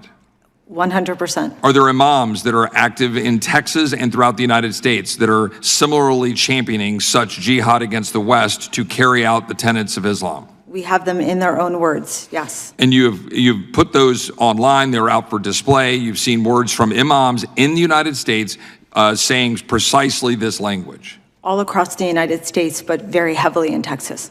And so I'm going to give you the last minute here to close about your concerns about why this matters. I'm trying to put a bow around all of this. We've had a massive immigration, a massive cultural shift, direct impact on schools, for example, in the state of Texas, and a very clear mission tied to memoranda and individuals that have been, frankly, associated with the Holy Land Foundation prosecutions, other terrorist organizations, CARE, known unindicted co-conspirators, and now we see what's happening around the country. The last 30 seconds for you to put a bow around this. So what concerns me is we've imported an ideology that we have absolutely no education on, and we have seen all across the country. I'm seeing politicians here today that are working with them. I'm seeing people who I don't know whether you know or not, but they are infiltrating our society. They have come here to take over the society. They've written it down in the project in a 12-point plan. You can read it for yourself. It's written down in the memorandum. They've come to make this country, like they've made countries all across the world, Islamic. So if we do not take action, we've already seen what's happened in Europe, we are going to be worse off than the UK because we have the thought leaders in this country, and they are waging jihad on our society. I thank the gentlelady. And I'd request member, that Ms. Taylor get her extra minute now if there's anything she'd like to respond to. The ranking member has asked for an additional minute. Out of courtesy, I will do so. I will point out that I've given significant extra time to go over. I did so for the gentlelady from Washington. I did so for the gentlelady from California and others in order to have extra time. I'm trying to make sure that I'll do that. But out of request from the gentlelady from Pennsylvania, the ranking member, I'll give Ms. Tyler a minute. Thank you. I think one thing that's disturbed me today is that we are talking about political Islam. Islam is a religion. It's practiced by 2 billion people around the world and approximately 1% of people in the United States, about 4 million people in the United States. The numbers are a little hard to pinpoint. But there's nothing inherently political about Islam. Islam, like all other religions, can be used as an instrument of the state to gain and hold on to political power. But fortunately, as we are all celebrating in this 250th year of American independence, we live in a country that's built on the foundation of religious freedom that protects everyone's right to believe or not to believe, to adhere to any religion, and that the government stays out of the way of religion. The government's role is not to dictate, and there is no establishment of religion in this country. Thank you. I think the gentlelady from Pennsylvania, I was happy to give time. I'm going to close by pointing out that the explanatory memorandum explicitly states in black letter text, quote, a kind of grand jihad in eliminating and destroying the Western civilization from within and sabotaging its miserable house. With that, this concludes today's hearing. We thank the witnesses. Here, let me clarify something for you. What you don't see is you're getting all this information. I get that the leftists, they want to hide the truth from you, okay? And thanks for the chat, Jeff. It's the thing that you don't see is this, okay? First of all, they have infiltration. They go to countries where they have freedom of religion. Muslims will not allow us to practice our Western culture in their countries. Literally. They won't allow us to practice our Western culture in their countries. Why should we allow them to turn our country into their religion, into their culture? See, one of the things that we always talk about on this channel is you should assimilate. Assimilate means that you are going to abide by all of the laws of the land of the United States of America. We are all for freedom of religion. We really are. And I do love Muslims. Even if I believe that is a satanical religion, there could be a part of it where maybe they don't worship Satan. It's still a fake religion. But that doesn't mean that I'm going to hate them. I just wanted to be clear. No Sharia law. Did you know Sharia law also allows you, for example, if you are a Muslim, please let me know. If you have a 7-year-old daughter, let me know so I can marry your daughter. Yeah, I'll be 50 next month, but I would love to marry your daughter. I'm a Muslim. You have to abide by the Sharia law. I got to have your daughter. Don't worry, I'll take care of her. You see how stupid that sounds? Sharia law is what these people practice. Sharia law tells this man that they can go and rape women because they're not Muslims. James, you can live in denial and be a full Egyptian all you want. But the fact is, we are being infiltrated, first with illegal immigration, and then with people becoming legal, and then taking mayor positions, Congress positions, senator positions, governor positions, Muslim communists in New York, hello. And then you have all of this, Michigan, Dearborn, they have the Arab, they have the language on the uniform. I don't see Hispanic populations where the sheriff has a say in Spanish. You don't understand what they're doing. You are so blinded by the lies. Either you're non-belief or you're gullible or you're just, I'm sorry to say, plain stupid. I can't tell you how you can see the future, but I can tell you this: when you see the clouds are getting dark, and there's a change on the atmosphere, it's gonna rain. When you see them come in here, you hear it in Florida, in New York. You see these Muslims on their mosque praying. In their prayer is to decapitate Americans. They pray 5 times a day. And they are the most violent. How does that happen? Am I saying that it doesn't, that sin doesn't happen in Christianity? Of course. But we're not out there telling people to kill somebody. That's not what we do. And we condemn it and we put them in jail because we follow the law of the land. When people came and asked Jesus, who is on this coin? See, there is a law of the land. Give to Caesar what's Caesar's and to God what's God's.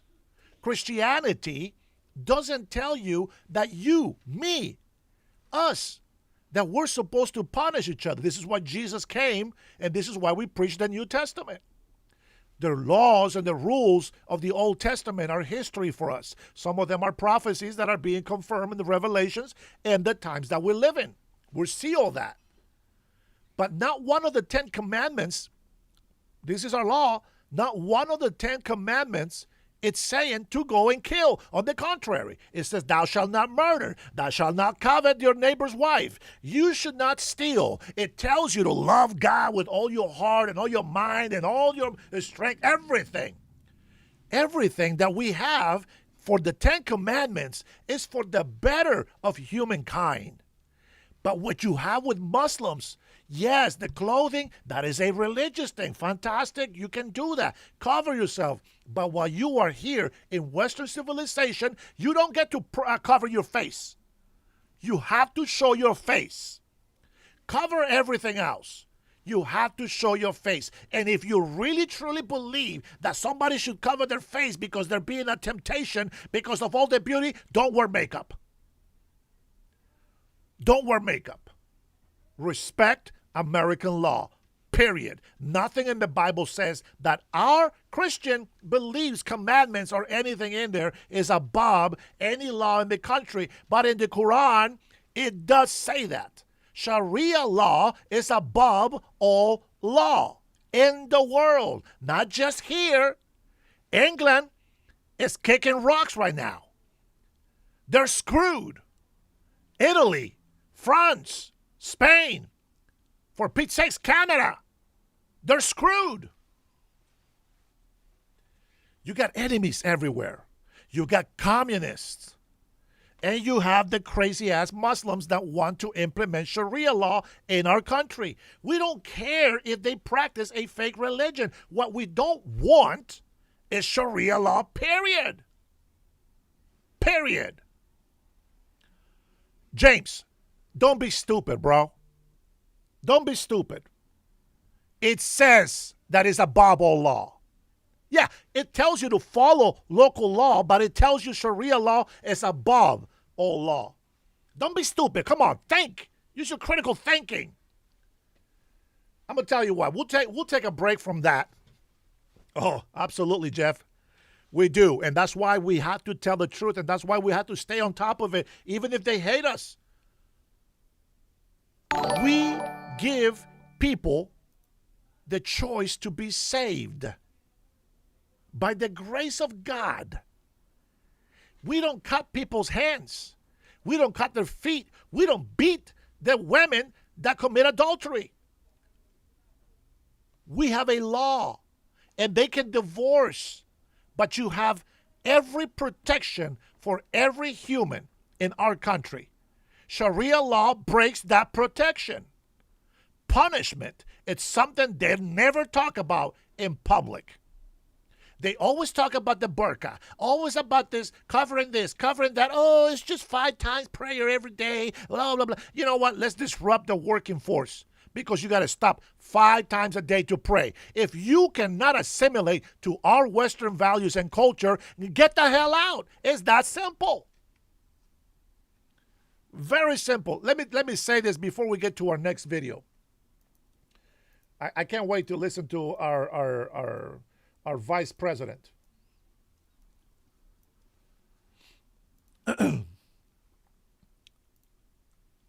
Let me say something before we get to our next video. Muslims can practice their religion. Again, they got to give up the Sharia law. And they have to denounce it. But let me tell you what happens. When they do that, they become infidels. And according to the Sharia law, they will be put to death. The fact that you don't care what I said, that Sharia law allows old men to marry prepubescent girls. 7 years old, 8 years old, 9 years old. And you support that. you support that. Think about it.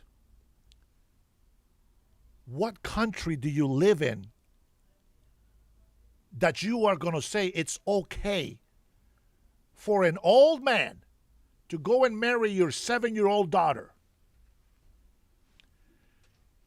Unbelievable that you do not want to see that. Bullshit, BJ. That is 100% lie. Nothing in the Bible says that you're supposed to marry underage women. We're talking about prepubescence, meaning they haven't got their period. They haven't gone through puberty. The Bible talks about the ancient times where you were allowed to marry a mid-teen woman, 15 years old. That's a big difference. In some states, the age is 16, 17, and 18 where I'm at. But even in the states where it's 16 and 17, you still need parental permission. I can't look at a 15-year-old and say, oh, I want that girl. I can't. It just doesn't fit. It doesn't make sense. As a matter of fact, there was a girl I couldn't date when I was in high school because she was so small. We were the same age, but I couldn't date her because her body was so small. And I'm not talking about midgets. I'm talking about, just a small body. I just can't.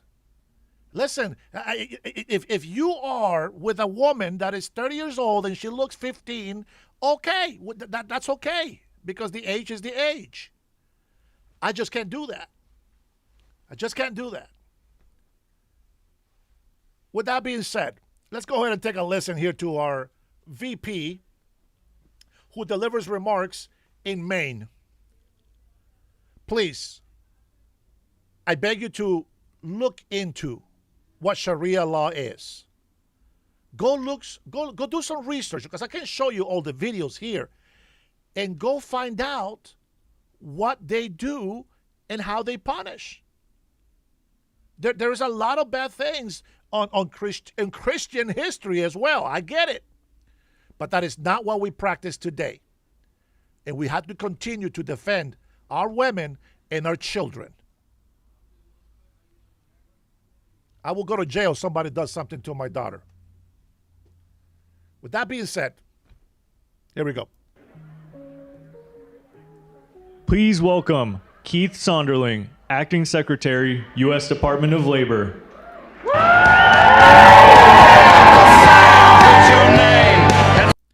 If you have any questions, you can always ask me, but I'll just say, if I don't read your comment, I apologize, but that's just the way it is.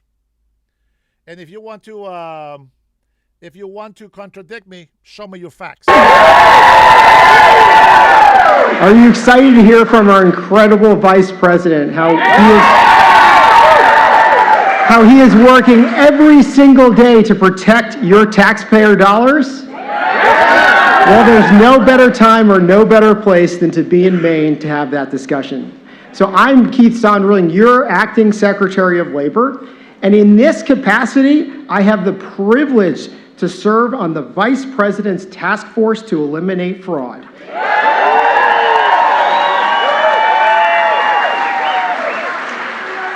That is the honor of my life. You know why? Because Americans like you, you're sick and tired of watching your hard-earned tax dollars get stolen by fraudsters, scammers, and criminals. And I know you're also sick and tired of Washington, D.C. turning our back on you and not getting to the bottom of this. Under President Trump's leadership, and thanks to Vice President Vance's willingness to make a generational change, those days are over.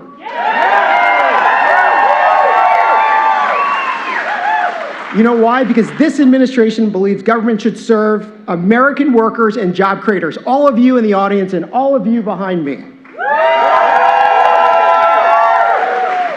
We are not serving those gaming the system anymore.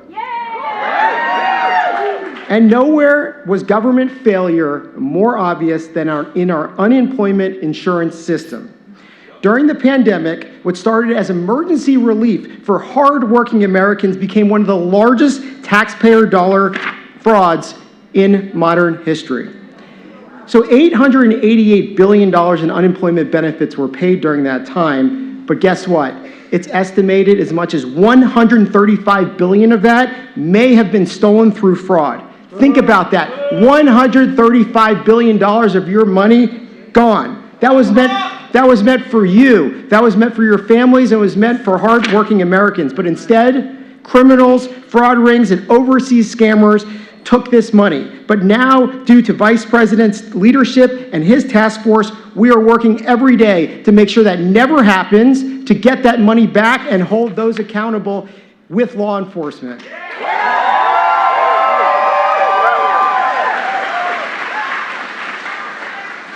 Since the task force began, we've already uncovered widespread fraud and are aggressively preventing it from ever happening again.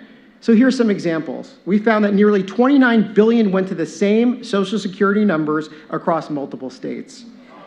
Oh, hold on. I got better ones. $139 million got sent to dead people. All right, ready for another one? All right, this is a good one. $1 billion was sent to children under the age of 14 seeking unemployment insurance. Under 14, that doesn't work because they can't work. So it got so bad that as much as $17 billion in fraud may have been overwhelmed and exploited. And who got stuck with the bill? All you, yeah. The taxpayers. Maine is a smart group because Maine knows all too well about these pandemic insurance programs. More than $93 million in overpayments were put on the books here in Maine. And barely $7 million has been recovered. But that's changing. Thanks to the Vice President, paying benefits first and verifying later never works. We must prevent fraud before it happens.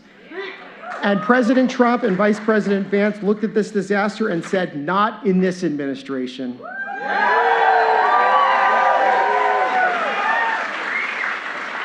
Now the Department of Labor is taking action to restore integrity with one goal: to protect your taxpayer dollars. We are strengthening our identity systems. We're working with artificial intelligence to make sure that this never happens again, some of the most advanced systems, and we're deploying strike teams in states like California. And we're cracking down on organized fraud. And above all, I'm working very closely with our Inspector General, Anthony D'Esposito, who is fighting every single day to recover stolen tax dollars before they disappear forever. Currently, the Department of Labor is working on recovering $520 million that we had banks freeze. We're also tracking down $912 million sitting on prepaid debit cards in dormant accounts, because every dollar we recover is a dollar that belongs to you, the American people.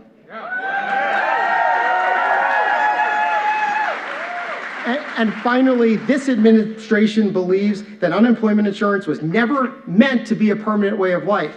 The system was only designed as a temporary bridge to get workers back on their feet.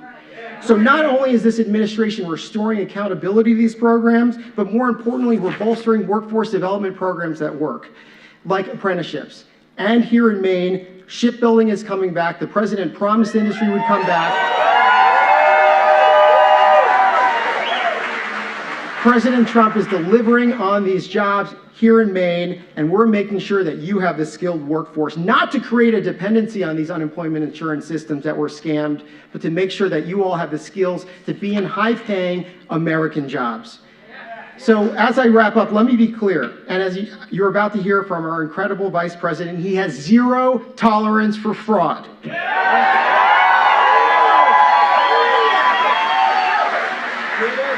His task force is restoring accountability and trust, ensuring that all of your taxpayer dollars benefit you. He is fighting relentlessly to make the federal government accountable to the American people again, and it's an honor to work alongside him as we put you first. Now, for what you all been waiting for, it is my absolute privilege to introduce the Vice President of the United States of America, J.D. Vance.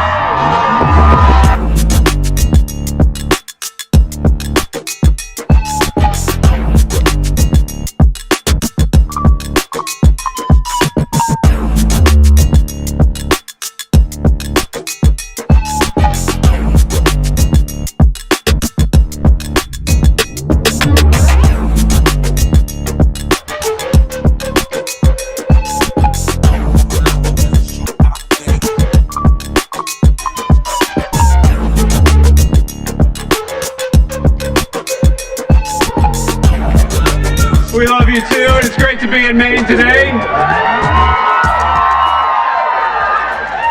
Now, before we get started, I got to poll the crowd a little bit because, you know, it's lunchtime. And so when we get back on Air Force 2, I told the team we need to get lobster rolls now that we're here in Maine.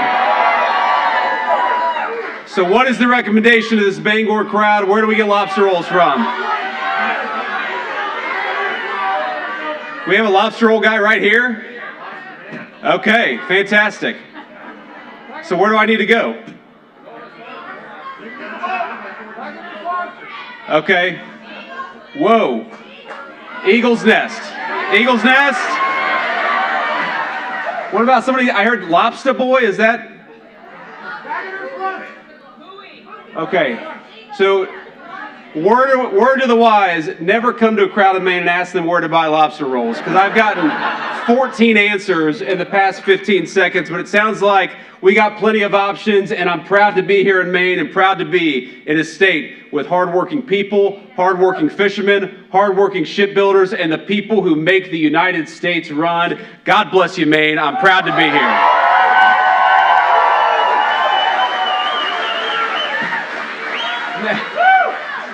Now, I want to give a great shout out to our Acting Labor Secretary, Keith, who's done an amazing job helping us fight fraud, but also protect American working people. One of the things the Trump administration, the president, has ordered us to do from day one is we are trying to create good American jobs for the American people. Who is sick of leadership that ships our jobs overseas? Aren't we proud to have a president who protects your jobs and keeps them right here in America? But here's the thing, my friends, because you all work hard, because you all pay your taxes, because you do things the right way, it is time to have leadership in Washington that treats you the right way and protects those hard-earned tax dollars. When the President of the United States said, JD, we've got a fraud problem and I want you to tackle it, I was so proud and so happy to be able to do it, because I realized that fraud isn't just about saving money. It's not just about protecting taxpayers, it's about protecting you. The money you send to the government and the services that you rely on. So for once, for the first time in a very long time, you've got an administration in Washington, D.C. that is fighting for you, fighting to protect your tax dollars, and fighting to put the fraudsters in prison, which is where they belong.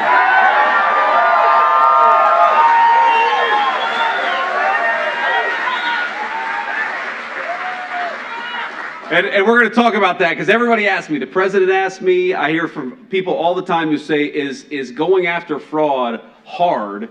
And I say, unfortunately, no. Because there is a lot of fraud in the federal government. It's like fishing in a barrel. There is always something. Every week I get a report from these guys, and we're going to talk about that in a second. But it's unbelievable how much you have been fleeced by your own government over the past 15, 20, 30 years.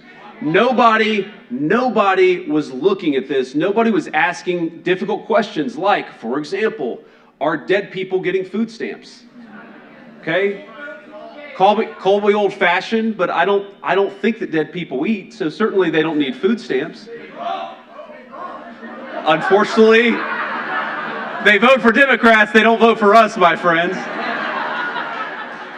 But why is it that we have people who are driving Lamborghinis? And that is true. People driving Lamborghinis who are getting low-income assistance that's supposed to go for housing and food for our people. Why is it that we have people in hospice claiming hospice benefits but who have no terminal illnesses? And by the way, here's the crazy thing. It's very often, it's not a person who's even using their own identity. They're claiming that somebody else, they're stealing somebody else's identity claiming hospice services, and then when that hard-working American goes to apply for some other benefit, they get tagged by the bank as being a fraudster, even though it wasn't them. It was somebody who's stolen their identity.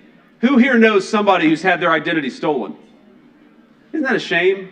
At least half of the hands shot up, and the reason why we've allowed identity theft to fester in this country is because the government wasn't going after fraud. And ladies and gentlemen, that changed the moment Donald J. Trump became the president of the United States.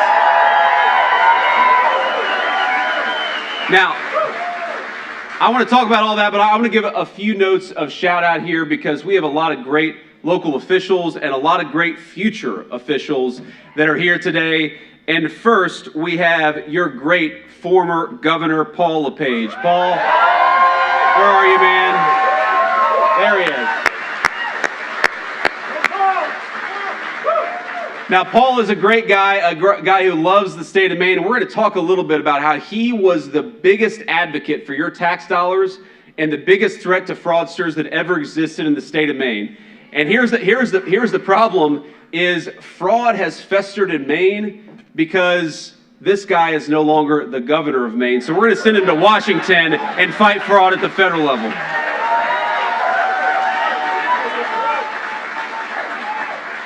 Now, my friend and former Senate colleague Susan Collins was not able to be here. Susan is back in D.C. She doesn't like to miss votes. And here's the thing I'll say about Susan Collins is sometimes I get frustrated with Susan Collins.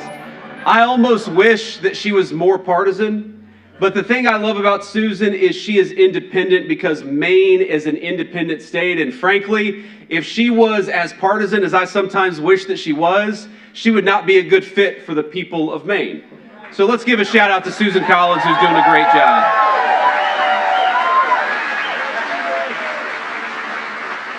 We have got Senate GOP leader Trey Stewart. Where is Trey at? Raise your hand, Trey. Good to see you, man. A young guy, a good-looking guy, younger and better looking than I am. So I don't like you, Trey. I don't like you. But you're doing a good job. We got House GOP leader Billy Bob Fockingham. Where's Billy Bob?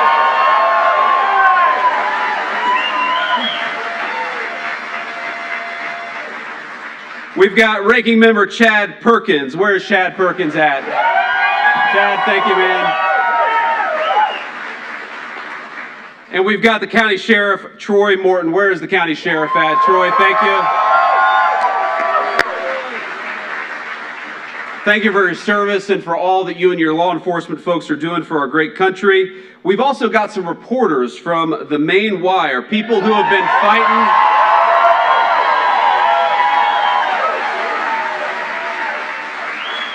People who have been fighting fraud, so let's give a round of applause to John Featherson and Steve Robinson.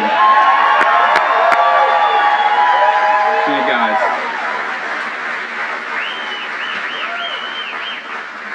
So here's the thing that I've learned in fighting fraud for the last few months and focused on this issue is that fraud is the ultimate non-victimless crime.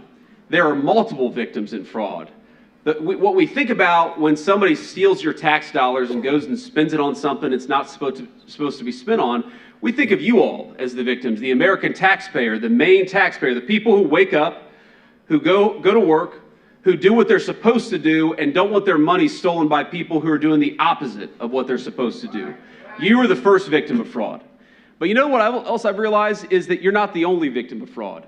Because when people steal your money, and it doesn't go to where it's supposed to go, there are a lot of people who are out there who are suffering in the process. And I'm talking about physicians who are denied their Medicaid reimbursements because a fraudster stole their identity and charged for services that weren't actually being provided. I'm talking about the good doctors who do what they're supposed to and don't like it when corrupt healthcare providers go and claim services that aren't even necessary. So then the victim is the doctor that gets stolen from, it's the taxpayer that gets stolen from, but it's also the innocent patient who should be able to know that when their doctor prescribes something, it's meant for them and it's good for them. I'm talking about the construction worker who can't buy a cell phone because when an illegal alien goes and steals their identity and applies for SNAP benefits, now all of a sudden they're tagged in the banking system, their credit score is ruined. not because they did a single thing wrong, but because somebody stole their identity. Fraud is exactly what happens when you've got a government that is not fighting for the American people, but is fighting for fraudsters and illegal aliens, and it had to stop. And under the Trump administration, we are fighting it every single day.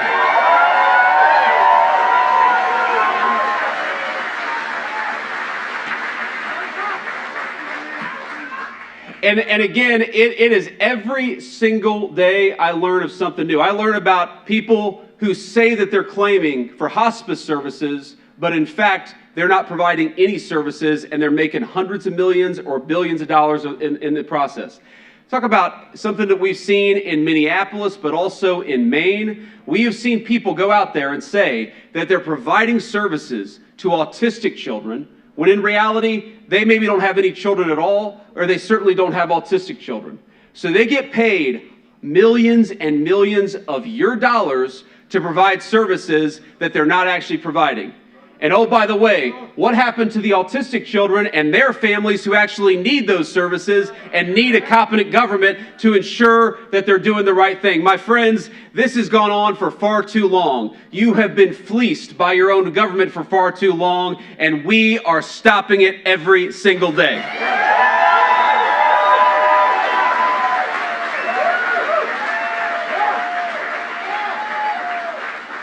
Now, let me tell you about a guy, though, who did not stand for fraud. He did not stand for fraud when he was in the state government, and he will not stand for fraud in the United States House of Representatives representing you, and that's Paul LePage.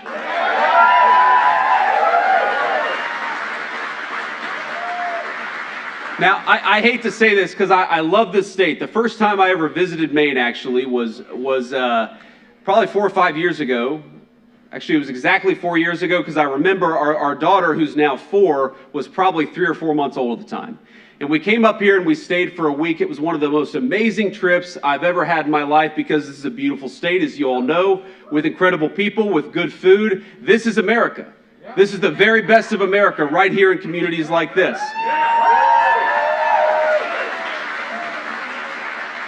And so I have a special affection for this state, but I can't even compare to your great former governor.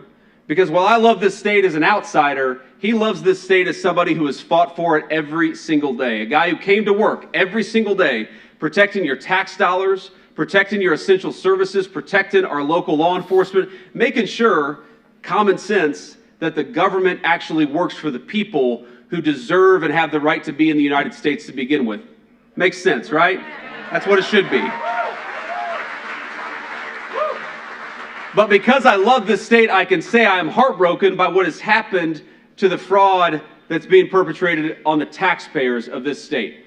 Because outside of Minnesota and California, which are probably number 1 and number 2, if they're the gold medalist and the silver medalist, I heard somebody shout out New York.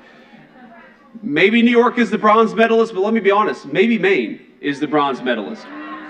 Because if you look at the fraud that has happened in this state, if you look at the illegal immigrant communities who have taken benefits that ought by rights go to the people in this room, what you have in Maine is a festering problem where people have been taken advantage of and they've been stolen from, and your government hasn't done anything about it. You ask yourself, why did Maine go from a state that did not have a serious fraud problem to one where I can honestly say it's one of the worst states in the union? And I'll give you 2 answers and 2 politicians.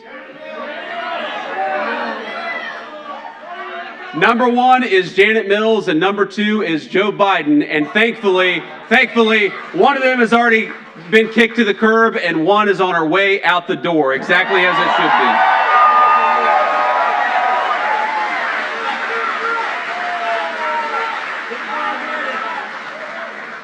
Now here's what Paul LePage did, and I'm not just blowing smoke, my friends. He took concrete action to try to fight back against fraud.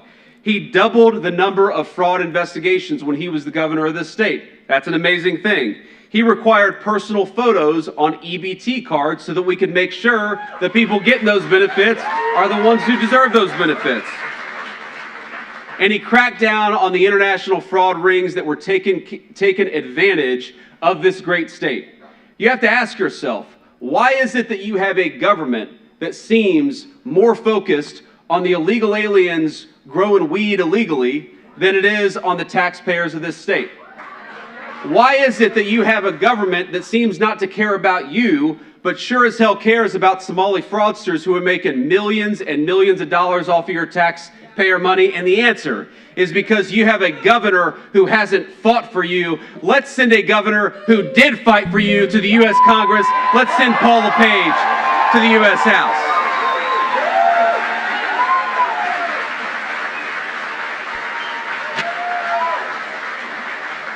Now here's another thing Paul said, and this is why I blame Joe Biden, because you cannot talk about the fraud problem in the United States of America without acknowledging that Joe Biden's administration let in tens of millions of illegal aliens all over the United States of America, including the state of Maine.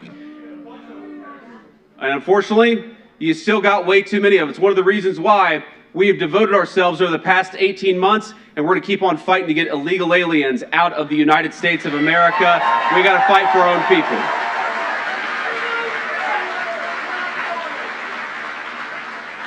So here's the difference, though. The difference one administration, the difference one political leader makes is we are now trying so hard.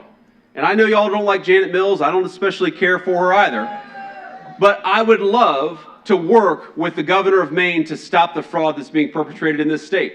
This should not be, think about this. This should not be a red state or a blue state issue. This isn't Republican or Democrat. This is common sense. This is protecting every single person in this room from being defrauded by their own government. But you know what she's done? She has prevented local police from working with us to get criminal illegal aliens out of this state. She has actually fought back against our efforts to identify fraud in the Medicaid and Medicare programs, which, by the way, not only does it steal from you, but it means that those programs are going to go bankrupt because all the money's going to the fraudsters. So let me ask you this simple question. Do you like having a government official who fights for illegal aliens over you? No! Do you like having a state governor who doesn't work with the federal government to fight against fraud? No! So let's kick Janet Mills to the curb. Yeah! And let's send Paul LePage to Washington to help us fight the fraudsters and protect all of you.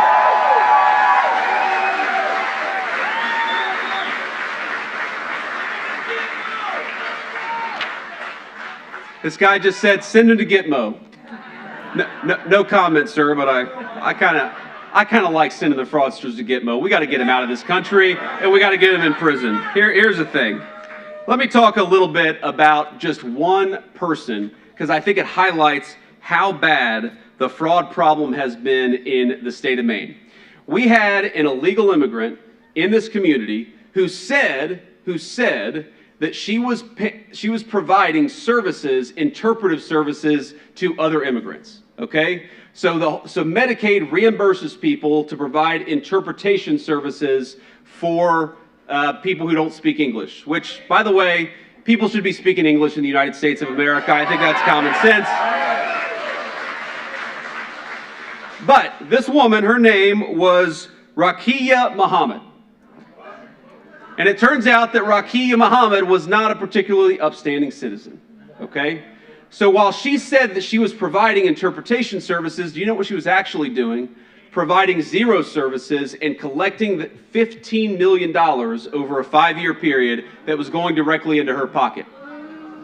And that happened pretty much during the entirety of the Biden administration, and no one in the Biden administration thought to step in and stop this ridiculous fraud. Now, I have two questions when it comes to Rakia Muhammad stealing $15 million from every single person in this room. Question number one is, why was this person in the United States of America to begin with? Call me crazy, but I think that when we welcome new immigrants to the United States of America, they should be people who enrich our country and bring some good skills into our country, not a person who's going to steal $15 million from the people in this room.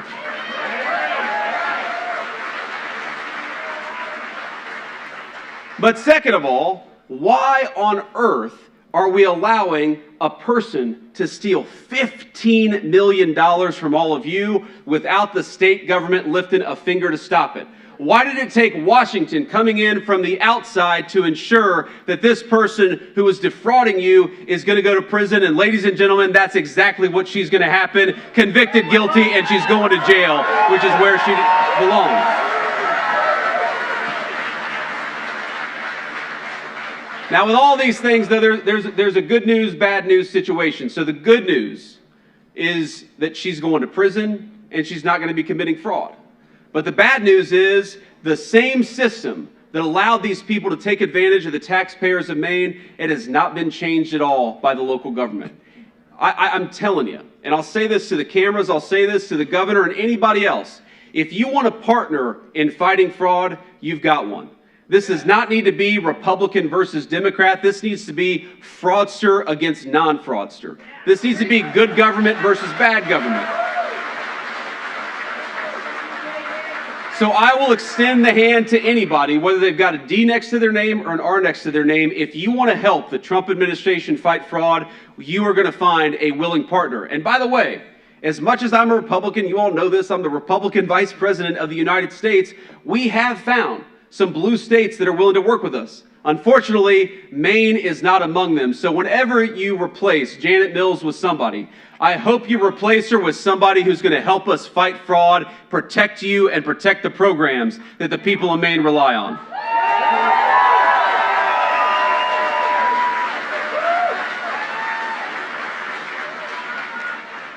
And the bad news for Rakia Muhammad is that she's going to go to prison, hopefully for a very long time. Now, the good news for her, though, is I think she might have a future in Democratic Party politics in the state of Maine. Unfortunately, the Maine Democrats, elected Democrats, seem to really like fraudsters. They might just elect this woman the next governor or the next senator from Maine. Who knows? But not if you have anything to do with it. Am I right?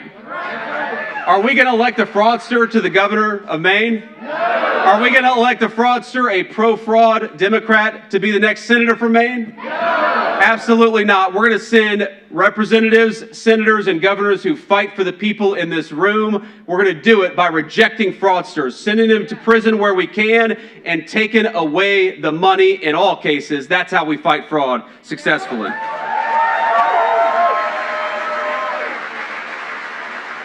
And I want to just say one final thing about fraud, because I think it's such an important topic. You heard the great Secretary of Labor say this. What is so different about our approach in this administration is that we're not just sending money out the door and then trying to find the fraudsters afterwards. We're actually making the money conditional on state governments fighting fraud to begin with. Now, why does this matter? Because that's where you've got the most power, and that's where you've got the ability to stop it from going to fraudsters to begin with. So here's what we did yesterday. The Trump administration, we sent out 50 letters to every state Medicaid system all over the country, and we basically said, very simply, that we're going to take away your money unless you get serious about fighting fraud. Common sense.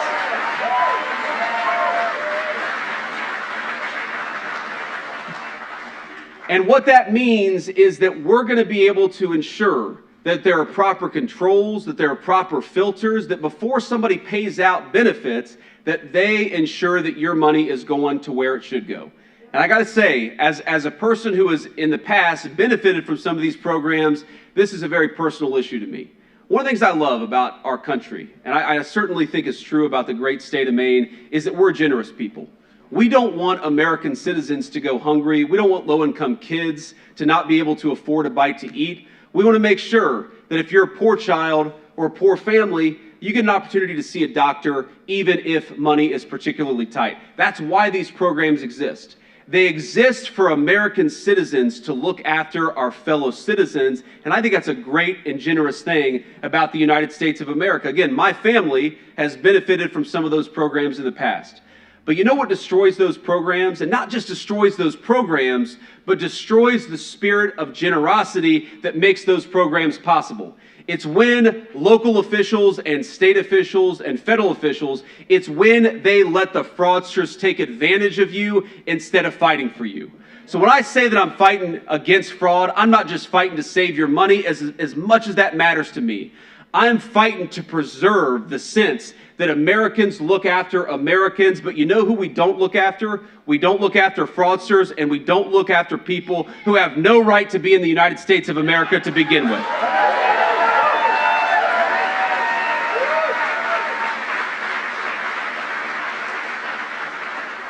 So let me close with this, and then I'll take a few questions from the reporters. What we've done here in the last 18 months, I'm incredibly proud of.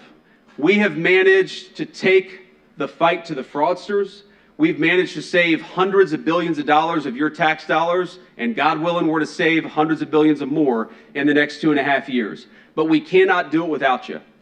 And one of the coolest things about this effort, maybe my single favorite thing about this anti-fraud effort, is that many of the big leads that we've had have come from citizens and journalists, have come from people like Nick Shirley. It was a 22-year-old kid.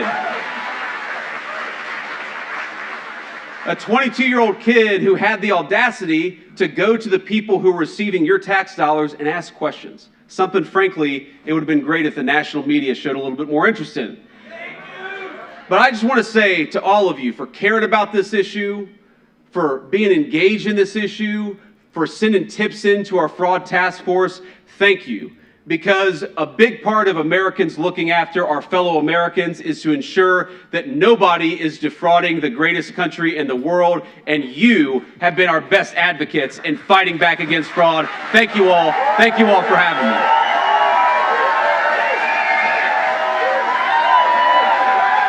All right. So, we will take a few questions from the local press. The lights are so bright, it is unfortunate. I can't see you, so you just have to kind of raise your hand and shout out your question. But I will say that I want one of these great local journalists who have been focused on this fraud issue. Let's start with you, sir. Go ahead.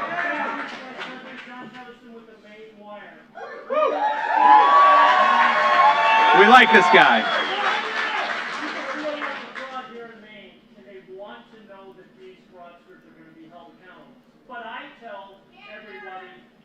I'll repeat it for you. You today coming validates the problem. Yeah. But it's up to the rest of us to make sure it gets fixed. What is your advice to the people of Maine and how they hold their elected leaders accountable? So the question for those of you who couldn't hear is, we all know there's a fraud problem in Maine. We all know we want to fix the fraud problem in Maine. What advice do I have? What are the concrete steps that we can take to actually ensure that the fraud stops? Let me give you a few answers. And one, I got to be honest, it's on me, and it's on the Federal Department of Justice, it's on the leadership of the United States government, is when we find somebody like Ms. Muhammad who's committing fraud against the American people, we've got to show up and arrest her and try to send her to prison. It's very simple. There's got to be accountability. Because here, one of the things I learned, and I was shocked by this, is that when we have what is defined as low-level fraud, let's say a person defrauds all of you for $1 million. Too many of our Department of Justice leaders under the Biden administration, they said that was too low level to actually go after. So, I mean, how many of you would like the federal government to hand you $1 million? Yeah. Well, there were fraudsters out there who were getting $1 million of your money, and the government wasn't even paying attention to it. One of the best things that you can do when you go and arrest somebody and throw them in prison when they break the law is, yes, it's justice for that one person, but it also sends a message to all the other fraudsters that we're not going to tolerate this crap anymore. So we have got to get serious, and sir, we have. I promise you that we have. The other thing is the best and most actionable thing that you can do, because you're not going to get help from the governor right now. We all know that. She hasn't taken fraud very seriously. It's funny. She came to Washington last year and did some breakfast with the President of the United States, and when she showed up, what did she talk about? Did she talk about, you know, the issues that matter to workers? Was she talking about jobs and investments in the state of Maine? No, she showed up to advocate for the right of men to play in women's sports. That's what she cared about when she got in front of the President of the United States. Again, I think all of us believe it's crazy that men would want to play in women's sports. I think that's common sense. But here's what I understand even less than that. Even if you think that men should play in women's sports, how is that the issue you care most about as the governor of the state of Maine? It's crazy. It's crazy.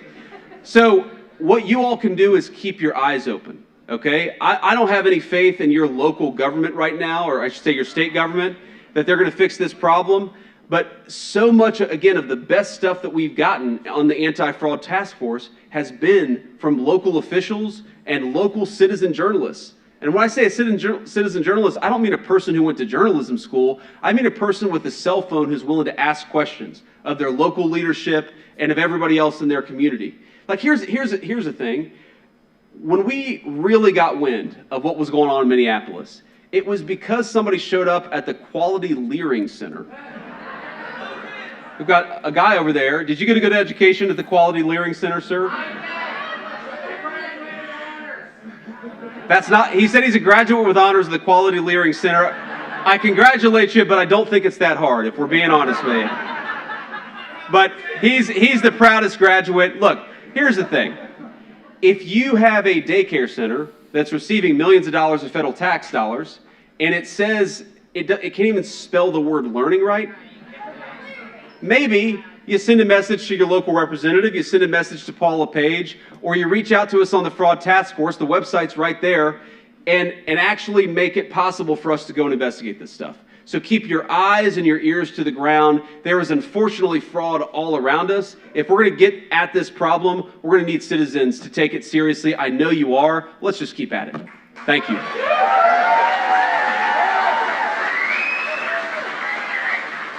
We'll take a few questions from back in the peanut gallery there. Go ahead, guys. Do we have a microphone for them? Because it's hard for me to hear all the way back there. Yes, ma'am. Can you hear me now? Thank you, ma'am.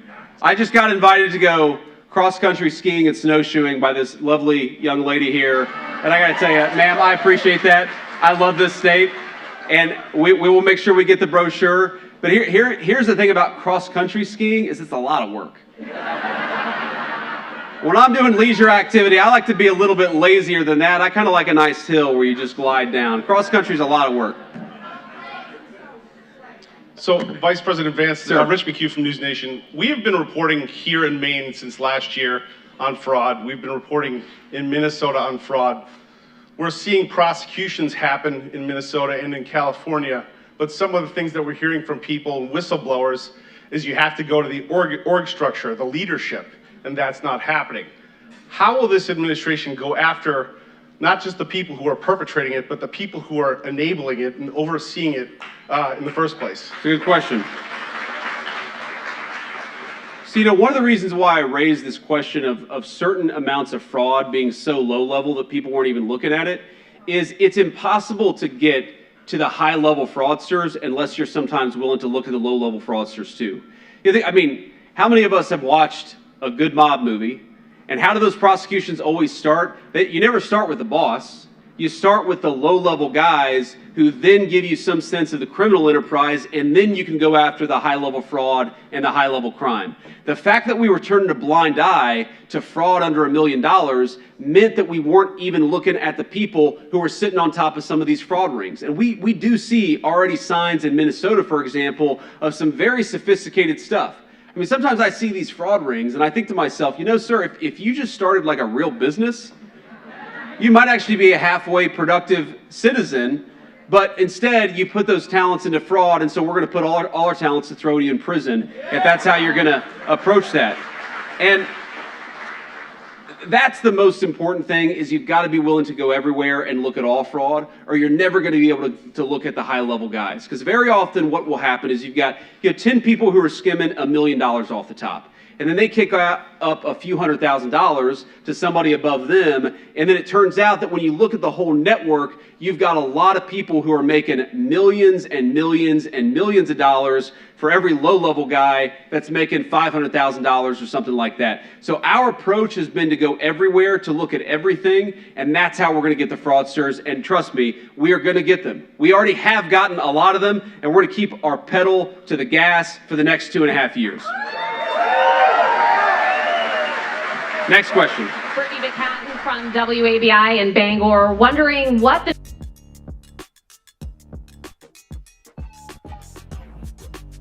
Well. It's that time. It is that time. I'm going to have to cut short a couple of these questions. Listen, I had a whole setup to share with you, my patriots, today. Somebody changed that today. I'm very grateful. Thank you so much for your likes. Thank you for your subscribing. Thank you for becoming members. Thank you for being patient with me. I'm telling you, I got the whole agenda that I was going to do my life for this morning. You guys changed that.